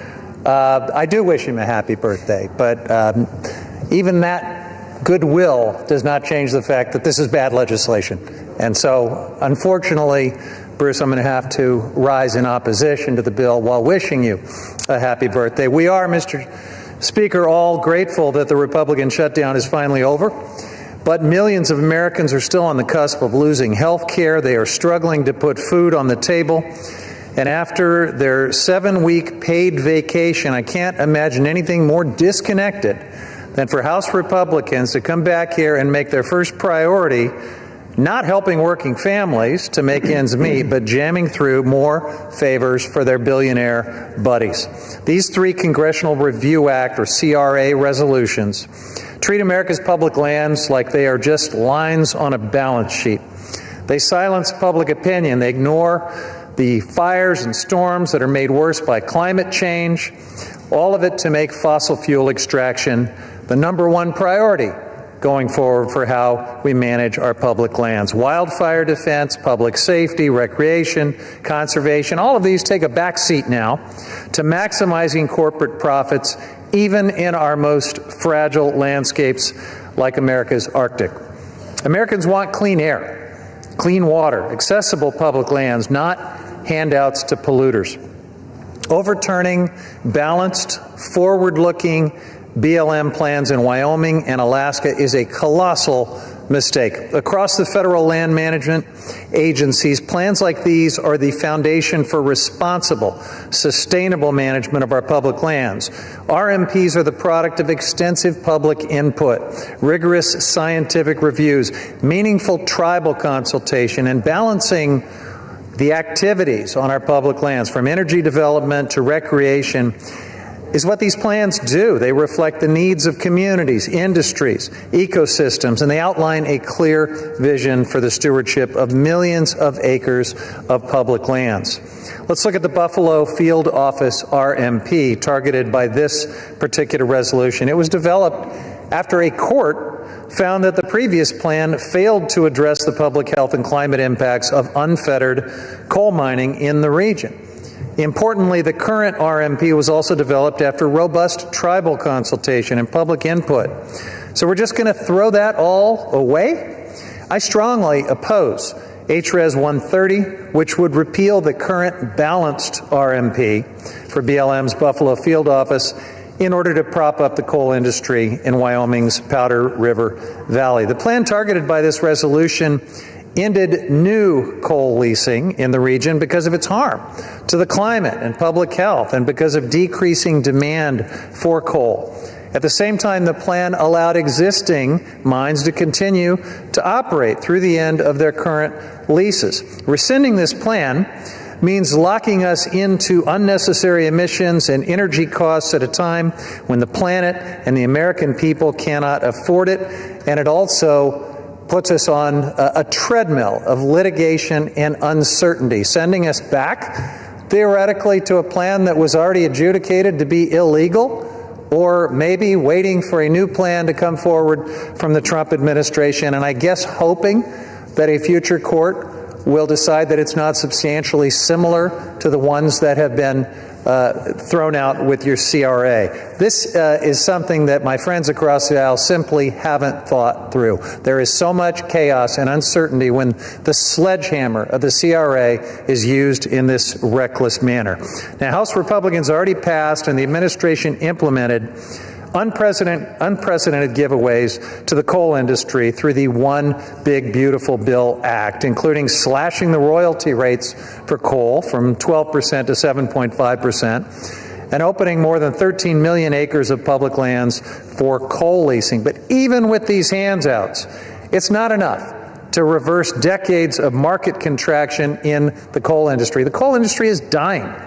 What Republicans don't mention is that BLM's coal lease sales this year have either failed to reach market value, been indefinitely canceled, or received little to no bids. Rather than simply redoing this RMP through the well-established public process, which the Trump administration is already doing, House Republicans want to overturn it using the CRA, again, an extremely blunt instrument that will throw us into great uncertainty and litigation for sure. This choice would lock out the perspectives from previous tribal and public engagement and ban the agency from ever again issuing a substantially similar RMP, leaving land policy frozen in time, really more like frozen in some kind of a limbo. Incredible uncertainty and chaos. House Republicans want to permanently enshrine fossil fuel extraction as the top priority for millions of acres of public land across the country, no matter the cost. And they're picking winners and losers here, blocking affordable renewable energy projects, sacrificing our public lands in the process. I urge my colleagues to reject these reckless resolutions that would upend millions of acres of public land management, and reject this entire familiar playbook from congressional Republicans, trying to deepen our dependence on dirty fossil fuels that pollute our air, contaminate our water, and harm the public health, while doing everything possible to slow, stop, or sabotage the development of affordable, renewable energy. Our constituents deserve a lot better than this. We deserve clean, affordable, and reliable energy. We deserve good-paying jobs and affordable health care.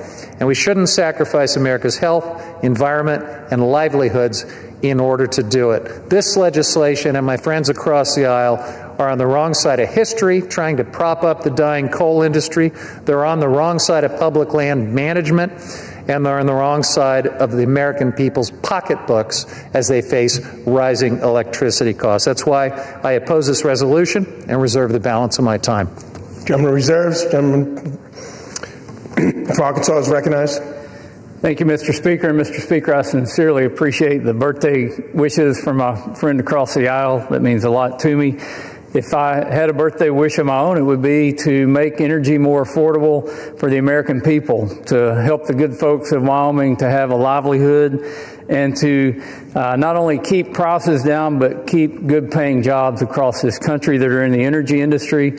We know that we need more energy going forward. We need more electrons on the grid. We need a larger grid, and we need to all work together to do those things. But if this resource management plan amendment by the previous administration was balanced, I would hate to see a heavy-handed resource management plan amendment by the previous administration, because this took a sledgehammer to an established industry in the state of Wyoming.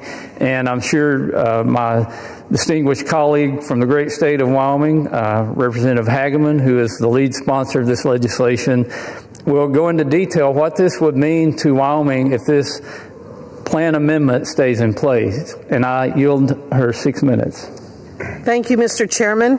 Mr. Speaker, I rise today in support of my legislation, House Joint Resolution 130, which utilizes the Congressional Disapproval Procedure under the Congressional Review Act, or CRA, to restore coal leasing in Wyoming's Powder River Basin. Many on the East Coast of America might be surprised to learn that the federal government owns massive amounts of the western states. In Wyoming, the federal government owns about half of our surface estate and 60% of the subsurface estate, or our minerals. In Northeast Wyoming, the Bureau of Land Management's Buffalo Field Office owns and manages over 788,000 acres of land and 4.7 million acres of our mineral estate. Notably, this land encompasses Wyoming's share of the Powder River Basin, North America's largest coal deposit, responsible for the production of 40% of our nation's coal. Wyoming is the largest coal producer in the nation. We, in other words, are responsible for ensuring that you can turn on your lights and heat your home. The BLM manages its public lands pursuant to the Federal Land Policy Management Act, which is implemented pursuant to what we refer to as Resource Management Plans, or RMPs. These RMPs are designed to maximize resource values for the public. The BLM is required to comply with a multiple use mandate, ensuring that these combination of uses meet current and future needs of the American people. In its waning days, the Biden administration issued an RMP amendment for the Buffalo Field Office, which pursued the no new leasing alternative, pulling 481,000 acres of America's largest coal reserves and resources offline, making 48 billion short tons of coal unavailable and ending leasing in the Powder River Basin. Such a decision cannot be considered a legitimate or legal RMP pursuant to FLPMA, and neither does it align with Congress's multiple-use mandate. The Biden RMP is instead very clearly a mineral withdrawal enacted by climate activists in direct violation of the law.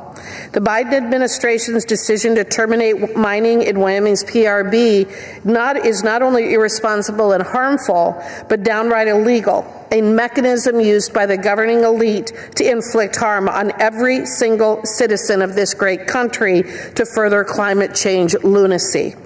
If this RMPA is allowed to continue, it would risk 4,122 jobs in rural Wyoming, $1.9 billion in labor output through 2048, and millions of dollars in state revenue used to fund public K-12 education.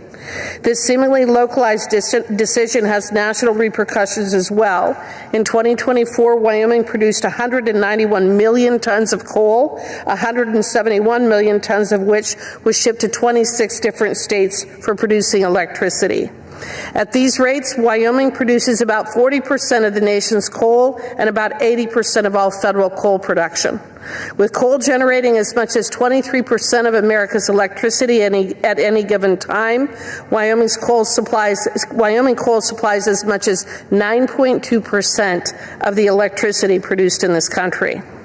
Watching the arguments in the Rules Committee last night and on the floor today, it is clear that affordability is the word of the day for my colleagues across the aisle.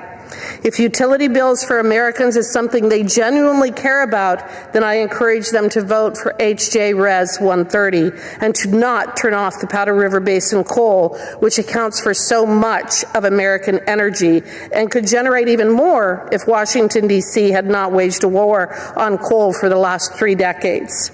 In short, it is policies such as no new coal leasing contained in this Buffalo RMP that reduces affordability, which my colleagues on the other side of the aisle will be supporting if they continue to oppose H.J. Res. 130. This vote today is a vote to shore up the grid, which will have positive impacts on the utility bills of Americans. When combined with what this majority did for energy development in the One Big Beautiful Bill, we are shoring up centuries of energy production. We cannot survive in this country without Wyoming coal, the majority of which is produced in the Powder River Basin. Demand for Wyoming coal is only increasing, both here and abroad. If you turn out the lights on one of Wyoming's most important industries, you will also be turning out the lights on America. The Biden administration knew this and pursued this harmful policy anyway, and they did so in violation of the law. On September 18, 2025, the Government Accountability Office determined that the Buffalo RMP was a rule subject to the CRA on the grounds that it is an agency statement, is of future effect, and it implements, interprets, or prescribes law and policy. This decision is in line with previous GAO decisions on similar land management plans and RMPs, several of which this body has passed in the 119th Congress. A vote today for HJ Res 130 has many positive implications. First, it would overturn this harmful plan and revert to the 2015 RMP, thereby protecting access to 481,000 acres for coal leasing. Second, it would provide certainty to countless Wyomingites who rely on our good, clean coal for jobs and for revenue that funds the schools that our children attend. Third, it is a vote for the millions of Americans who continue to rely on Wyoming coal and who always will. Fourth, it's a win for Congress, reminding the agencies that we are the primary policymaking branch of government and that we will hold the agencies responsible for bad, unlawful regulations. I urge all of my colleagues to vote in favor of HJ Res 130, and I yield back. The gentleman from Arkansas reserves. The gentleman from California, you are recognized. Thank you, Mr. Speaker. It occurs to me that as we're having this debate, pretty much the rest of the world is in Brazil right now for the climate conference. Of course, the Trump administration has disgracefully pulled the United States out of the Paris Agreement once again, so we have no federal delegation at all. But as the rest of the world convenes to accept the reality of the climate crisis and to accept the related reality of coal being the biggest contributor to carbon pollution, and the entire world is talking about how to phase down our dependence on coal pollution and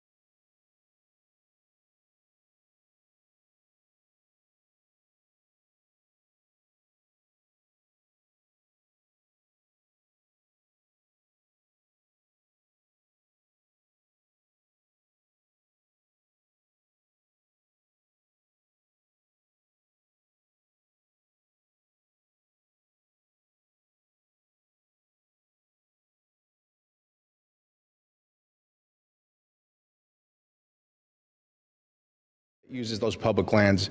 And when I served on the U.S. Federal Committee to advise the Forest Service, and we got all these stakeholders together to implement the 2012 planning rule, it was the same deal. We did it deliberately. We did it with all stakeholders at the table. And so these RMPs are actually developed with public input from every community, not from one single stakeholder group. And that is the painful process that it takes to update these plans, many of them which haven't been updated since the 1980s. Now, it's important that we take into account the time, the effort of not just the agency staff and those folks who show up to those hard meetings and hear the public out, but the public who comes out in my district, sometimes driving 30, 40, 50 miles just to attend one of those meetings so that they can eventually get to an RMP knowing that that will be the law of the land. And so today I rise in opposition to all the CRAs. But in particular, I want to talk about one very special place. In 2017, when the Arctic National Wildlife Refuge's coastal plain was first officially opened to drilling, supporters promised that the sale would raise significant revenue. Instead, only 3 bidders emerged, and the first mandated lease sale brought in less than 1% of the $2.2 billion that Congress was told to expect. Less than 1%. That burdened taxpayers with an additional $2 billion in national debt. Why? Well, because the Arctic is one of the most expensive places on Earth to drill. And investors and the oil industry know this. In fact, BP and Shell already abandoned their Arctic proposals, even paying to exit those leases. And financing has dried up completely, with nearly every major U.S. bank and 20 global insurance companies having publicly pledged not to finance Arctic drilling projects, yet here we are. The coastal plain is too remote, too costly, and too risky to make drilling financially feasible, especially when we already produce record oil and gas volumes elsewhere at a far lower cost to taxpayers, including in my district, the Permian Basin. And let's be clear, Arctic drilling will not lower gas prices. With no existing roads, pipelines, or infrastructure, any Arctic oil would take years to reach the market if it ever does. I know this myself because this is a picture from when I was in the Arctic. Now, this is also a question of what we value. The Arctic Refuge is the only national wildlife refuge that protects a complete Arctic ecosystem. It's called the crown jewel of our public lands, and that it's called that for a reason. And I saw why firsthand when I was there last summer.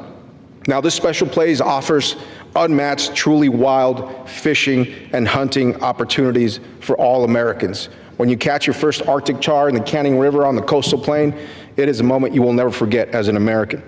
And these lands have provided sustenance to the Gwich'in and Inupiat peoples for millennia. The bottom line, setting the unique wildlife and recreation values of America's Arctic aside, using the CRA to overturn land management plans is bad policy, bad economics, and bad land management. And truly, it's a disrespect to the constituents who showed up to those meetings to create that RMP in the first place year over year over year. So by treating every resource management plan as a rule that is subject to the CRA, Congress is throwing the legal status of every oil and gas lease, every grazing permit, and recreational activity across the West into question. And I ask my Republican colleagues, why pursue the CRA process when this administration has already revised the plan in question? They've already opened up the coastal plain, so why do this? We should vote no, not to score a political point, but because this proposal simply doesn't make sense and won't work. Thank you. I yield back my time. Gentleman from California reserves, the gentleman from Arkansas. Thank you, Mr. Speaker. You know, it's been mentioned that U.S. coal is dying. U.S. coal is being murdered. There's been an attack on it for many years, and some people will not stop until they see it gone, but it's to our own demise because we depend so much on the energy, not only from coal, but from natural gas. We need more nuclear power. We need more hydropower. We need all kinds of new power, and this isn't the time to be attacking our fuel sources. And you know, we'll have a debate on the Arctic slope and the coastal plain, but when we're talking about Wyoming, we're talking about coal, and we're talking about really the backbone of our electrical generating and distribution system. I yield 3 minutes to the gentleman from Minnesota, who's the subcommittee chairman on energy and minerals for the Natural Resources Committee, Mr. Stauber. Gentleman from Minnesota is recognized for 3 minutes. Thank you, Mr. Speaker. I rise today in strong support of this CRA resolution introduced by my good friend and colleague from Wyoming, Representative Hagman. This resolution overturns the Biden administration's actions to lock up public lands in Wyoming from responsible coal development, all part of the Democrat and President Biden's agenda, which was anywhere but America, any worker but American energy agenda. Last year, I had the opportunity to join Representative Hagman on a tour across the Powder River Basin, where we visited the coal mines and met the proud men and women who have been working there for generations. While I visited one of these mines, I met a union electrician, third-generation miner, who raised his hand and stated, "Please don't take our jobs away. I'm working here, and my son just got hired here." The passion he had for the industry and these jobs were incredible. He and now his children work in that coal mine. That gentleman told me his family story with a lump in his throat. Like generations before him, he and now his children had access to good-paying union jobs in the coal mine across the Powder River Basin.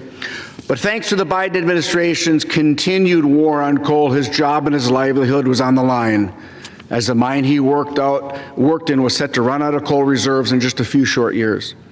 Thanks to the Biden administration's resource management plan that blocked new coal leasing, the mine wouldn't be able to access additional reserves and would have to close. In doing so, the mine would have to lay off hundreds of workers and devastate the surrounding communities that depend on the coal mining industry to drive their local economies. With tears in their eyes, this electrician asked me to save his job and save his livelihood so he could continue to provide for his family and energy for America. Mr. Speaker, we have the opportunity today to do just that. By voting in favor of this CRA, we will be able to roll back the disastrous Biden administration's anti-American energy policies and keep the Powder River Basin alive. And through the CRA, we will stop future anti-American energy administrations from taking similar steps to shut down the Powder River Basin. I want to thank my colleague from Wyoming for introducing this important CRA resolution on behalf of the hardworking men and women that make up Wyoming's coal industry. I urge my colleagues to join me in voting for this resolution, and I yield back. Mr. Speaker, I have no further requests for time. I'm prepared to close and reserve the balance of my time. Gentleman from Arkansas is prepared to close and reserves the balance of his time. The gentleman from California is recognized. Thank you, Mr. Speaker. You know, it's a little bit rich to hear all of this concern about jobs and the poor electrician who's going to lose a job, and to hear all of this concern about the energy that we desperately need to meet projected demand increase. What we're really hearing across the aisle is a very selective concern about some jobs and about some types of energy, because as we're having this debate about a desperate scheme to try to prop up the dying coal industry, not just with this CRA, but with the discounted royalties, with the massive public land giveaways, with all of the other favors that have been doled out to this industry. At the same time, the Trump administration is trying in every way it can to kill off the clean energy industry, which generates far more jobs than coal. Far more people stand to lose their jobs. Far more electricians, like the one my friend was just so concerned about a moment ago, stand to lose their jobs because of this war on clean energy that my friends across the aisle are just fine with. Now, Chairman Westerman said we need all types of new energy. Well, I guess we'll have a chance this week to find out if that too is just more happy talk, more hollow words, because there'll be a markup on his legislation on permitting, and Democrats have been asking for meaningful changes to this war on clean energy as the first item to have a serious negotiation and discussion about that. We'll find out, and I hope that Mr. Westerman delivers on his promise to work in good faith with Democrats and to do something about the war on clean energy. But unless and until he does, and unless and until my colleagues across the aisle stop pretending that an entire industry with far more jobs than coal and far more energy that can be brought to bear to meet rising demand at far less cost, until they stop pretending that that war on clean energy is not happening, all of this, frankly, is just political theater. Now, Mr. Speaker, to the point about the so-called viability of coal, let's just zoom in on the coal industry in the Powder River Basin, the very place that would be impacted by this CRA. On October 6th, the Bureau of Land Management held a lease sale for 167 million tons of coal on public lands on the Montana side of this specific basin. The BLM received one bid that was valued, they valued each ton of coal at 1/10 of 1 penny. The administration rejected that bid and canceled the lease sale because that abysmal price did not meet the requirements of fair market value outlined in the Mineral Leasing Act. That's the reason that the BLM came together to finalize the Buffalo Field Office RMP amendment to address decreasing demand for coal, which is both the dirtiest and the most expensive form of energy. House Republicans would give away your public lands and waters to big coal for pennies, fractions of pennies. The coin that they are phasing out as practically worthless. It's about as valuable as the coal that they're trying to subsidize. This resolution will do nothing to address skyrocketing energy bills in Wyoming or anywhere else. A conservative former Wyoming state representative recently penned an op-ed that really speaks to what's happening on the ground, and I quote, "We need responsible legislators who do not rely on wishful thinking to make long-term policy decisions. It's time to take off the aluminum foil hats filled with wishful thinking and make some real decisions based on responsible prediction," end quote. I reserve the balance of my time. The gentleman from California reserves. The gentleman from Arkansas. Mr. Speaker, I'm prepared to close and continue to reserve. The gentleman continues to reserve. The gentleman from California. Thank you, Mr. Speaker. In closing, I strongly oppose this resolution. Using the CRA to overturn this RMP and the others that we're debating this week will throw our public lands into chaos. It completely sidelines the input and perspectives of local communities who spent years working with BLM on this plan. And it's another reckless attempt to prop up the fossil fuel industry and line the pockets of polluters, all at the expense of affordable energy and good-paying jobs. The Buffalo Field Office RMP allows existing coal leases to continue with reasonable safeguards to reduce emissions and protect land and water. Congress should not be overturning this plan with the sledgehammer of the CRA. I strongly urge my colleagues to vote no on the resolution, and to my Republican colleagues, I urge you to think twice about the consequences of this action and setting this chaotic precedent. I yield back. The gentleman from California yields. The gentleman from Arkansas. Thank you, Mr. Speaker. And since my colleague mentioned the SPEED Act, which we'll be marking up in committee on Thursday, even though it is not on the floor today, I'll put in a shameless plug for our bipartisan legislation that is not only tech neutral, but it's agnostic to the project type. It would definitely help us produce more energy in America, and it will also help us to build things in America again, something we desperately need to do. And we'll debate that Thursday, and hopefully someday we'll be out here debating it on the floor. But as we look at this particular RMPA that is on the floor today because the Biden administration, on their way out, pushed something through by rule that they could never get passed into law. And a CRA, I remind you, is so that Congress can exert its legislative authority over an administrative agency or over an administration.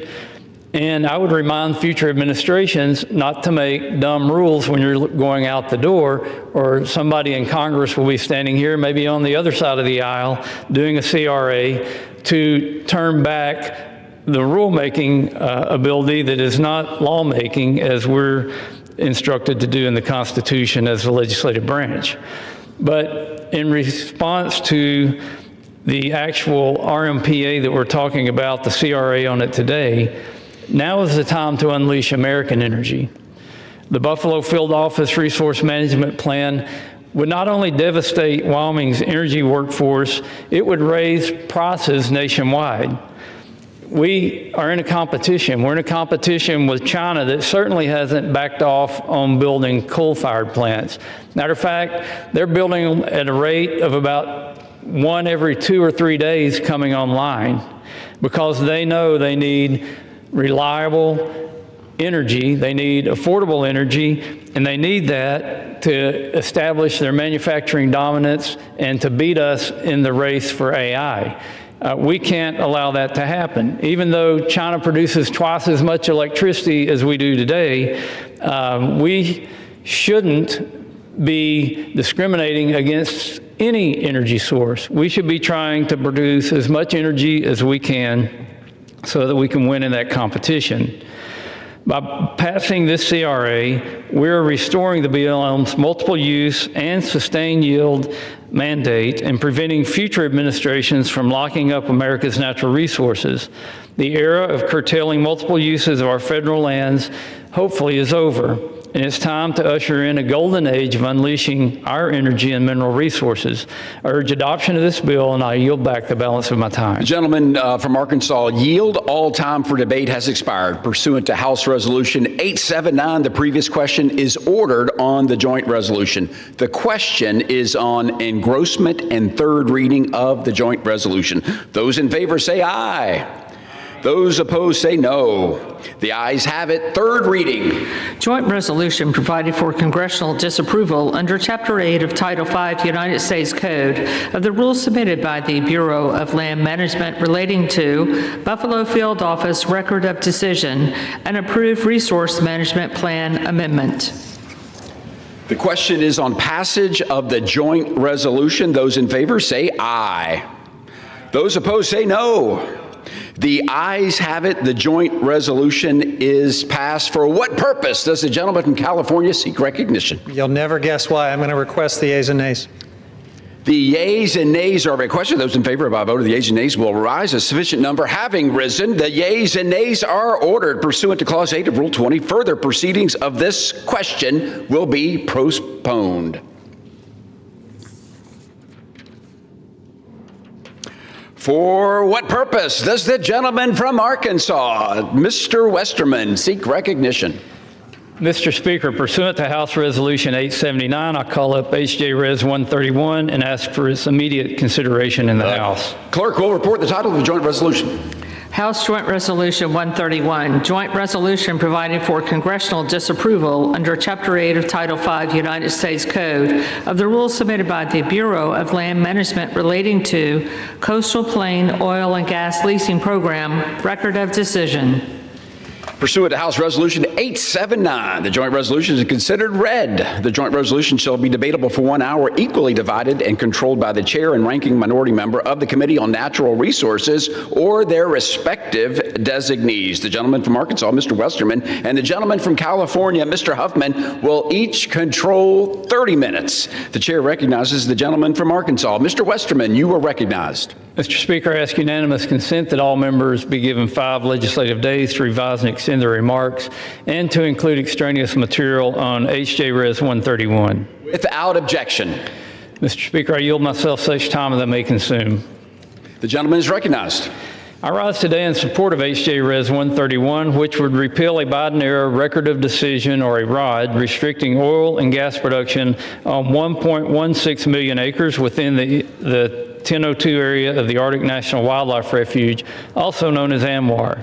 The 1002 area of ANWR was specifically set aside by Congress for its oil and gas potential and estimated to hold anywhere between 4.25 and 11.8 billion barrels of recoverable oil.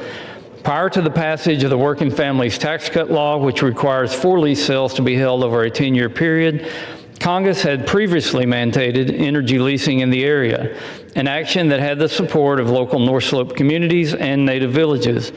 In fact, last Congress, we held a bipartisan legislative hearing on H.R. 6285, Alaska's Right to Produce Act, where we heard from tribal representatives, including Inupiat leadership from the native village of Kaktovik, the only indigenous tribal community within ANWR.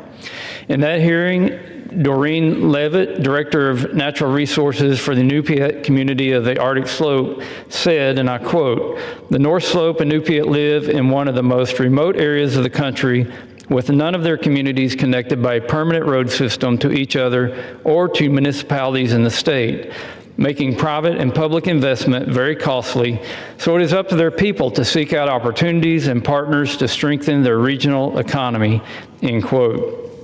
Instead of working with Arctic Slope communities to create economic opportunities, the Biden-era ROD further limited the economic prospects available to those in the region, reducing investment and cutting off essential new infrastructure that would support resource development. During President Trump's first administration, consistent with federal law and local voices, the Department of Interior finalized plans to make all 1.56 million acres of the coastal plain available to oil and gas leasing. Lamentably, in 2024, the Biden administration disregarded local tribal voices and reversed course, implementing a new record of decision that chose the most restrictive alternative. making available the minimal amount of acreage for energy leasing. The Biden administration also included energy prohibitive stipulations in the ROD designed to undermine energy lease sales in the 1002 area. These provisions were horrifically successful as the last lease sale held received no bids. The Biden administration's anti-energy decisions limit economic opportunities for local Alaskans and Alaska Natives living within AMWR. Congress must move to repeal the Biden-era ROD that runs counter to congressional intent and unfairly reduces economic opportunities in the region. I want to thank Representative Begich for his work on HJ Res 131 so we can restore common sense to the management of AMWR's vast resources and again, unleash American energy. I urge my colleagues to support this legislation, and I reserve the balance of my time. Gentleman's mark is all reserves. The gentleman from California, you're recognized. Thank you, Mr. Speaker. I strongly oppose HJ Res 131. The Congressional Review Act resolution here would overturn BLM's Coastal Plain Oil and Gas Leasing Program record of decision. My Republican colleagues are once again pursuing policies that expand our nation's carbon pollution and expose our communities to future disasters. Not only would this legislation grant access to one of the most ecologically sensitive and, yes, incredibly difficult regions to drill, but it would reverse significant strides that Democrats have made to protect lands that tribal nations have occupied since time immemorial. This misguided bill would lock in oil and gas development in the Arctic National Wildlife Refuge, an area known to the Gwich'in people as the sacred place where life begins. The coastal plain is the heart of the porcupine caribou herd's calving grounds. It hosts nearly 200 migratory bird species annually, connecting the rest of the United States and also the world to this cradle of our natural heritage. Equally vital, the 9,000-strong Gwich'in Nation, whose subsistence and culture depend on the caribou herd, reside along the herd's migratory route, making any disruption not only a threat to biodiversity, but also an assault on indigenous livelihoods and traditions. Let me read to you a quote from the executive director of the Gwich'in Steering Committee, Kristen Moreland. She says, quote, "It is unthinkable that our congressional decision makers continue to push to exploit the coastal plain of the Arctic Refuge for oil and gas drilling." She continues, "We rely on the caribou, not only spiritually and culturally, but for our survival and subsistence. This action from D.C. is an insult to the Gwich'in people and ignores those realities," end quote. Sovereign Inupiat for Living Arctic also oppose this proposal. They said, and I quote, "Many Alaska Native communities are already facing negative health impacts from oil and gas development on their lands and are struggling to provide for their families due to impacts on the local fish and wildlife populations." Now, Mr. Speaker, these words remind us that the climate crisis is here, it is real, and it is exacerbated by this administration's relentless push towards fossil fuels. In the Arctic, temperatures are rising 4 times faster than the global average. And it is the indigenous communities in northern Alaska and in the refuge that are disproportionately feeling the devastating impacts of the climate crisis. Melting permafrost and changing species migration patterns are threatening food security, cultural traditions, and their ways of life. You'll hear my Republican colleagues argue that increased oil and gas development in the Arctic will be good for America's bottom line. That is patently false. Let me take you back to 2017, when Republicans cut a backroom deal to help pay for Trump's billionaire tax cuts the first time around by drilling in the Arctic Refuge. 2 refuge lease sales were included, in part to offset the cost of those tax giveaways to the wealthy.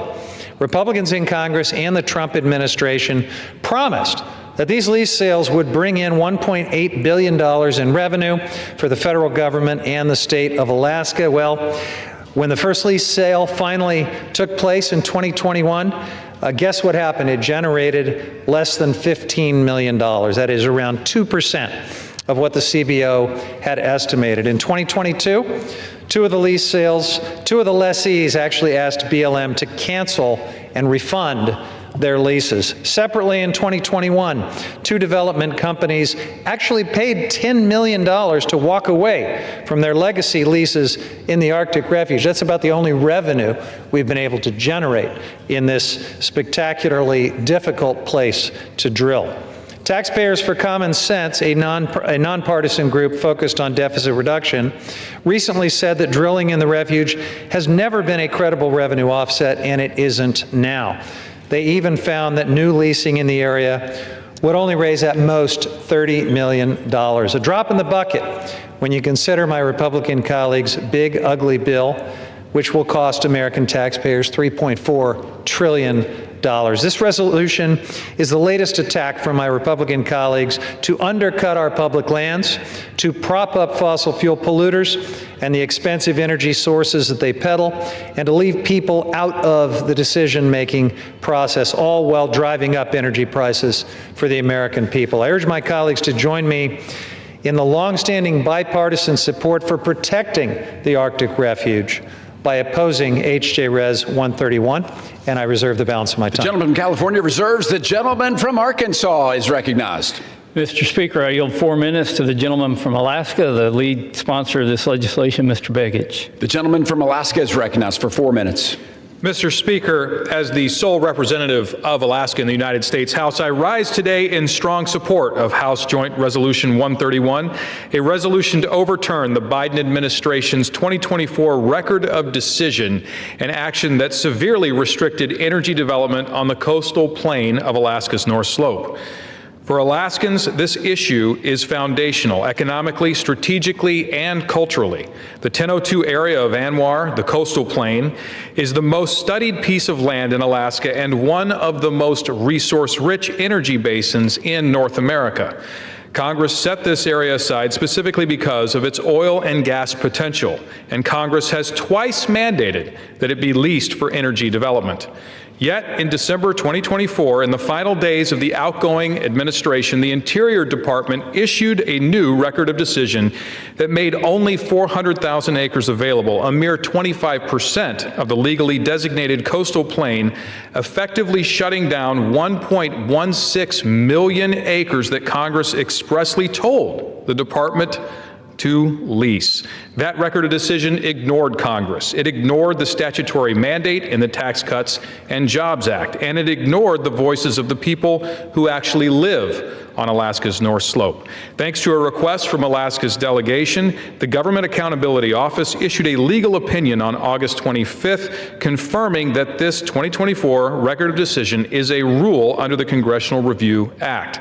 That opinion, printed in the congressional record in September, triggered the CRA window that allows Congress to act today, and Congress must act, because Alaskans have spoken clearly and they've spoken loudly.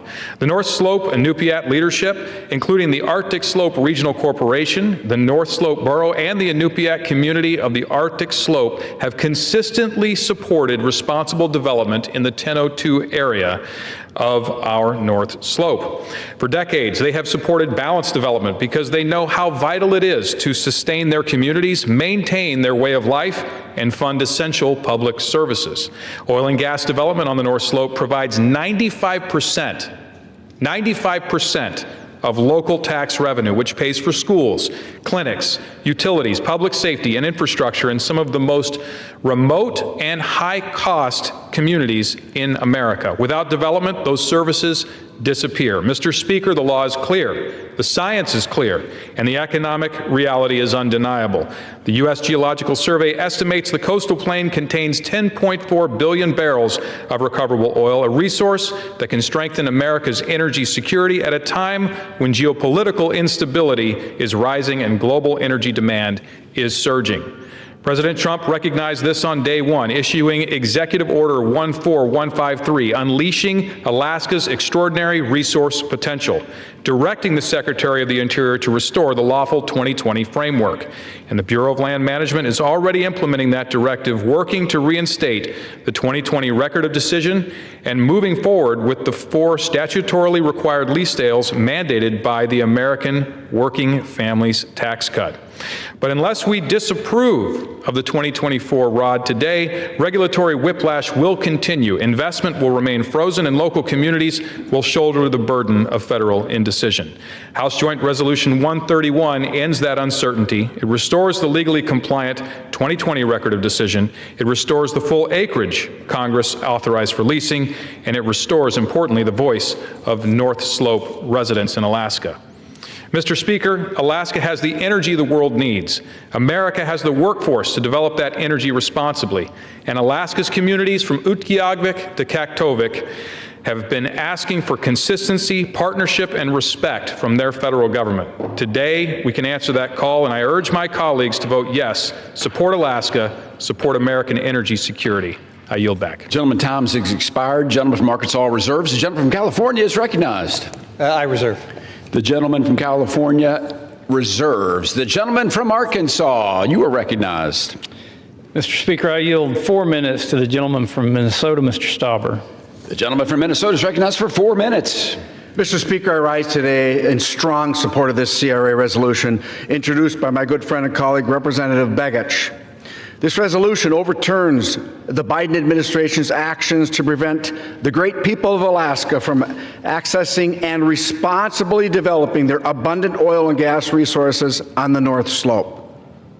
Yet again, these actions were just another part of the Democrat and President Biden's agenda. Anywhere but America, any worker but American. This was put out by the Biden administration, Mr. Speaker, on December 8th, mere weeks before the transition to the Trump administration. Last Congress, I was proud to introduce the Alaska's Right to Produce Act, which reversed many of these same anti-American energy policies of the Biden administration and passed the House with bipartisan support. Alaska is blessed with a tremendous wealth of natural resources. In fact, when Alaska was admitted to the Union, there was a specific condition laid out that the new state would develop these abundant natural resources for the benefit of all Alaskans and all Americans. The Biden administration took step after step to block the Alaskan people from developing these resources, levying more sanctions. The Biden administration levied more sanctions on the state of Alaska than they did Iran. Congress time and time again has passed laws to encourage and even require oil and gas leasing and development in the 1002 area of ANWR. The Biden's administration record of decision runs completely counter to the laws that Congress has enacted. And they played games to discourage development, like only offering unfavorable acreage in their lease sale. These policies run counter to the wishes of the Alaska Natives across the North Slope of Alaska. I had the honor of leading a bipartisan delegation of my colleagues on the Natural Resources Committee to the North Slope last year to visit with these Alaska Natives and see the responsible oil and gas operations firsthand. These individuals depend on revenues from oil and gas development for their everyday lives. In fact, Alaska Natives who are enrolled shareholders of the Arctic Slope Regional Corporation collect nearly $30,000 a year thanks to responsible oil and gas development on the North Slope. And the Biden administration failed to properly consult with the people of the North Slope when they decided to lock up ANWR and the NPRA. Former Secretary of the Interior Deb Haaland refused request after request to meet and hear from them. And this was told to us in a meeting in the Natural Resources Committee. The CRA resolution will correct this by giving Alaska and the Alaska Natives of the North Slope the opportunity to responsibly develop 1002 area of ANWR, which was set aside by Congress for this direct purpose. Mr. Speaker, I want to thank my colleague for introducing this important CRA resolution on behalf of all Alaskans.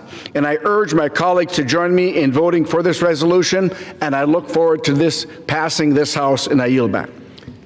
The gentleman from Arkansas reserves. The gentleman from California is recognized. I reserve. The gentleman from California reserves. The gentleman from Arkansas. Mr. Speaker, I have no further requests for time. I'm prepared to close and reserve the balance of my time. Gentleman is prepared to close and reserves the balance of his time. The gentleman from California.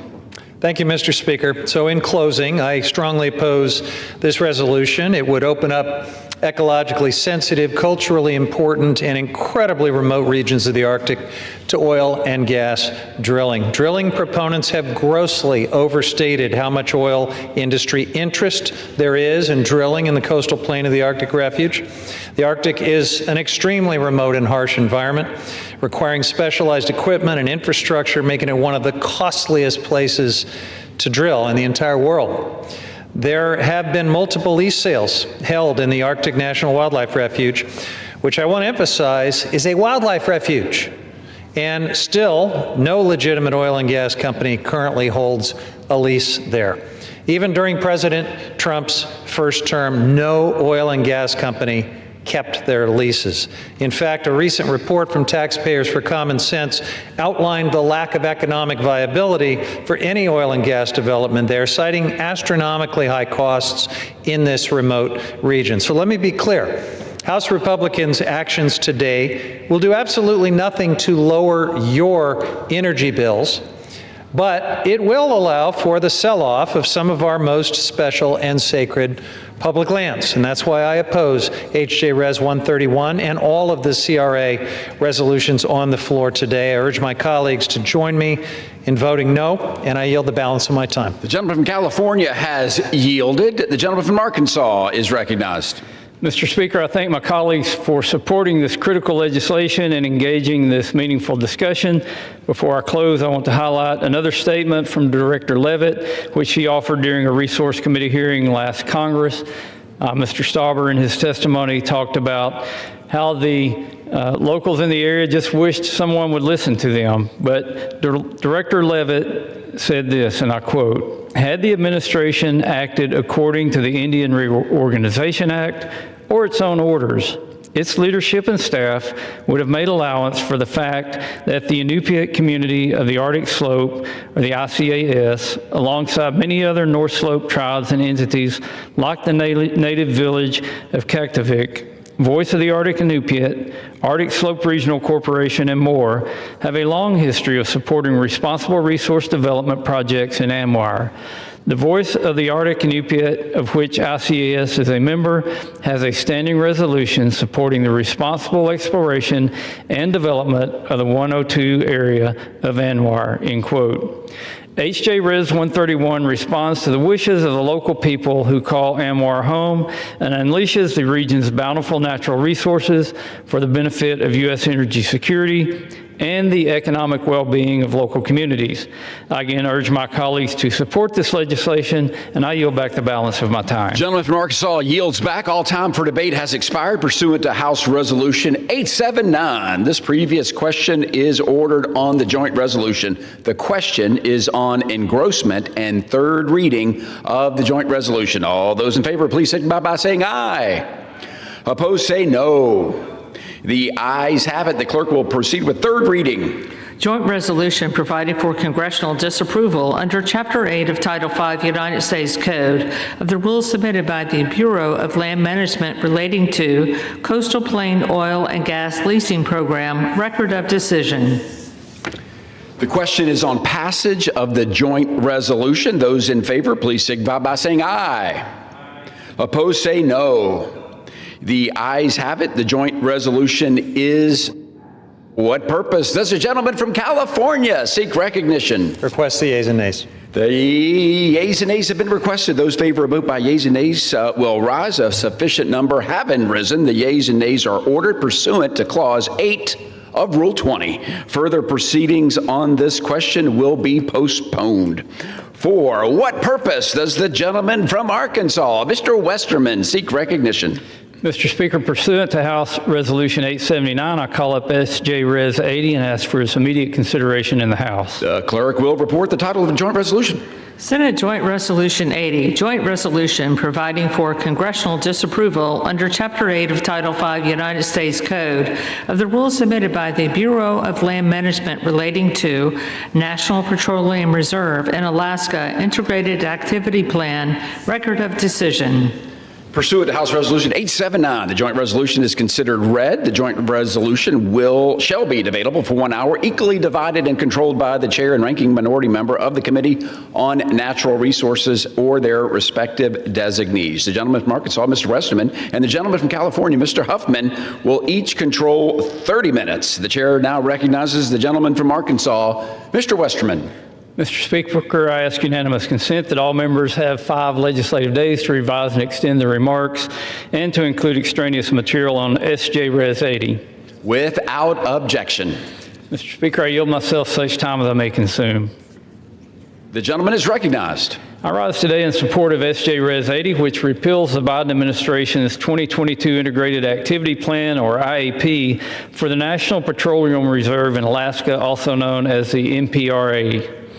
Under the Naval Petroleum Reserves Production Act of 1976, the approximately 23 million acre NPRA was designated by Congress due to its vast energy resources.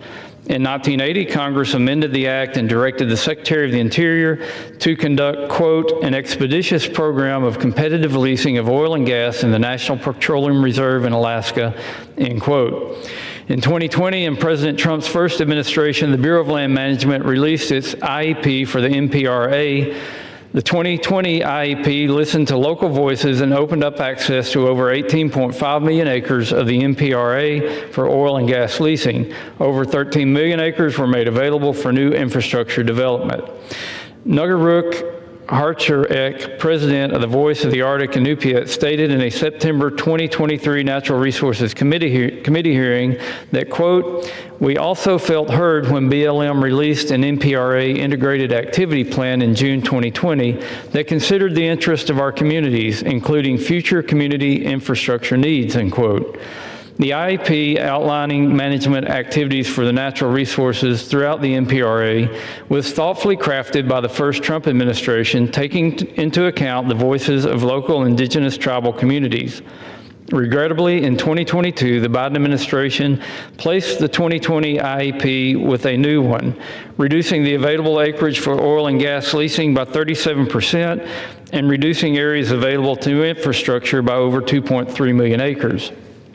In November 2023, during another hearing on the matter, we heard from Commissioner John Boyle of the Alaska Department of Natural Resources, who expressed concerns about the Biden administration's NPRA rulemaking process. And again, I quote, the process to date has been confusingly deficient as the Bureau of Land Management has scheduled and canceled public meetings on short notice, avoided consultation obligations, and attempted to avoid procedural safeguards that are meant to keep rulemakings of enormous public cost and consequence from being hastily and arbitrarily implemented. Neither comprehensive environmental nor economic reviews have been completed for a proposal that will dramatically change environmental and economic management in what may be the largest federal petroleum asset in the country, end quote. In that same hearing, Mr. Harcherek shared, again, I quote, this decision coupled with further protections for NPRA will undoubtedly shrink the economic opportunities available to the North Slope. It virtually guarantees to set us back on our journey towards self-determination by requiring further reliance on the federal and state government to provide for the basic needs of the people on the North Slope, end quote. Ultimately, the Biden administration stymied energy production within the NPRA and failed to offer leases in a manner that would boost revenue and provide economic stability to the region and the state. The most recent lease sale in the NPRA took place in 2019 when the BLM leased over 1 million acres, generating more than $11 million, including roughly $5.6 million for the state of Alaska. Revenue from developing these resources is essential to livelihoods of all Alaskans. For example, in FY 2022, Alaskan oil and natural gas production, largely driven by the consequences of the pro-energy policies of the first Trump administration, generated $4.5 billion in state and local revenue and supported over 69,250 direct and indirect jobs. Alaska's role as a leader in unleashing American energy dominance will continue. In the Working Families Tax Cut Law, Congress highlighted the importance of the NPRA and required 5 lease sales to be held in the area over the next 10 years. To ensure our energy independence, we must unleash American energy and ensure access to our own resources here at home. This legislation is an important step in doing just that. I thank Representative Begich and Senator Sullivan for their work to bring S.J. Res. 80 to the House floor so we can nullify yet another misguided Biden-era action and take another step to put our nation's energy policy back on the right track. I reserve the balance of my time. The gentleman from Arkansas reserves. The gentleman from California, you're recognized. Thank you, Mr. Speaker. I oppose S.J. Res. 80, which would overturn the BLM's 2022 Integrated Activity Plan Record of Decision for the National Petroleum Reserve Alaska, more commonly referred to as NPRA. Now, the name National Petroleum Reserve is more than a little misleading. This is not some industrial sacrifice zone. It's not some untapped oil field just waiting to be developed. On the contrary, the NPRA is the largest contiguous unit of public lands in the United States. It spans 23 million acres, and this area of the Western Arctic is home to a diverse ecosystem where iconic species like wolves, polar bears, and caribou roam, and beluga and bowhead whales shelter in its coastal waters. Millions of migratory birds rely on this intact landscape and critical waters and wetlands that are the NPRA. The legislation before us today would withdraw a smart and well thought out plan to balance conservation and development in the NPRA. The 2022 NPRA plan was developed over more than a decade of engagement with a variety of stakeholders, scientists, experts, indigenous communities, NGOs, and industry. It aimed to limit the disruption and ecological harm from existing oil and gas development while also designating special areas to protect habitat for the many species that call this amazing place home. I respect that there are a variety of views on how to manage our nation's public lands, but it won't be possible for future administrations to incorporate feedback and comments on proposed actions in the NPRA if Congress approves the resolution before us today. The CRA, as we've said several times in the course of this debate, is a blunt instrument. It would prevent BLM from ever issuing a substantially similar replacement. And so this path would strip local land managers of the ability to respond to on-the-ground changes and needs for the future of the NPRA. My friends across the aisle, you don't need to do this. There are already processes in place for administrations to propose new management decisions if you don't like this plan. And the Trump administration is doing just that already, pursuing updates to the land management plans that we've been debating here using these standard inclusive mechanisms that allow for public input. Interior Secretary Burgum withdrew conservation protections for the NPRA in July. And just last week, the Interior Department finalized a new rule that overturned the previous plan. The Congressional Review Act is simply the wrong tool to address any changes to management of these lands, and it's not even necessary. So why do my Republican colleagues need to take up our valuable floor time here debating a rule that their friends in the administration have already rescinded? They just returned from a 53-day taxpayer-funded vacation, canceled 5 weeks of votes, and still have a long to-do list before the end of the year. That list, I hope, includes figuring out how to avoid another government shutdown in January. But you may wonder if my colleagues are spending time on polluter giveaways to maybe distract from something. Maybe something like the fact that President Trump has been mentioned more than 1,000 times in the Epstein emails. President Trump and House Republicans continue to push their drill baby drill agenda, even though it makes no sense for people, for the planet, or for our pocketbooks. I urge my colleagues to vote no on this distraction, this HJ Res 80, and I reserve the balance of my time. The gentleman from California reserves. The gentleman from Arkansas is recognized. Mr. Speaker, I would just like to point out that while the current administration did recently rescind the 2024 rule this month, Passage of a CRA is still necessary to prevent a future administration from, again, weaponizing IEPs similar to this one that ignore congressional intent. And by replacing the 2022 IEP, BLM wouldn't be left in limbo. They would revert back to the initial IEP finalized under the first Trump administration, which did take into account Native tribal voices and is consistent with the requirements included in the Tax Cut and Jobs Act. With that, I yield 5 minutes to the gentleman from Alaska, the lead sponsor of the House companion to this legislation, Mr. Begich. The gentleman from Alaska is recognized for 5 minutes.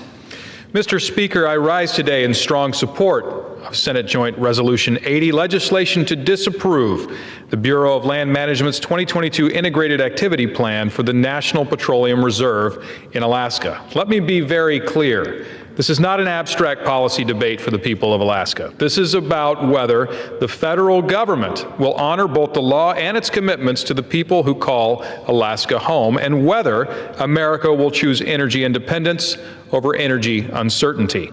The National Petroleum Reserve in Alaska, an area the size of Indiana, was set aside more than a century ago to ensure the United States had a strategic domestic energy supply. Congress reaffirmed that purpose in the Naval Petroleum Reserves Production Act, directing the Secretary of the Interior to conduct a, quote, expeditious program of competitive leasing in the NPRA.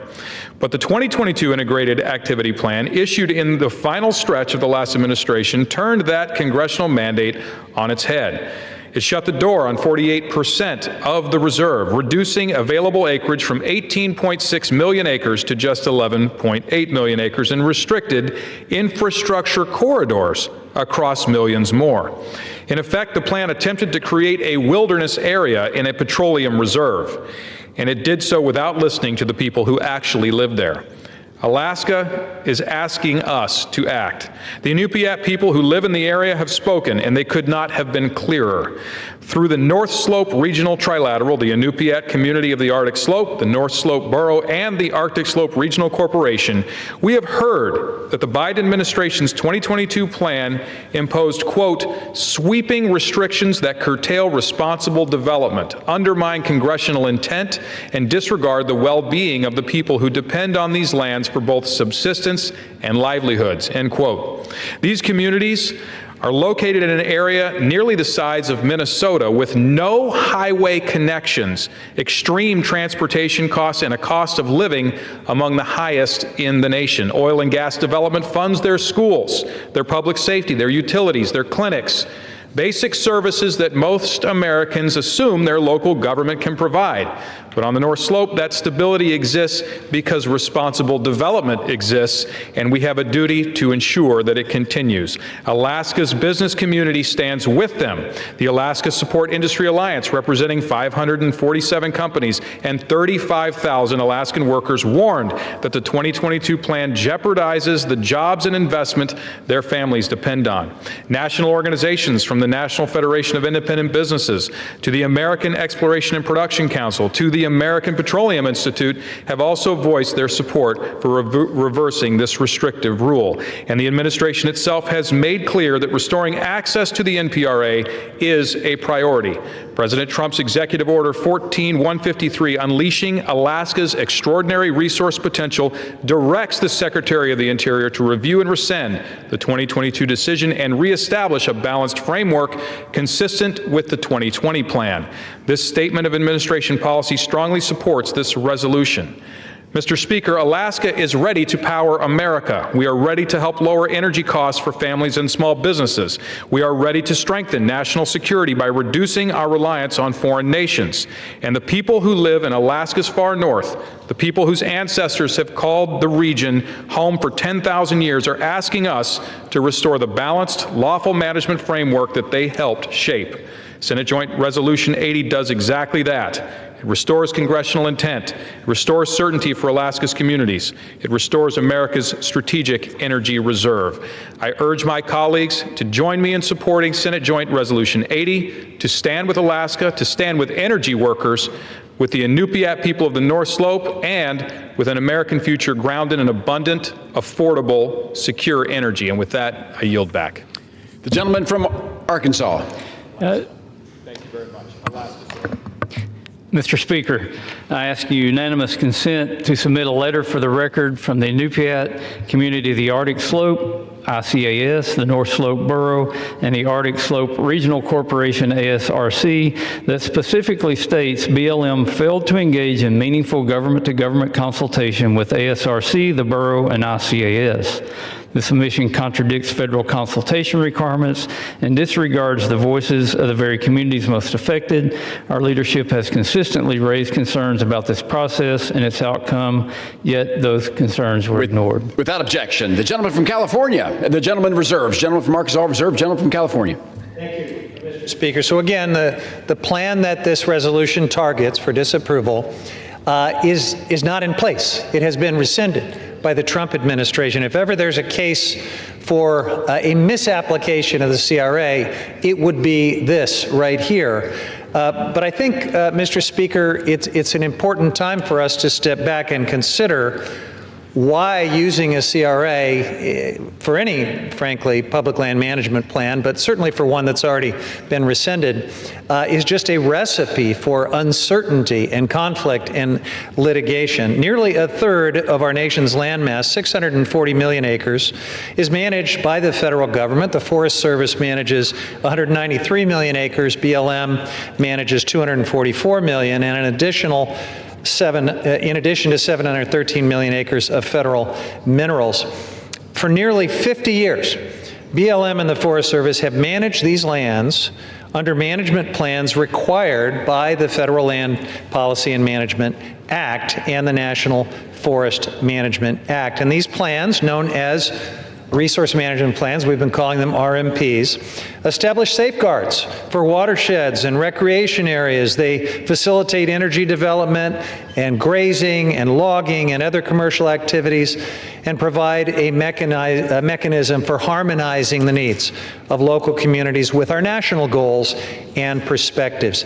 Now, just a few months ago, we debated some other CRA resolutions targeting management plans, and we explained at that time how unprecedented that was. We still don't know the extent of chaos that is going to result from these actions that have already been taken. But we do know this: under the CRA, rules, and rules is a technical term of art here, normally cannot go into effect unless they are submitted for congressional review. Now here's the problem. BLM and the Forest Service have never considered RMPs to be rules that they would submit to Congress. They've just never done that, and that's long been the case under both Democratic and Republican presidents being set by those presidents. Now that Congress has decided, apparently, to disapprove of individual RMPs, what does that mean for every other plan that is in place that wasn't submitted to Congress? What does that mean for the small businesses, the local communities, and other public land stakeholders who depend on a stable and predictable land use planning process? If the validity of these land use plans is challenged, then leases, permits, and other authorizations that depend on those plans could be called into question. This is already creating uncertainty and delays, making it nearly impossible for new projects to proceed on time. And here are a couple of examples for consideration. What would happen to the White River Oil and Gas Resource Management Plan Amendment in Colorado, which authorizes 15,000 oil and gas wells? What about the Rosemont Copper Plan Amendment for Forest Service lands in Arizona, approving a 5,000-acre open pit mine in the Coronado National Forest?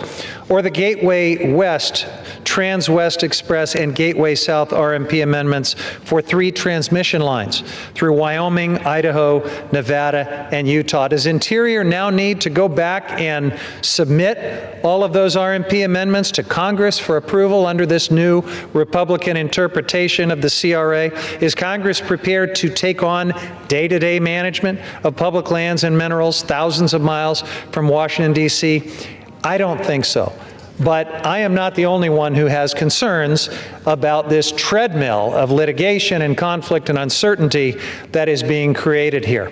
Let me read a quote from Kathleen Sagama, President Trump's first nominee for director of BLM. And she said, quote, "There are some additional legal risks that can arise from the CRA. It's uncharted ground.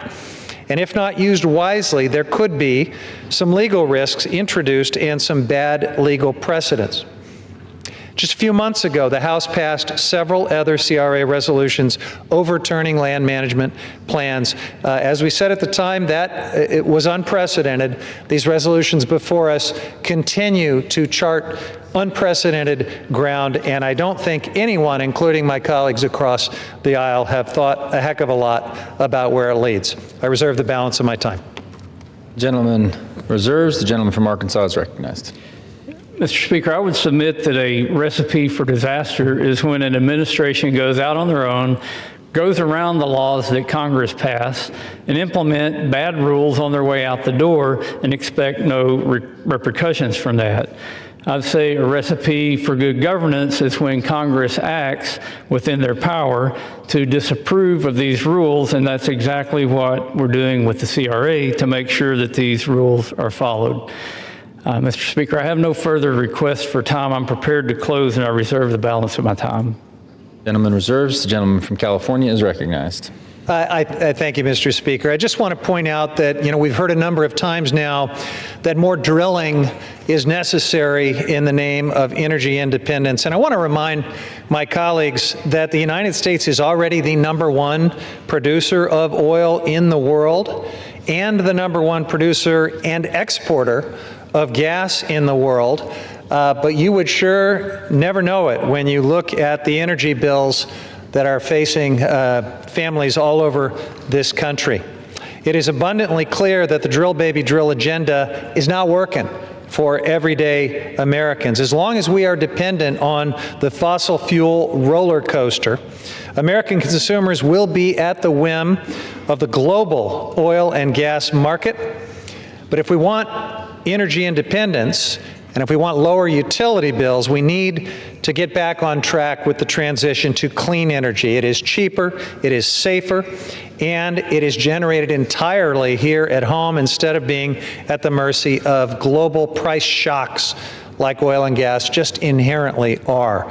Instead, this legislation would make us more reliant on fossil fuels and more entangled with the price effects of this fossil fuel roller coaster. Plus, oil from America's Arctic will not come online for many, many years. The Willow project, for example, won't start until around 2029. Meanwhile, the Arctic is warming 4 times faster than the rest of the world. Even at the Willow project, developer ConocoPhillips will use artificial chillers to freeze melting permafrost before drilling for oil. That's the kind of complexity and additional cost that is inherent in drilling in these remote, pristine parts of the Arctic. The project itself will release nearly 300 million metric tons of carbon pollution into the atmosphere over its lifetime, the equivalent of at least 66 coal-fired power plants. Again, Mr. Speaker, if we want true energy independence and security, we need to combat the climate crisis and transition to clean, renewable energy. And with that, I reserve. Gentleman reserves. The gentleman from Arkansas is recognized. Mr. Speaker, I'm prepared to close and reserve the balance of my time. Gentleman reserves. The gentleman from California is recognized.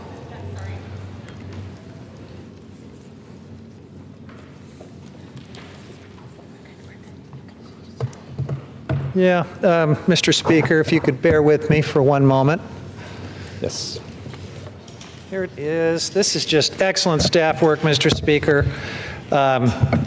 In closing, I strongly oppose this resolution. The 3 Congressional Review Act resolutions that we've been considering here today are going to strip local land managers of the ability to respond to future challenges and changes and needs in the Arctic National Wildlife Refuge, the NPRA, and the Powder River Basin. If these reckless resolutions pass, these places will be locked into outdated plans that fail to account for changes in community needs, industry needs, and yes, climate-driven impacts.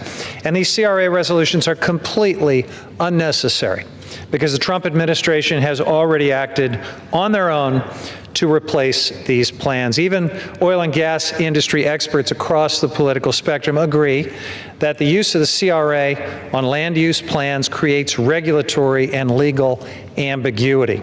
In fact, Kathleen Sagama, as I just told you, former President Trump's former nominee to lead the BLM, recently said, it's a quote worth repeating, there could be some legal risks introduced and bad legal precedent, unquote, when using CRAs in this manner. Yet apparently, my friends across the aisle are just going to do it anyway.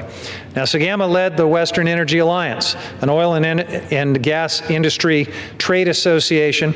She testified before the House Natural Resource Majority many times. This misuse of the CRA will create regulatory chaos for everyone, including the industry. So I ask my colleagues across the aisle, why pursue it? House Republicans are continuing to lock the American people into higher energy costs by pushing their fossil fuel playbook and sabotaging clean, renewable energy. Our constituents deserve better. They deserve a future with clean and affordable energy, where utility bills aren't skyrocketing, where we know our lands and waters won't suffer as a result. That's why I oppose this resolution and urge all of my colleagues to join me in voting no, and I yield the balance of my time. The gentleman from California yields. The gentleman from Arkansas is recognized.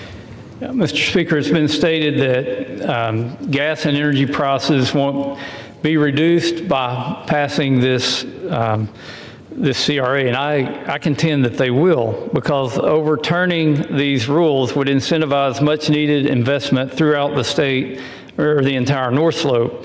The regional impacts of increased energy production in Alaska cannot be overstated. Refineries in the region, including California and Washington, are equipped to handle Alaskan oil, and the refinery in Kenai produces most of the state of Alaska's gasoline. The North Pole refinery provides jet fuel for our military, amongst other aviation fuels. Two other refineries located in Valdez and near Fairbanks also produce diesel and heating fuels. And let me point out that 3 out of 10 state households in Alaska rely on fuel oil, kerosene, or propane for home heating. Now, you may ask, why would they rely on these fuels that are traditionally more expensive when Alaska has trillions of cubic feet of natural gas? That's because that natural gas is on the North Slope, and even in the city of Anchorage, they're running out of natural gas because they can't move the gas from the North Slope, they can't develop infrastructure, and not only can they not meet their own needs with that gas, they certainly can't export it to our allies. As many have shared, the MPRA is essential to unleashing American energy dominance and sustaining economies throughout Alaska. Congress must also act to undo the harm that the previous administration imposed, and we must work to unlock the estimated 8.7 billion barrels of oil and 25 trillion cubic feet of natural gas the MPRA holds. By repealing this decision, we can help uphold tribal voices and revert to the 2020 IAP that considered their meaningful input. Letting these plans shut down energy production and the MPRA linger would be devastating to Alaskans, especially the native communities on the North Slope. Without jobs, people may leave these communities, jeopardizing the culture and social fabric of the region. We cannot afford to let this happen. We must pass SJ Res 80. I urge my colleagues to support passage of the important legislation. I yield back the balance of my time. The gentleman yields the balance of his time. All time for debate has expired. Pursuant to House Resolution 879, the previous question is ordered on the joint resolution. The question is on third reading of the joint resolution. Those in favor say aye. Those opposed, no. The ayes have it. Third reading. Joint resolution providing for congressional disapproval under Chapter 8 of Title 5 United States Code of the rules submitted by the Bureau of Land Management relating to National Petroleum Reserve in Alaska Integrated Activity Plan Record of Decision. The question is on passage of the joint resolution. Those in favor say aye. Those opposed say no. It's about 6-7. The ayes have it. For what purpose is the gentleman? Request the yeas and nays. California seek recognition. The yeas and nays are requested. Those favoring a vote by the yeas and nays will rise. A sufficient number having risen, the yeas and nays are ordered. Pursuant to Clause 8 of Rule 20, further proceedings on this question will be postponed. Purpose is the gentlewoman from New York seek recognition. Mr. Speaker, pursuant to Clause 2A1 of Rule 9, I rise to give notice of my intent to raise a question of the privileges of the House. The form of the resolution is as follows. H-Res 889.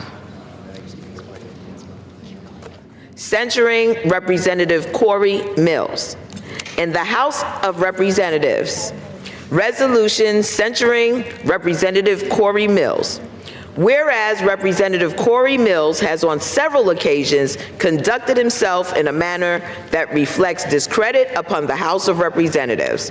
Whereas on February 19, 2025, Washington, D.C. Metropolitan Police Department officers were called to resolve a private matter at Representative Corey Mills' residence, where officers were called to the 1300 block of Maryland Avenue Southwest around 1:15 p.m. for the report of an assault. Whereas police reports obtained by NBC4 Washington confirmed that the Washington, D.C. Metropolitan Police Department was investigating Representative Corey Mills for an alleged assault of a 27-year-old woman that took place on February 19, 2025 at the residence of Representative Corey Mills. Whereas the first police report provided to NBC4 Washington by a source and confirmed by a second source familiar with the investigation said that the 27-year-old woman accused her significant other for over a year of having grabbed her, shoved her, and pushed her out of the door, and also said that the woman involved showed the officer bruises on her arm which appeared fresh. And whereas NBC4 Washington also reported that the Metropolitan Police Department identified Representative Corey Mills as the significant other of the alleged victim of assault, which alleged victim was a 27-year-old woman who was not the wife of Representative Corey Mills, and that the alleged victim let officers here, Subject 1, now identified by MPD as Mills, instruct her to lie about the origin of her bruises. Eventually, Subject 1 made contact with police and admitted that the situation escalated from verbal to physical, but it was severe enough to create bruising. Whereas on February 21st, 2025, the Washington Post also confirmed 2 D.C. police officers said that the alleged victim of assault initially told a 9/11 operator and police that she had been assaulted, and that officers said she also had what seemed to be visible injuries, and that while a supervisor initially classified the offense internally as a family disturbance, police commanders later learned of the incident, reviewed the reports and body camera footage from the responding officers, and reclassified the case as a domestic violence assault. Whereas on February 21st, 2025, NBC4 Washington also reported that the Metropolitan Police Department determined that probable cause to arrest Representative Corey Mills for misdemeanor assault existed and sent an arrest warrant for Representative Corey Mills to the United States Attorney's Office for the District of Columbia. However, then acting United States Attorney for the District of Columbia, Ed Martin, refused to sign the arrest warrant for Representative Corey Mills and instead returned the case to the Metropolitan Police Department for further investigation. Whereas on July 14th, 2025, a different former romantic partner of Representative Corey Mills, who was apparently in a relationship with Representative Mills from November 2021 to February 2025, reported to authorities in Florida that Representative Mills threatened to release nude images and other intimate videos of her and threatened to harm her future romantic partners in retaliation for her decision to end a relationship with Representative Mills after seeing the public reports described above concerning the alleged February 2025 physical assault. Whereas on October 14, 2025, the Circuit Court of the Third Judicial Circuit in Columbia County, Florida, issued a final judgment of injunction for protection against dating violence against Representative Corey Mills, based on a finding that his former romantic partner was a victim of dating violence or had reasonable cause to believe she was in imminent danger of becoming a victim of an act of dating violence. Whereas in August of 2024, the Office of Congressional Conduct adopted and transmitted to the Committee on Ethics of the House of Representatives a report indicating that there was substantial reason to believe that Representative Corey Mills may have omitted or misrepresented required information in his financial disclosure statements, accepting excessive contributions to his campaign committee in the form of personal loans and contributions that may not have derived from Representative Corey Mills' personal funds entered into, held, or enjoyed contracts with federal agencies while he was a member of Congress, and may have accepted through his campaign committee in-kind contributions or other contributions not lawfully made. Whereas individuals who served with Representative Corey Mills have called into question the veracity of the account of events which formed the basis of a recommendation that Representative Corey Mills receive an award of a Bronze Star bestowed in 2021 for his service under enemy fire in Iraq in 2003. Whereas in August of 2024, Representative Corey Mills provided the Daytona Beach News with documents purporting to prove that he earned a Bronze Star with heroism, including a Department of the Army Form 638 recommending Representative Corey Mills for a Bronze Star, which includes a signature from then Army Brigadier Commander Arnold N. Gordon Bray. However, retired Brigadier General Bray told the Daytona Beach News Journal in August of 2024 that he did not sign a Bronze Star recommendation for Representative Corey Mills. Whereas 5 people who served with Representative Corey Mills, including 2 men who were reported as having been personally saved by Representative Corey Mills at great risk to his own life as a basis for the recommendation for his Bronze Star in the Department of the Army Form 638, disputed that Representative Corey Mills was involved in their rescue or provided life-saving care. Whereas one private first class cited as having been involved in one of the listed achievements on Representative Corey Mills' Army Form 638, recommending him for a Bronze Star, denied that Representative Corey Mills provided him any aid, and also denied that his injuries were life-threatening. Whereas one sergeant cited as having been involved in one of the listed achievements on Representative Corey Mills' Army Form 638, recommending him for a Bronze Star, called the account a fabrication and claimed that he was not involved in any claims that Corey Mills makes about me. And whereas despite the numerous available contradictions of the accounts forming the basis of the recommendation for his Bronze Star, Representative Corey Mills described the legitimate factual disputes raised by individuals he purportedly served with and rescued as, quote, slander and defamation, end quote, in a statement at the Daytona Beach News Journal. Now, therefore, be it resolved that Representative Corey Mills be censured.